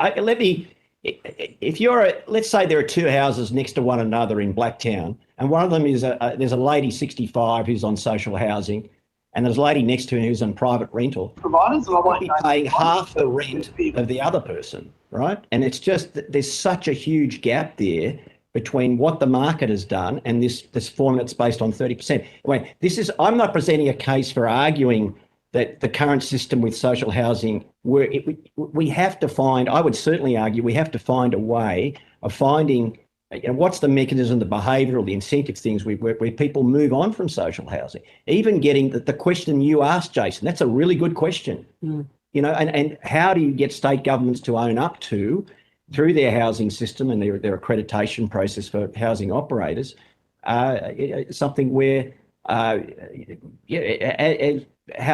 are we working to ensure that a certain percentage of people are moving on?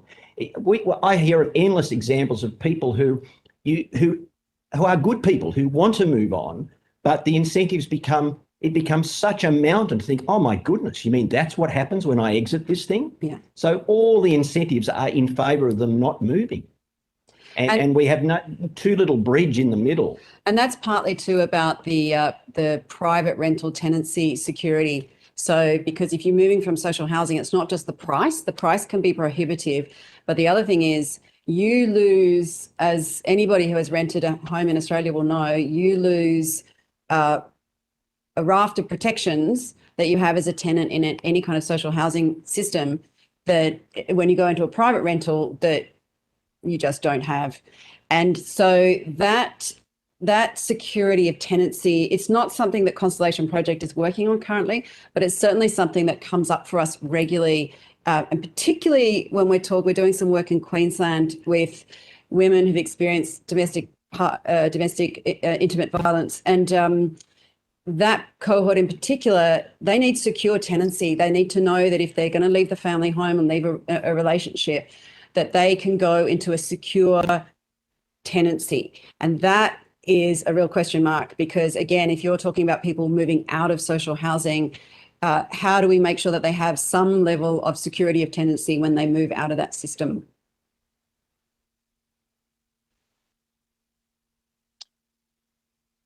Hi, Jason, it's Julie. Just very quickly, sorry. I had a case of 4 people living in public housing with disabilities and their carers who were actually paying higher than the market rate for social housing, but wouldn't move, even though it would have been cheaper, because they needed the certainty, because their disabilities came and went. One of them was a mental illness, et cetera. So have you seen cases of that? Julie, I'm really sorry. Kate, can we put that on notice? Sorry, we're way over time. And I blame you, Jackie, because you were very interesting. You should give more boring evidence in future. Well done, Jack. Makes it easier for the chair. So can I thank you for your, and I'm sorry, Julie, I genuinely am.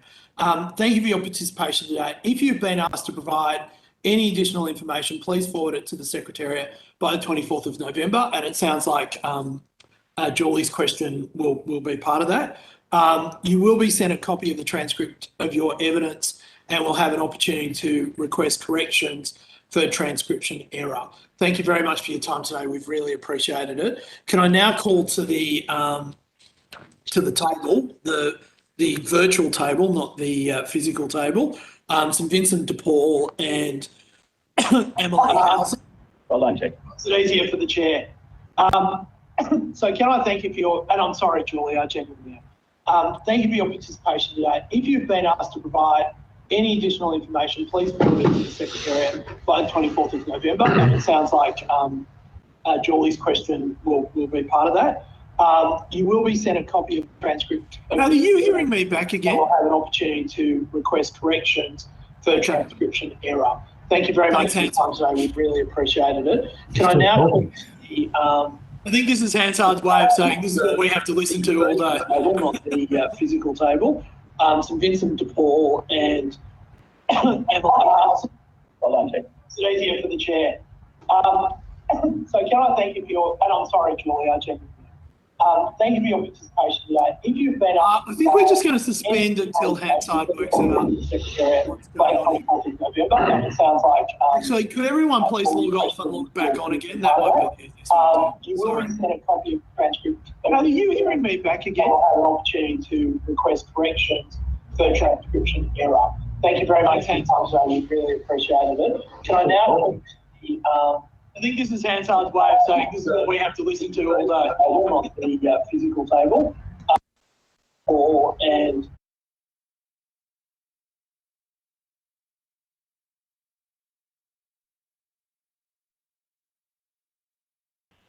Thanks, Chair. I'd like to start by acknowledging the traditional owners of the land on which I am, the Ngambie and Ngunnawal people, and pay my respects to their elders past and present. I'd like to thank the Standing Committee for the opportunity to appear today and for considering the Society's submission. And I'd also like to acknowledge the assistance provided by our members and our staff to those in need. Like many other charities working in the homelessness and low-income spaces, we've faced many operational hurdles over the last 18 months.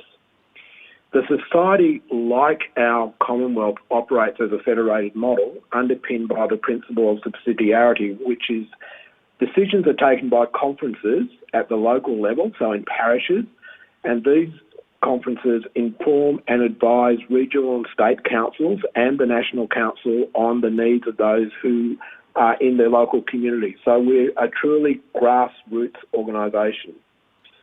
The Society's submission outlines our experience as a housing provider of many forms, from short-term crisis and traditional accommodation through to medium and long-term community housing, accessible housing for people living with disability, and specialist homelessness and supported accommodation services. We are acutely aware that housing affordability is a complex policy area. There are many drivers that influence the supply, demand and cost of housing, as no doubt the Standing Committee is understanding. Everything is in the mix, from Australia's growing and ageing population to fiscal policies covering wages, current taxes and home buyer schemes through to construction and planning laws. We are not experts in these areas and we don't claim to be. We are assuming the committee will be seeking briefings from Ahuri, ABS, AIHW and evidence from National Shelter and Community Housing Australia to cover these technical issues. But we know people and we know what's happening on the ground. And we don't think you can fully consider the housing affordability question without taking into account what's happening in the community housing space. Because we're a federation, all governments have a responsibility in this area, but the Commonwealth has a significant role to play and has done so since the first Commonwealth State Housing Agreement was signed in 1945 and through funding of Commonwealth Rent Assistance and more recently the National Rental Affordability Scheme. We would like to see a national housing strategy being developed, and this should be led by the Commonwealth. A review of the Commonwealth Rent Assistance Program, a replacement of NRAS, a commitment by the Commonwealth to match state and territory funding for housing, the elevation of the Housing Minister to Cabinet, and increase Commonwealth funding to increase social and affordable housing with a target of $10 billion.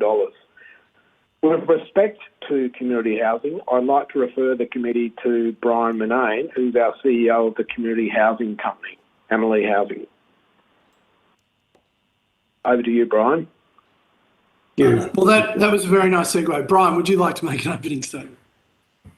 Thank you. Members, we will finish this session at 3:25, which means we'll go straight into the session with John Curtin Research and others. Sorry, Brian.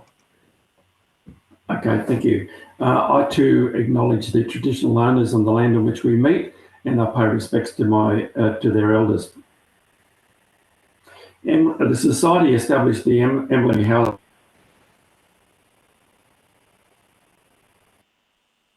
Company and focused organisation to a national organisation, managing under 1,440 properties with about another 300, 400 currently in the development pipeline. And expertise of organisations in other states and territories within Society. Emily Housing aims to create a sustainable pathway to permanent housing for all of our tenants by providing a range of housing assistance programs that meaningfully responds to housing stress with the emphasis on social housing and affordable housing, but including crisis accommodation, transitional housing, and brokerage services to assist people to independent market housing where appropriate. Our model of housing service society establish them in sustainable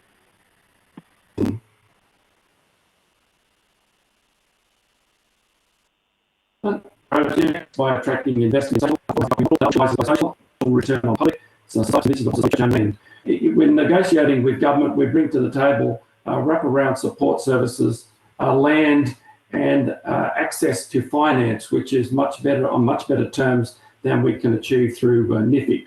We could do much more if there was a coordinated approach to funding. We hold land and are shovel ready, but we don't have uncommitted funds available to progress this work.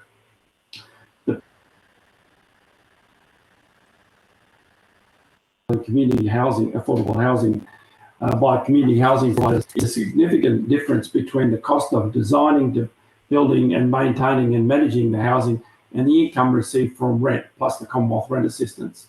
Given that rents must be set at levels affordable to low-income households, revenues can only support moderate levels of debt, which means funding gaps that must be met by community housing provider or the private investor, thereby necessitating co-investment. Government funding incentives and targets forms of assistance and require to incentivise the community housing provider investment in building new community and affordable housing. The upfront capital grant model, supplemented by the efficient funding, is the most cost-effective pathway for government and community housing providers. Thanks. Thank you, Brian, and thank you, Toby. Gentlemen, can I start off by asking, do you think it is beneficial for people to own the homes in which they live?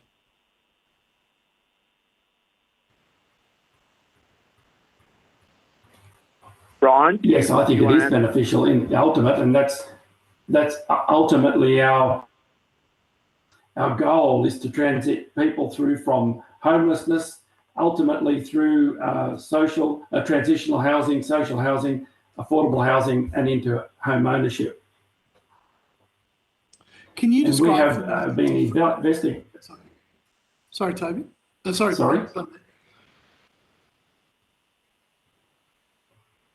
So can you just, for the benefit of the committee, explain what you mean, what the differences are for you when it comes to affordable versus social?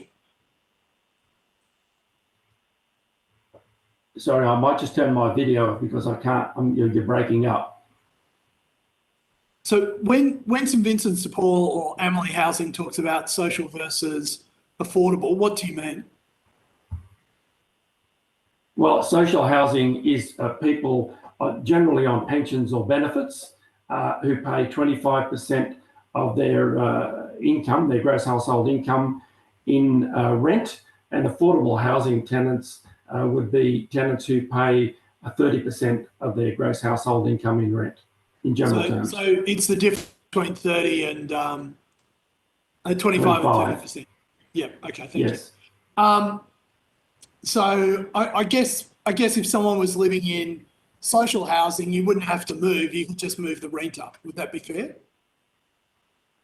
In the ideal world, that would be the case, but in most jurisdictions, because programs are funded, it generally means moving people from one location into another, and that's something that we're trying to work with state governments to overcome. So in theory, what a person should be able to do is come in as a homeless person into maybe a transitional housing and stay in that house. As their circumstance improve, the level of rent that they would pay. So they would go from a transitional housing or social housing tenant to an affordable housing.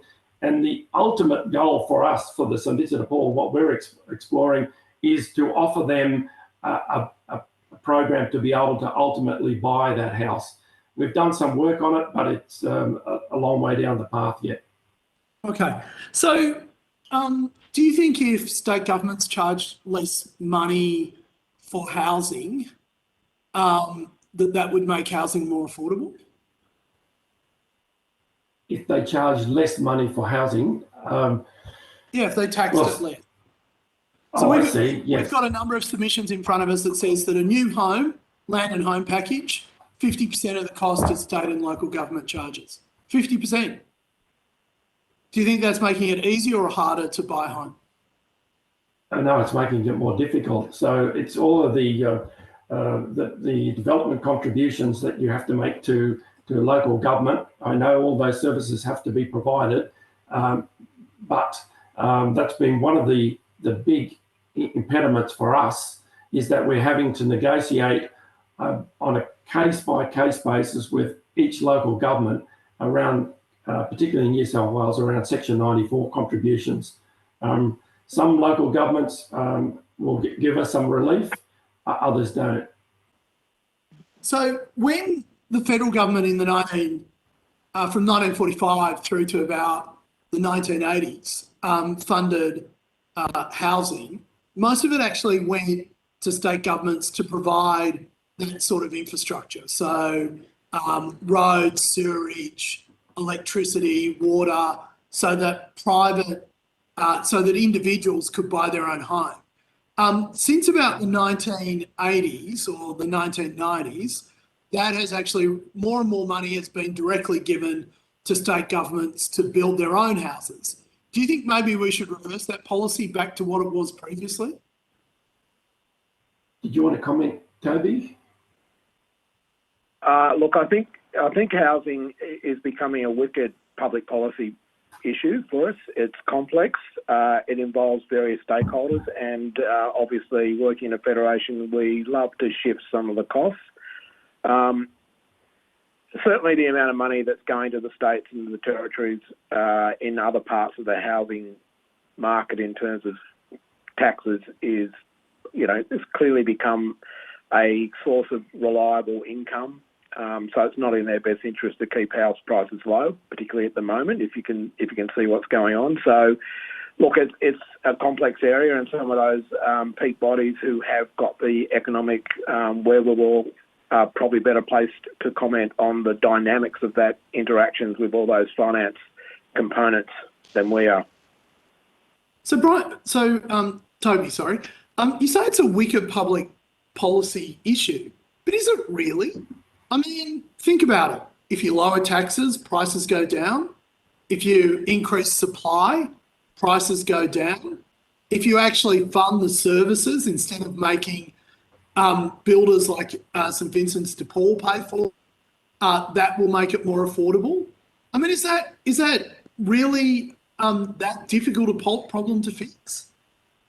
Well, I think when we use the term wicked, I think we need to realise that there really hasn't been an agreed, overarching national and Commonwealth, state and territory approach to housing policy for at least 20 years. We've got a supply that just doesn't keep up with demand and puts affordable housing out of reach of low-income people. So it's the issue of affordability seems to me to be the wicked problem here. We just can't tackle it. What we need is at least a 20-year national plan moving forward, so that we actually can meet the demand and allow people to move through a transition process where they can actually get into their own homes, rather than continue to either have nowhere to live, have to rely on very low incomes to live in hostels. And it's a problem that we can now see hitting more of the middle classes, who are now unable to purchase property in parts of metropolitan cities, so that those cities have service workers like teachers, policemen, firemen, nurses, etc., being able to afford to actually live in the domain where their parents used to live and go to work. So they're moving further and further out. And obviously, as the previous folks indicated with the COVID position, a lot more people are now moving out to the regions. So we're making it much more difficult to even provide workers in metro areas. So yes, it's all part of a wicked problem. Thank you, Brian. Maybe Toby. Thank you. Julie, did you have any questions? Oh, I'm fine. Thanks, Jason.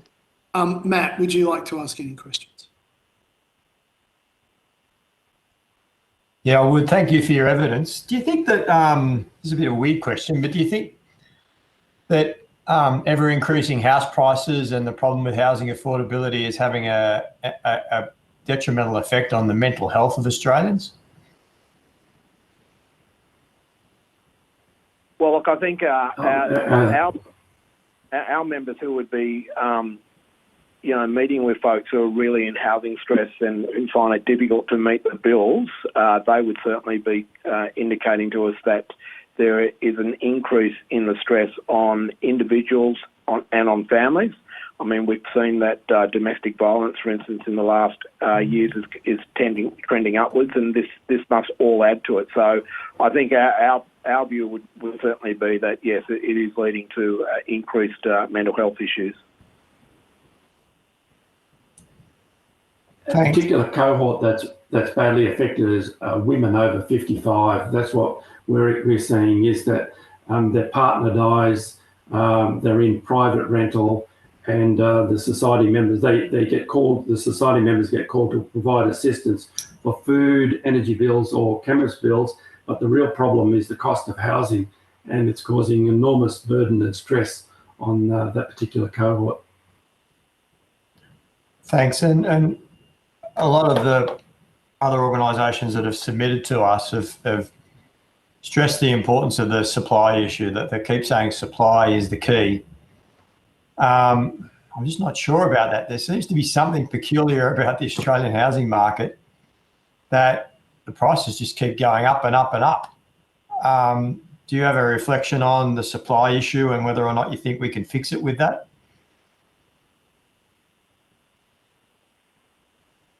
Look, I don't know whether the supply we're focused on social and affordable. In New South Wales, there are 50,000 people on the public housing waiting list. That equates to about 110,000 people.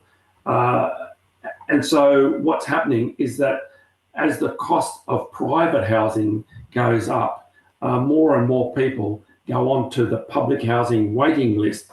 But there's a 10 or 15-year wait in some cases for public or community housing, which has had a knock-on effect because of the overall cost of the private housing that's it's just going up. The cost of it is going up all the time. So whether it's speculation, people are just going into it for speculative reasons or what. But for example, some people are giving us housing and they're saying, look, we want to assist you. We'll give you a house so long as it doesn't, and you don't need to pay us rent. You can put a low income family in there.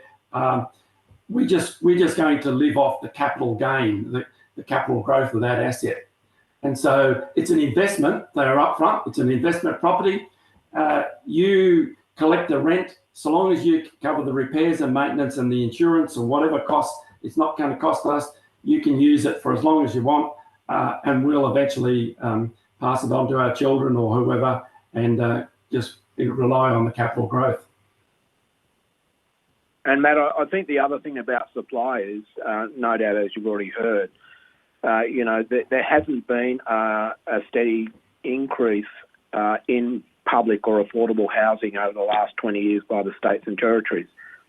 And so it's great that in recent times, some of the states have actually, begun to announce big investment back into that area. But we've got a lot of room to make up. So, making up for unconstructed buildings over 20 years means it's going to be a very long time to work the supply back to the right level.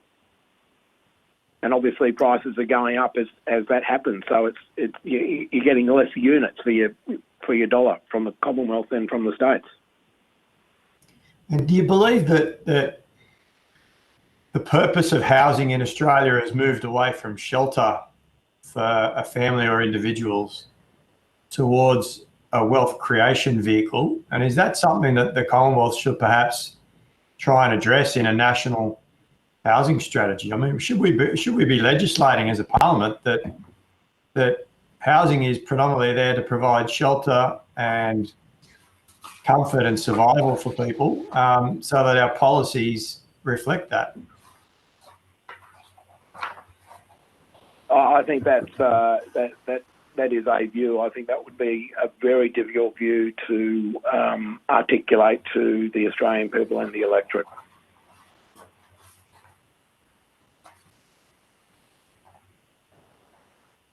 Okay, that's it from me. Thank you. Thank you. Julie said no. Jed? No, I'm good. Thank you, Chair. Oh, really? That was easy. Well, in that case, James. Look, I'm very good as well, thanks, Chair. Well, I never suggested otherwise. Okay, that sounds good. So there is no one who has any further questions for St Vincent de Paul. I do have one other question, which is, Brian or Toby, how many more, what do you think our shortfall of social housing is in Australia at the moment? Or to some point?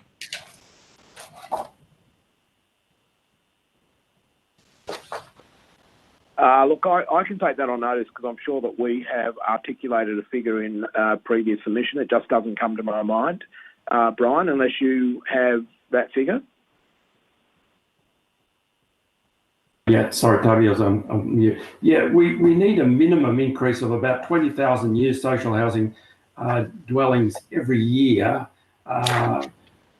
in the absence of a national housing strategy. So,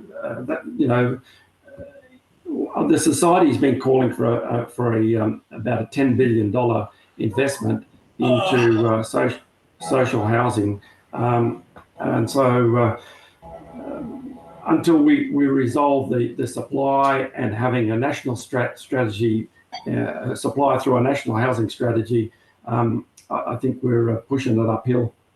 So just on that, the Victorian government announced $9.7 billion spending on 11,700 dwellings. So if we're talking about 20,000 dwellings per year, aren't we talking closer to 17 billion a year, not 10 billion a year? Yes, we probably are, but and I note the other day that the Victorian government hasn't managed to make a start on any of those because it hasn't been able to get planning approval for them. Do you think changes to the planning system is both necessary and a almost conditioned precedent to us fixing this problem? Yeah, well, the planning is an issue. For example, we in New South Wales, through the New South Wales Social and Affordable Housing Fund, developed 502 new dwellings in just over 3 years. And early in the piece, someone gave me some advice, and the advice was to try and make each of our developments a complying development, which we did. I then went to the local council and said, look, we think this is a complying development. Our advice is that this is a complying development. And if we don't hear from you within 40 days, we'll take that as that you're going to decline our application and we will go automatically to the Land and Environment Court. Now, the councils all worked with us and we got all of our developments bar one through in the 40-day period. But it does take a lot of work and coordination working with local government to get them on side as to what you're trying to do and achieve. to make sure that your developments can go through.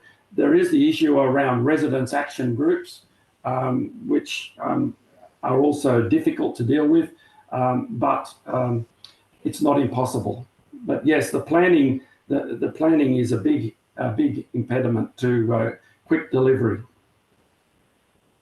Thank you very much. Really appreciate it, gentlemen. If you've been asked to provide any additional information, please forward it to the Secretariat by the 24th of November 2021. You will be sent a copy of transcript of your evidence and will have an opportunity to request corrections to transcription errors. Thank you. I now call on representatives from the Shop Distributive and Allied Employees Association, otherwise known as SDA, John Curtin Research Centre, and the Police Federation of Australia. For the Hansard record, would you please state your names and capacity in which you appear before the committee? Gerard Dwyer, and I appear as the National Secretary of the SDA.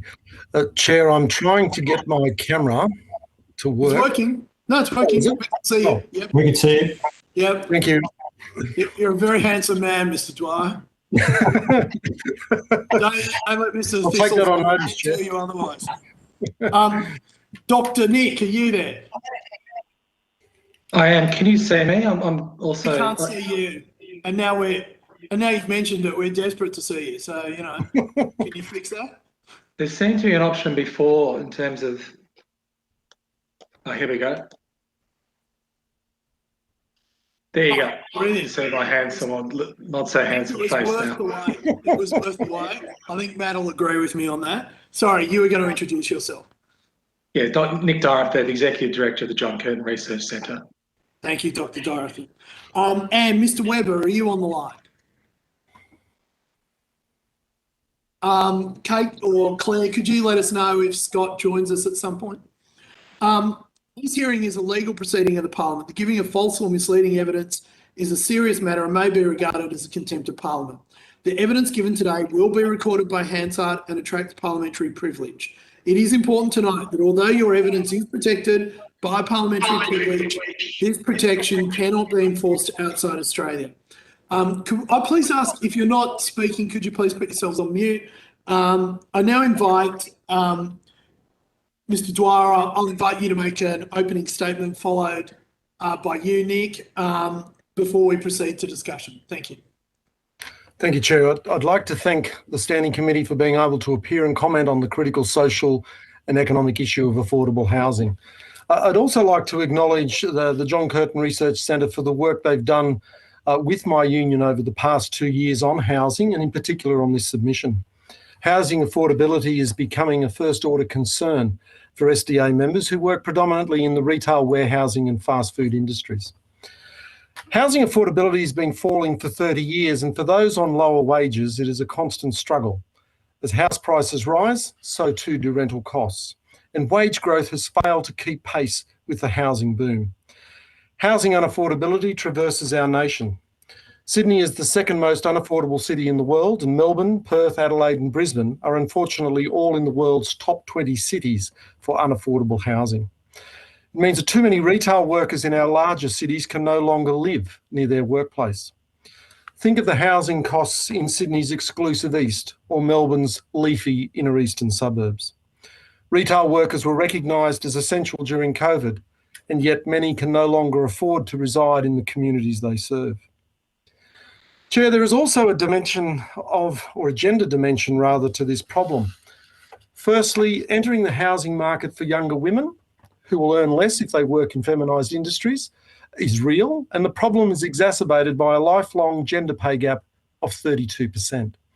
So as more women enter retirement, unfortunately in less secure housing arrangements, they will also do so with superannuation account balances about half of their male colleagues. The steep rise in the cost of housing is no longer confined to our major cities. The significant proportion of SDA members who reside in regional Australia are now also having to deal with the pressure of a housing market that is marching away from lower paid workers. CoreLogic in April this year reported growth in regional rents almost 3 times that of the capital cities, and the value of regional dwellings had increased 13%, more than twice that of the capital cities. And in the Essential and SDA Research State of the Regions, which is attached to the submission, we saw that 64% of regional renters are now concerned about housing affordability and what that means for the future health and livability in their local areas. So the SDA has offered some practical solutions, and I draw the committee members' attentions to the SDA's 5-point National Housing Affordability Plan set out on pages 21 to 23 of the submission. Chair, in closing, I note that there is no quick fix to housing affordability, but by adopting long-term structural remedies, we can put housing affordability on a positive trajectory. Thank you.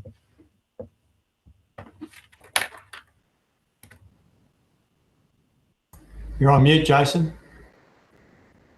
It's only been 2 years and I'm still making that mistake. Nick, did you want to make an opening statement? And Scott, we'll come to you in a moment, sorry. I did, Chair. Can I begin by thanking the Standing Committee for the opportunity to speak on this matter of vital national importance and commend the Chair for instigating this inquiry as we look to build back better from COVID-19. I suspect that we all agree that strong rates of home ownership, adequate housing supply and security and affordability for homeowners, prospective owners as well as renters are bipartisan policy aspirations. Now, there is no silver bullet solution to the housing dilemma facing Australia, but again, I suspect there is bipartisan agreement that we as a nation face a threefold housing problem. One, rising house prices. In fact, surging house prices during the ongoing pandemic, which often confound the laws of supply and demand, and unaffordability extending to mortgage stress. Two, falling home ownership rates, which have been well documented. And three, inelastic supply. Now, all of these trends have severe ramifications for Australians, but especially young people and women. Recent trends are particularly disturbing, and I note reports this week pinpointing the core problem.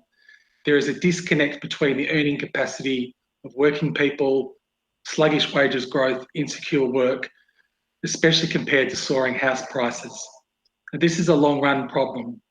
The price of a typical house in Sydney has multiplied by 17 times in the past 40 years, almost 3 times faster than wages, while in Melbourne, where I live, it is multiplied by 22 times over the same period. That's 4 times faster than wages. Now, furthermore, our national housing dilemma extends to a lack of affordability and security provided to private renters, who are growing as a proportion of the housing market and are also experiencing rising levels of housing stress or rental stress. And I trust the committee will seriously consider the needs and rights of renters and aspirations of renters to buy a home of their own. After all, there are 2.6 million households and 8 million people renting. That is 31% of the population. So, Chair, in conclusion, crises can bring out the best in nations. Australia's golden age of rising home ownership after World War II married the policy ambitions of John Curtin and Ben Chifley with those of Robert Menzies. Now is the time, we believe, for bold action by the Commonwealth, working with state and local governments and housing stakeholders. Housing is a nation-building project, and for too long, we've been out of the nation-building housing game. It's time we got back in. I'm very happy to field questions from the committee on those themes and other matters.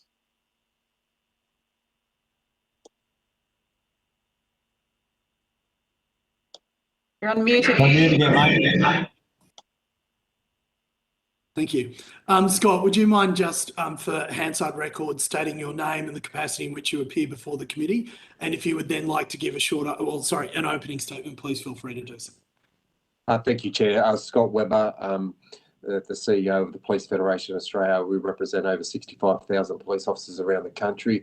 And you would see from our submission that obviously it's a huge issue for police officers. We want not only police officers, but all emergency service workers to live close to their stations, to live close with the communities they work with.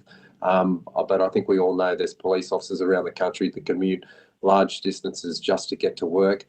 This can be a critical issue when there's a disaster or a counter-terrorism issue, or we need surging of police. So it's a massive issue in regards to tasking and deployment, and also shift deployment as well. Fatigue, stress, burnout, workload, all those contribute. So one of the things that we would be looking from this committee and federal government would be similar fringe benefit tax benefits that the ambulance and nurses have under benevolent society status. That is where, you can salary package some of your mortgage to actually pay it off.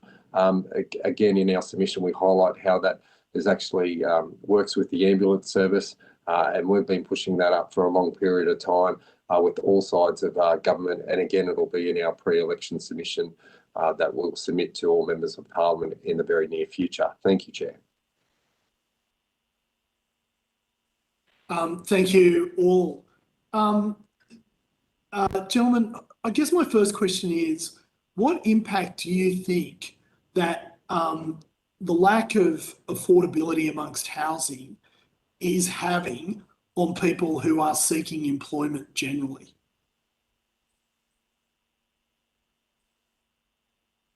So if I can put that a different way, do you think that Australia's unemployment level is higher than it otherwise would be because of a lack of availability of housing to where jobs are?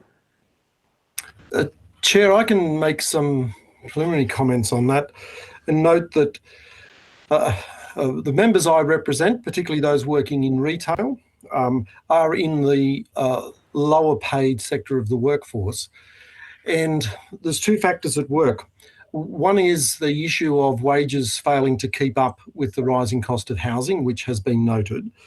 But in addition to that, we have there's a significant proportion of our members who would actually like to work more hours. So they've got this low wage growth, plus they want more hours and can't get them. That's one problem.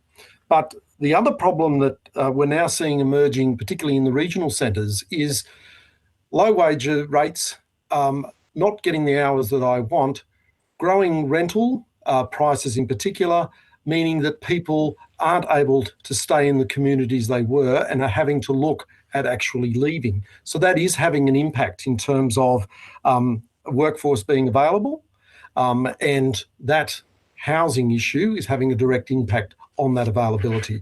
And it's not just workers in retail. I note that the workers in hospitality are feeling that even more acutely than we are in the retail sector. Would anyone else like to add to that answer? Yes, I'm happy to jump in now, Chair. I think that the question you pose, it cuts both ways. I mean, I think a lack of affordable housing, whether it's people looking to buy their own home or rent, impacts on people's ability to find jobs and find jobs which are located in proximity to their community. But it cuts the other way.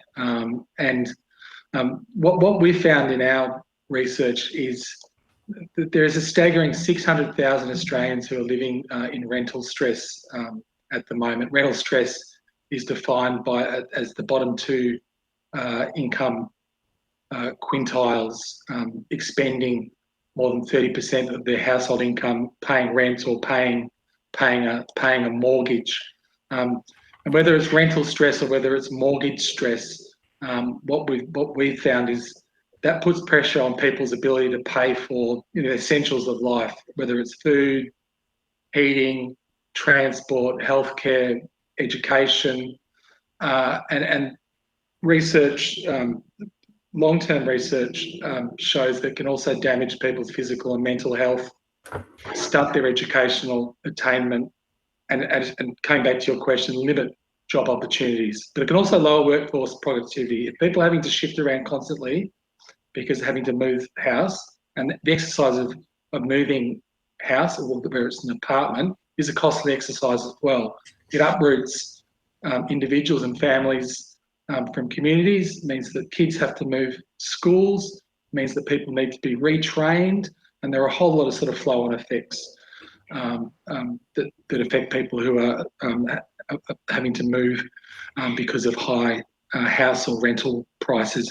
But in macro terms, I think it's important to make a macroeconomic point that housing stress also poses threats, and I think has impacted a precariously placed economy because it hits disposable incomes. And we want people out there spending money, particularly as we come out of this pandemic and as it transitions to an endemic.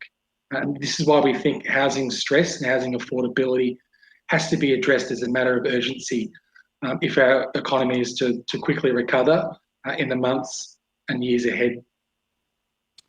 Can I ask for you maybe to take on notice any particular data that you might have around unemployment that has been increased by this, what would we call it, dislocation of workers from jobs or jobs from workers created by a lack of available housing? Thank you. Julie, I'll pass to you. Thank you. Yeah, thanks. Thank you both for your evidence today. Look, it's not good for anybody when a person has to move. It's not good for the business. It's not good for the community that loses its cohesion, their relationships. Have you started to see any evidence of businesses deciding to move into an area or not because there are workers there? Are we starting to see businesses make choices based on where the workers are? Julie, in relation to retail and the I guess certainly the larger chains, national chains that some of them are small shop formats, like in the fashion sector, but others have bigger footprints, as you know. They tend to go into areas based on both existing population and projected population growth. And that is more of a medium and long-term equation. So I can't say that I've seen any of that at present.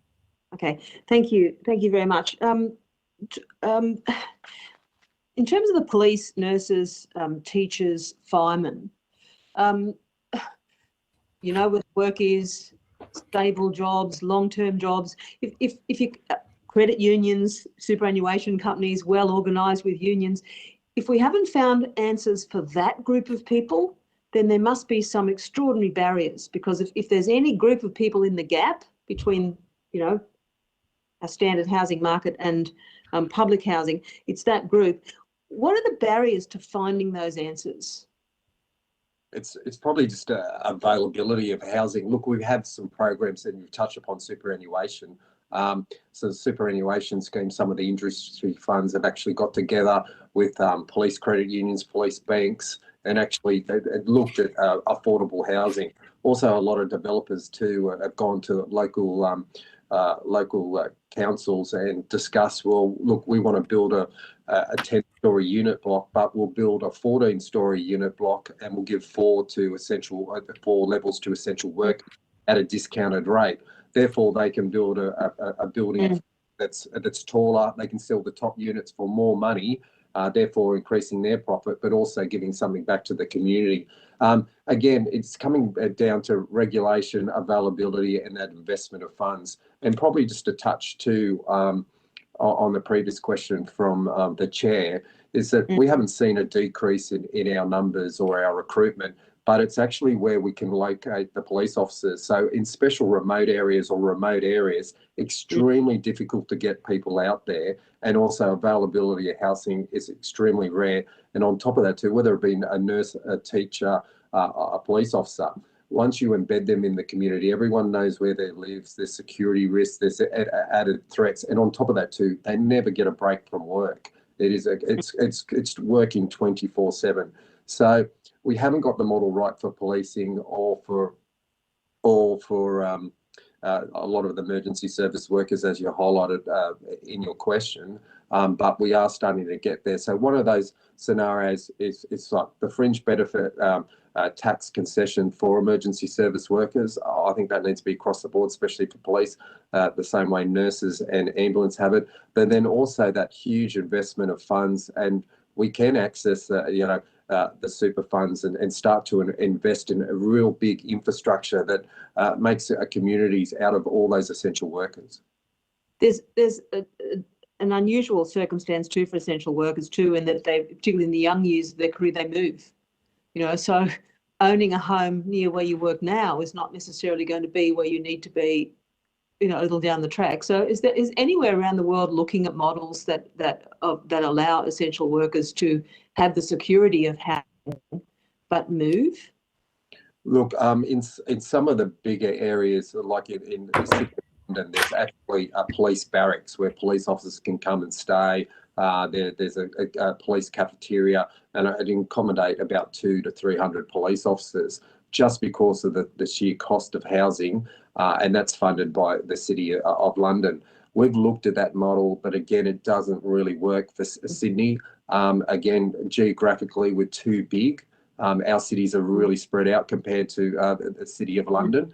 And most police officers that work in the large metropolitan areas probably commute ranging from an hour to 2 hours back and forth. Look, those transient officers, especially when they're young and junior officers, they're going for promotion, they're going to experience other roles. They jump from place to place, but also they're more willing to be transferred. So it works pretty well for the police forces and also for the individual employer as well. So we don't see that actually as a risk or a problem. We actually see it as an advantage. Thank you very much. Thanks, Jason. I think that's my questions. Okay, Julie, thank you. Terry, I don't think you've got any questions, or? Actually, I just will have a quick question. Just so you give us a few of the problems which I think we all recognise. One of the things that's been bandied around by different people is I'm 35 years in retail, by the way, before I got into this place, so I understand the economics of retail. And unfortunately, the market dictates the wages, because you start putting wages up and businesses will just start laying people off because their margins are so tight these days in a competitive market. But if wages go up, won't that simply mean that the people who are the landlords or the developers raise their prices because they know that people are earning more? Isn't that going to be counterintuitive? So that way, the people who need to be better off actually won't be. It'll be the people who are the landlords and the developers will actually be better off. What do you do about that? Terry, Gerard Dwyer here. I don't agree with the first assumption, and I think if you look to jurisdictions like the USA, where they have had a significant lift, for example, in their minimum wage in some jurisdictions, the economic benefit of that was actually a greater business activity and also in retail. And we didn't see job losses. What we saw was greater economic activity. I appreciate your point about the margins, but as we all know, economics is complicated, and actually putting more money in the hands, particularly of lower paid workers, like retail workers, will actually generate more economic activity. And that actually is good for business. And those businesses in retail will actually see greater activity and hopefully bigger returns for their efforts in the space. So I can't say I agree with your premise.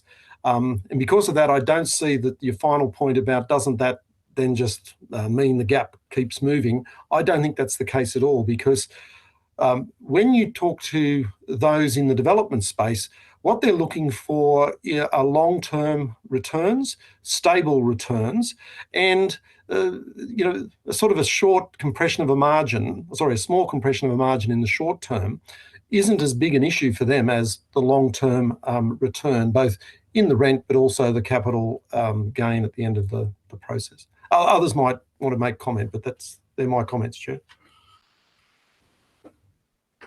Would anyone else like to add to that? No? Terry, did you have any other questions? No, and look, I still stand on my premise, because I think lower interest rates have proven that they've basically given people more borrowing capacity, because they can borrow more because their repayments are lower, because they're paying less interest. And that's been part of the problem with the surge in the housing market at the moment. So there's proof of what happens to the market. As soon as they know, developers know and landlords know that their interest rates are low and their borrowing capacity is increased, then they just put their prices up. Simple as that. That's just what the market does. I don't like it, but it's a reality. I'll take that as comment. Thank you, Terry. So, Matt or Jed, have you had Matt, you've had a go, haven't you? No? Yeah. So you go first, Jed. Okay, thanks, Matt. Thanks very much, gentlemen, for your evidence here today and coming along. A lot of the discussion we've had on this committee is around the role of supply in the market, and the laws of economics no doubt say that if supply increases, then hopefully prices would go. But we had evidence here from the Assistant Governor of the Reserve Bank of Australia, Lucy Ellis, that said increasing supply in the housing market just means that the houses have been snapped up by people who can afford them. And so it has actually, including investors, and that has actually had has gone counterintuitive to those laws of economics. It has actually driven prices up even further and further away from low-income people, low-income earners who can't afford them, and middle-income earners have really stretched their budgets, as you described here in your evidence today, and are experiencing mortgage stress, etc. So if what Lucy Ellis, the Assistant Governor, is describing is true for Australia, that those laws of economics aren't really working with the housing market. You say in your submission that there are other issues driving the unaffordability. You mentioned things like favourable tax settings for speculators, tax regulation, land availability, etc. Would you like to expand on some of those other things that you think are driving the lack of affordability in housing and how a federal government might address them?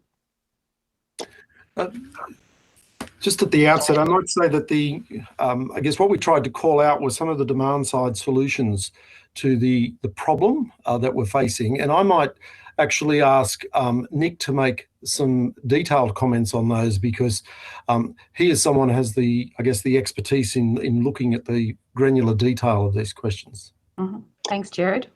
Sure. Thanks, Gerard. Thanks for the question, Jed. The question of the equilibrium between demand and supply is a complex one, but I think generally speaking, we can say that supply isn't the critical issue here.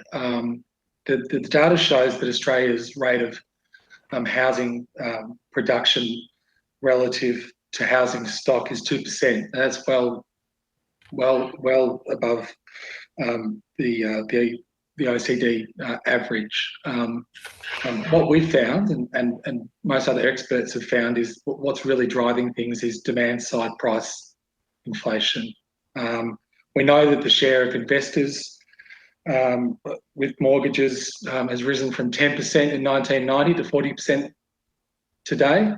We know that, as you said, what's happening with the current surge in prices confounds what you'd expect to see, and we've got negative migration, yet prices are surging. So it's quite clear that there is a lack of vendors, and there's a complex array of factors in terms of people upsizing, people moving to regional areas, which Gerard spoke about. One of the critical points that we make for policymakers to consider is things to avoid. We have tried to do similar things, particularly at a federal and Commonwealth level, for 2 decades now, and they have not worked. One is first homeowners grants. Really, they just speed up the process of people who are already intending to enter the market, and they're factored into the sell price. Now, a similar point could be made in regards to suggestions that people should have unfettered access to their superannuation accounts over and above the voluntary contributions they can make under the relevant government scheme. It would simply inflate the housing bubble further, but it also have it would be factored into the sell price, but also be bad for the national economy. It would bad for individuals and families, because you would have people reduce their superannuation balances, which have already been smashed by the COVID effect. And we accept that people being able to access superannuation balances was a necessary evil, but also reduce our national pool of savings. So we think there really needs to be a holistic approach taken to this problem of demand and supply. That's why we're advocating for a national affordable housing agency. It's why we're advocating for the housing minister to be elevated to full cabinet status. It's why we think we should be looking beyond pure house prices in Sydney and Melbourne, other capital cities, and housing stock, and look at creative ways of providing working class and middle class Australians with affordable, decent housing in proximity to their workplaces and communities, by looking at things like build to rent, which is taking off in places like New South Wales and to a lesser extent Victoria. Other more recent initiatives such as build to rent to own, and both of those proposals have a key element of those proposals is incorporating essential workers and lower income families as a proportion of those developments. But we also think that we should be leveraging the capacity of the community housing sector, in addition to boosting social or some term public housing sector. Bearing on a discussion in the previous session about the social housing shortfall, which I think the last estimate that I saw was around 450,000 nationally.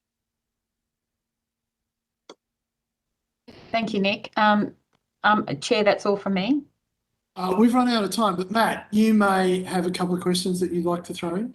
Thanks. I've got one for each union. The SDA, firstly, your submission's very comprehensive and some great suggestions there. I agree. I never understood why Australian landlords don't offer longer-term tenancies. And on page 23, you recommend that there should be incentives for landlords to offer longer-term let rentals. Can you elaborate on that and what you're specifically talking about in terms of incentives that we could perhaps recommend to the government? And then secondly, a question for you, Scott, on the tax deductibility of mortgage repayments for ambulance officers. Is that purely because of a mistake? And is it simply amending the Tax Act to provide DGR status for police officers that would rectify that? So SDA, go first. Okay. I'm sorry, Matt, can I clarify that? Are you suggesting DGRS status for individuals or? Yeah, well, that's what the submission says. That's why I'm asking the question to Scott. So perhaps Scott could elaborate on that. Yeah, I'm not aware of that happening. But anyway, sorry, I interrupted. So I'm not sure if you want Scott or myself to go first now. Yeah, you go first, Jared. Okay, in terms of the long-term incentives, I guess there's a range of incentives that can be built in, both at the front end in terms of concessions around land tax, but all of those costs at the front end factored in. That's one component. The long-term incentives, trying to get in place, I guess, greater security for the tenant is good both for them and the landlord in terms of long-term returns. And we also call out, though, that there's, the Commonwealth Rent Assistance, there's space there for that to be used, I think, more constructively. And I guess the other thing, Matt, in this space in terms of long-term incentives, we have seen in the superannuation sector or pension funds as known overseas, where you actually get the long-term incentives right, those institutional investors, be they industry funds, financial houses, banks, whatever, they will move into this space. They can see that they've got a return, but it is long-term. And when in that superannuation space, long-term investments, that's the key because it's a long-term investment. They want to go into that space. Unfortunately, we know firsthand that there are a number of funds in Australia. Now, Aussie Super's called out in the submission as one who's gone into a space here with the development of the housing projects, but a number of others are actually taking Australian workers' dollars offshore, investing in affordable housing projects in other countries because we don't have the settings right here.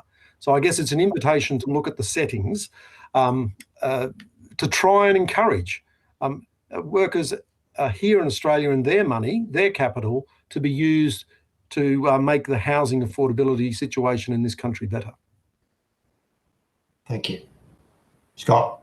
Yes, that is correct. Look, the ambulance nurses, and this is why the Police Federation of Australia has been lobbying successive governments for over a decade in regards to getting the same salary packaging sacrifice that the capped FBT benefits that nurses and ambulance officers get. Back in 2004, it's on the second page of our submission, a special fringe benefit tax of $17,000 gross benefit exemption per employee was provided to the ambulance service.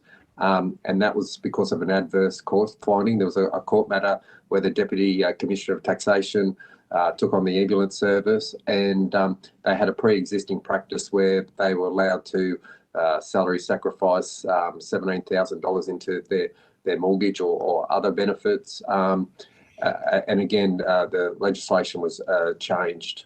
And that's why we're seeking that as well, because I think we've just seen over the last 18 months, especially with COVID, that policing is at the forefront, not only in regards to protecting the community from crime and also in natural disasters, but also with health. And one of the overriding principles was benevolent society status, which the nurses and the ambulance services fit into, and police apparently never did. We're saying, well, look, after the last 18 months, it's definitely that policing are at the forefront in regards to health, especially with social distancing. We've been at the coalface and dealing with that, and we can see this as a great benefit for our members across the country, and also a great retention mechanism for keeping police officers, those highly trained officers, in the job as well. Thank you. Gentlemen, can I thank you for your appearance before us today. If you've been asked to provide any additional information, please forward it to the Secretariat by the 24th of November 2021. You will be sent a copy of the transcript of your evidence, and will have an opportunity to request corrections to transcription errors. Could I now please call to before us representatives of Housing All Australians and Research 4. Gentlemen, for the Hansard record, could you please state your name and capacity in which you appear before the committee? My name's Robert Pradlin. I'm founder and director of Housing All Australians. Thank you, Robert. My name is Colin Keane. I'm the director of Research 4. Thank you, Colin. This hearing is a legal proceeding of the Parliament. The giving of false or misleading evidence is a serious matter and may be regarded as a contempt of Parliament. The evidence given today will be recorded by Hansard and attracts parliamentary privilege. It is important to note that although your evidence is protected by parliamentary privilege, this protection cannot be enforced outside Australia. I now invite you to make an opening statement before we proceed to discussion. Thank you, Chair, and thank you for the opportunity to present to you today. I'll assume you would have read our submission, and I'd like to set the context around why we are doing what we are doing. We are in a housing crisis, and it might not be that visible to the majority of Australians that have had their shelter needs met, but society is polarising, and COVID's made it much, much worse, and homelessness is increasing. Housing affordability issues are in the media constantly. Homes are becoming more unaffordable, and our children are losing the hope that they too can aspire for home ownership. It is about creating more supply, both in terms of encouraging and facilitating home ownership, and recognising that some people may never be able to afford a home and therefore need an affordable rental property. Homelessness, in my view, is the canary in the coal mine to a much more significant issue in the housing continuum. We will never solve homelessness unless we solve the upstream supply of non-market housing. We must build more housing. Otherwise, the polarisation that I've mentioned earlier will exacerbate, and our children, grandchildren and their descendants will have to manage both the social and significant economic issue due to the costs of the unintended consequences of homelessness and housing stress. If we cannot afford the cost to manage these unintended consequences in the future, then our Australian values will be watered down. Allowed to continue, Australia will be a very, very different country and an increasingly unsafe country 30 years from now. We are on a lose-lose trajectory. Housing All Australians is a private sector initiative that is viewing housing and homelessness through a commercial lens. Given the scale of the problem, It is unfair to expect governments to solve it alone. The recently completed review of the National Housing Finance and Investment Corporation, undertaken by Chris Leptoft AM, states the shortfall in the non-market housing is being quantified at $290 billion. This investment is too big for government to address alone. It must engage private sector capital. That is why Housing All Australians are repositioning this discussion not as housing, but as fundamental economic infrastructure for a future Australia.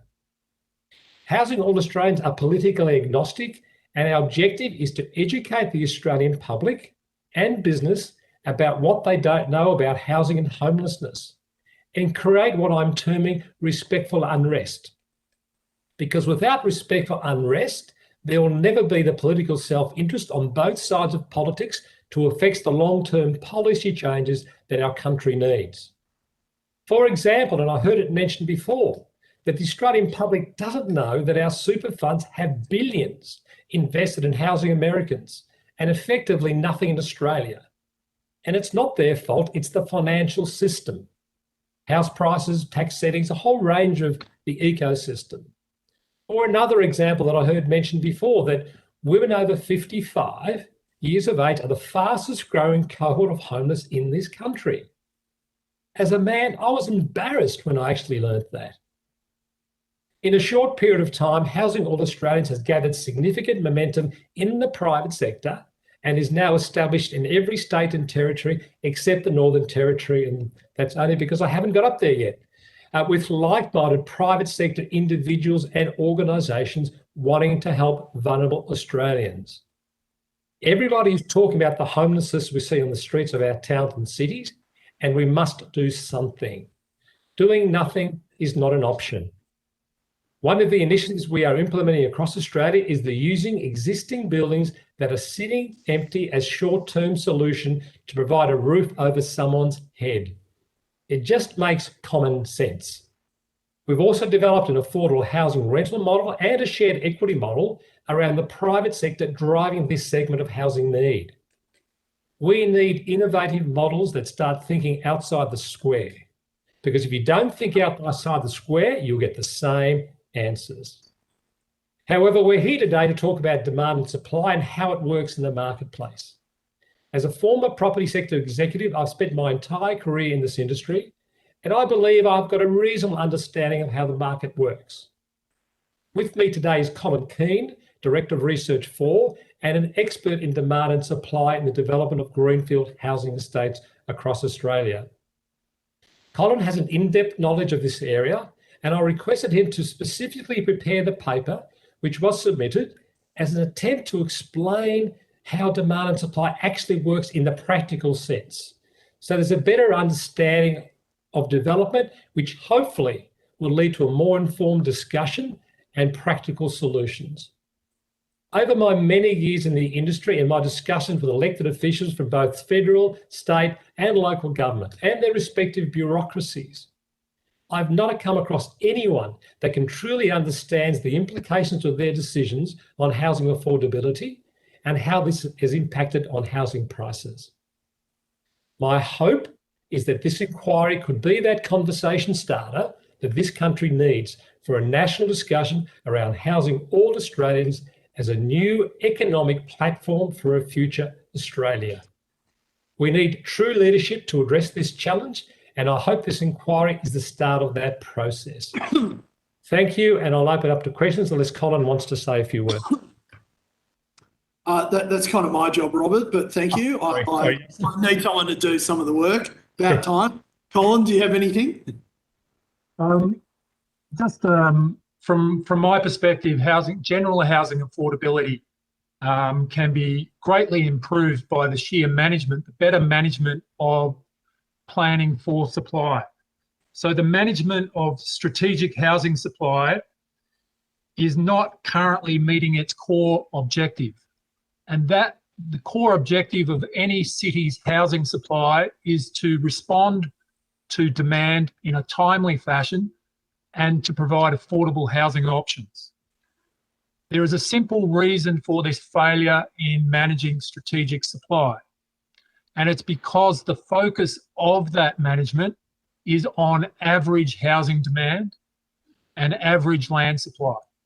There is no recognition of the impact demand spikes or a shock in demand has on housing affordability. So the headline takeout on housing affordability in the general supply sector is that housing affordability is lost during periods of peak demand, not average demand. And yet our strategic planners are always looking at the average numbers, not the peak numbers. So we can present a few slides if you request to kind of highlight that case in point. Thank you very much, Colin and Robert. Look, can I start off by asking, in your view, what do you think is the most important thing that we could do on any level of government to improve both the availability and affordability of housing? From my perspective, we just need a national coordinated approach. And I've heard it mentioned in some of the previous submissions of a national housing strategy, because unless we can house our workers and our people, we're heading for this lose-lose scenario I mentioned earlier. An individual, when they've got their primal needs met, they're more likely to actually be productive members of society than actually become welfare dependents. And to be quite blunt, as taxpayers, we expect governments to work collaboratively to minimise the cost of the tax-paying burden and to make sure that taxes are spent effectively. But whether it's federal, state or local, no one's going to spend money at a local level to help a federal government, vice versa. And we need a coordinated approach, in my view. Okay. Julie, would you like to ask any questions? Thank you. You said in your submission that basically you don't think the various levels of government understand supply and demand. I'd have to agree with you, actually, but I'd like you to explain what you mean by that and what you think we've missed. Well, Colin, do you want to have a crack at that? Is it permissible to show some slides to demonstrate that point? Yep.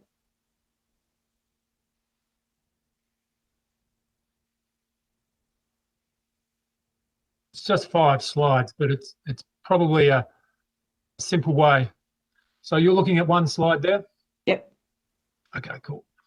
So I'm just going to use a simple example, and it's the Melbourne land market, or the Melbourne Greenfield land market. I'm going to use that as an example of how state planning, and generally most planners around the country, get it wrong.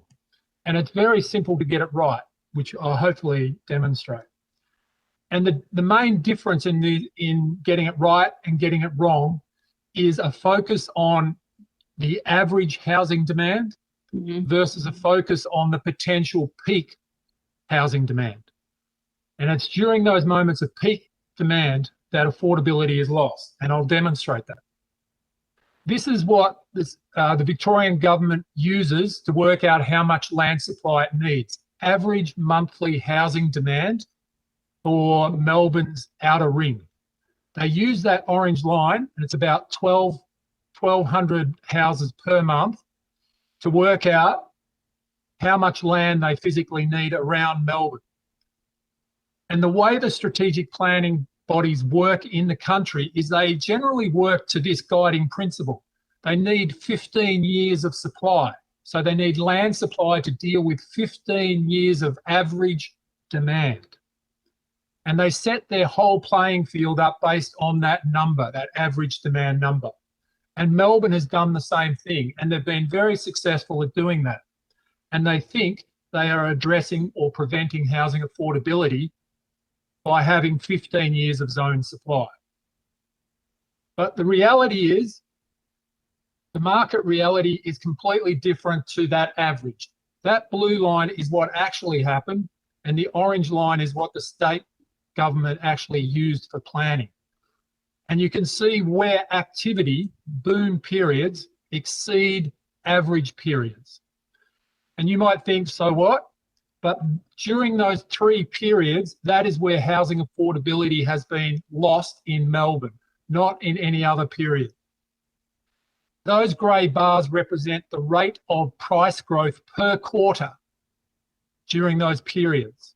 So in other words, when Melbourne comes under pressure, its strategic supply response, which is built on averages, cannot respond to any pressure.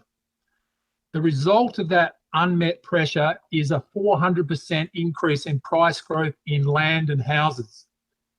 This is a real assessment.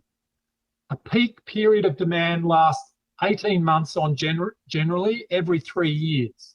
It's driven by government stimulus, population changes, or a crisis such as COVID. Over that 18-month period, the average family will have to spend an extra $50,000 because state planning has not planned for peak production, they have planned for average. There's about 36,000 people who would have bought a house in Melbourne over that 18-month period, costing in total $1.8 billion in extra debt, deposits, government grants, whatever you want. They have to find that money. That didn't have to happen. And there's examples in other markets where they have the strategic supply exceed peak demand. So the simple solution, if you can be so bold, to solving a large percentage of the general population's housing affordability issue is getting state strategic plans to focus on peak demand, being able to respond to those periods every 3 years where demand will spike, as opposed to that orange line, not average demand. With that in mind, you can actually mitigate a lot of that upward pressure on land prices. And I could provide you example around the country after example. In terms of a policy setting or a government kind of solution, it all comes down to monitoring and being aware of the changing production capacity of land developers. And actually being able to understand that if you stimulate demand by X, by a first home buyer grant, by a builder grant, then you're going to cause demand to spike. And then if that state government doesn't have the capacity, you're going to have an affordability issue. Thank you very much. Thank you. Thanks, Jason. We'll give you an example. Thank you, Julie. I think James has stepped off. Terry, do you have any questions? Thank you Chair, for the presentation. Very informative. Very good. Thank you. Do you have a question or? No, I'm good. Thanks, Jason. Was that for me? Yes. Matt, how about you? Yeah, I've got a question. Robert, you mentioned earlier Australian superannuation funds investing internationally in housing. What do you believe needs to change in Australia to make housing investment in Australia much more attractive, particularly at that affordable level? And also in the context of the trustees of superannuation funds being legally obligated to act in the best interest of the beneficiaries, the members, in terms of returns on their investments. And that's the issue. I've spoken to all the super funds, all the majors, and they all want to invest in housing in Australia, but they are not charities. They are obligated, and I've spoken to Gary Weaven when he was still in sort of that sort of level, and they're obligated to maximise the return on their members, and I can fully understand that. And America, Canada, the UK all offer different housing systems that allow them to get a reasonable return for risk. And in Australia, it is just uneconomical to actually achieve that. And I heard Build to Rent mentioned earlier. Let's be very clear. Build to Rent is about $700 to $800 a week. It is not affordable housing. And as a taxpayer, if we are to give tax concession in terms of land tax, etc., which I would support, it must get a public outcome in terms of providing affordable housing. Otherwise, you're just allowing the rental market to drop a little bit, but still you do not hit the affordability level. So in America, it's actually obligated. There's a bit of a Freddie Mae and Freddie Mac have to sort of deliver that, but there's housing tax credits in America to top up that difference because they've recognised housing as key infrastructure. And in fact, one of my little watershed moments was when a private sector financier from New York came over and spoke to Melbourne University that I was involved with. And he said, we see affordable housing as key infrastructure for New York, where the essential services live close to where they serve society. And when you think of it from that perspective, that objective just makes sense. I agree with you on that. It makes so much sense, doesn't it? So much private sector capital here in Australia that's not being utilised to provide affordable housing when it could be. And I think that says that we've got the policy settings wrong if that capital's flying overseas because they get more favourable treatment and they get better returns. Yeah, and look, I said earlier, we're about educating the Australian public about what they don't know on housing and homelessness. And 99% of the people that I speak to are not aware that our funds are flying overseas. And we have to change the settings. And it's not one level of government, it's everyone, it's the ecosystem. And the private sector must play its part because the issue is too big for government alone to manage. The capital required is significant. Well, if you could take this on notice, perhaps you could provide the committee with your ideal system for superannuation funds that would encourage them to invest in affordable housing in Australia and what you define as affordable housing. So any changes to our taxation system that you would suggest, and the more detail, the better would be good. I will take that on notice. I'm very conscious that we don't want to be political. We want to sort of expose this issue so that both sides of politics will manage it differently, but we have to accept we have a problem and we have to then bipartisan accept that problem and then let democracy take its course. That's it from me. Thank you, Jason. Thank you. I've just got one question, then I'll let you guys go home. Get an early break, which was amazing. Hey, one thing occurs to me, and you're not the first people I've asked this, but we have all this money in the super funds. And so what we're now going to ask is, we're now going to ask the super funds to buy houses for Australians who got their money from those Australians. So why don't we just leave the money with ordinary Australians or working Australians so they can buy their own home without having to go through the superannuation funds? It sounds like a statement rather than the question, but look, there's a whole myriad of ways to do it. Home ownership is the way Australia was formed. And being a son of an immigrant, that's how my parents grew up. We've all been indoctrinated with that. We have to encourage home ownership. But the challenge for all politicians is that no one's going to get re-elected to say, I'm going to keep your house prices static while incomes grow and that income to house price ratio changes. It is really something that's very challenging. But home ownership is something we should all aspire to, and we have to change the settings across the country and expect it's going to take 40 plus years to get it back to a system. These things will not change overnight. It has to be a bipartisan policy setting with a long-term objective at the outcome, because the last thing I want to do when I leave this planet is leave it in a worse state for my children, grandchildren, and their descendants than what it is today. And I think that obligation is on all of us to deliver. And I thank you, Chair, for running this inquiry and actually having this conversation, because I think it's extremely vital to our prosperity in the future. Well, I think that's a great note to leave it on. Thank you, Robert. Can I thank you for your participation today? If you've been asked to provide any additional information, could you please forward it to the Secretary by the 24th of November 2021? You'll be sent a copy of transcript of your evidence, and we'll have an opportunity to request corrections to transcription errors. I'd like to thank members and witnesses for their time today and declare this public hearing closed. Thank you, everyone. Thank you.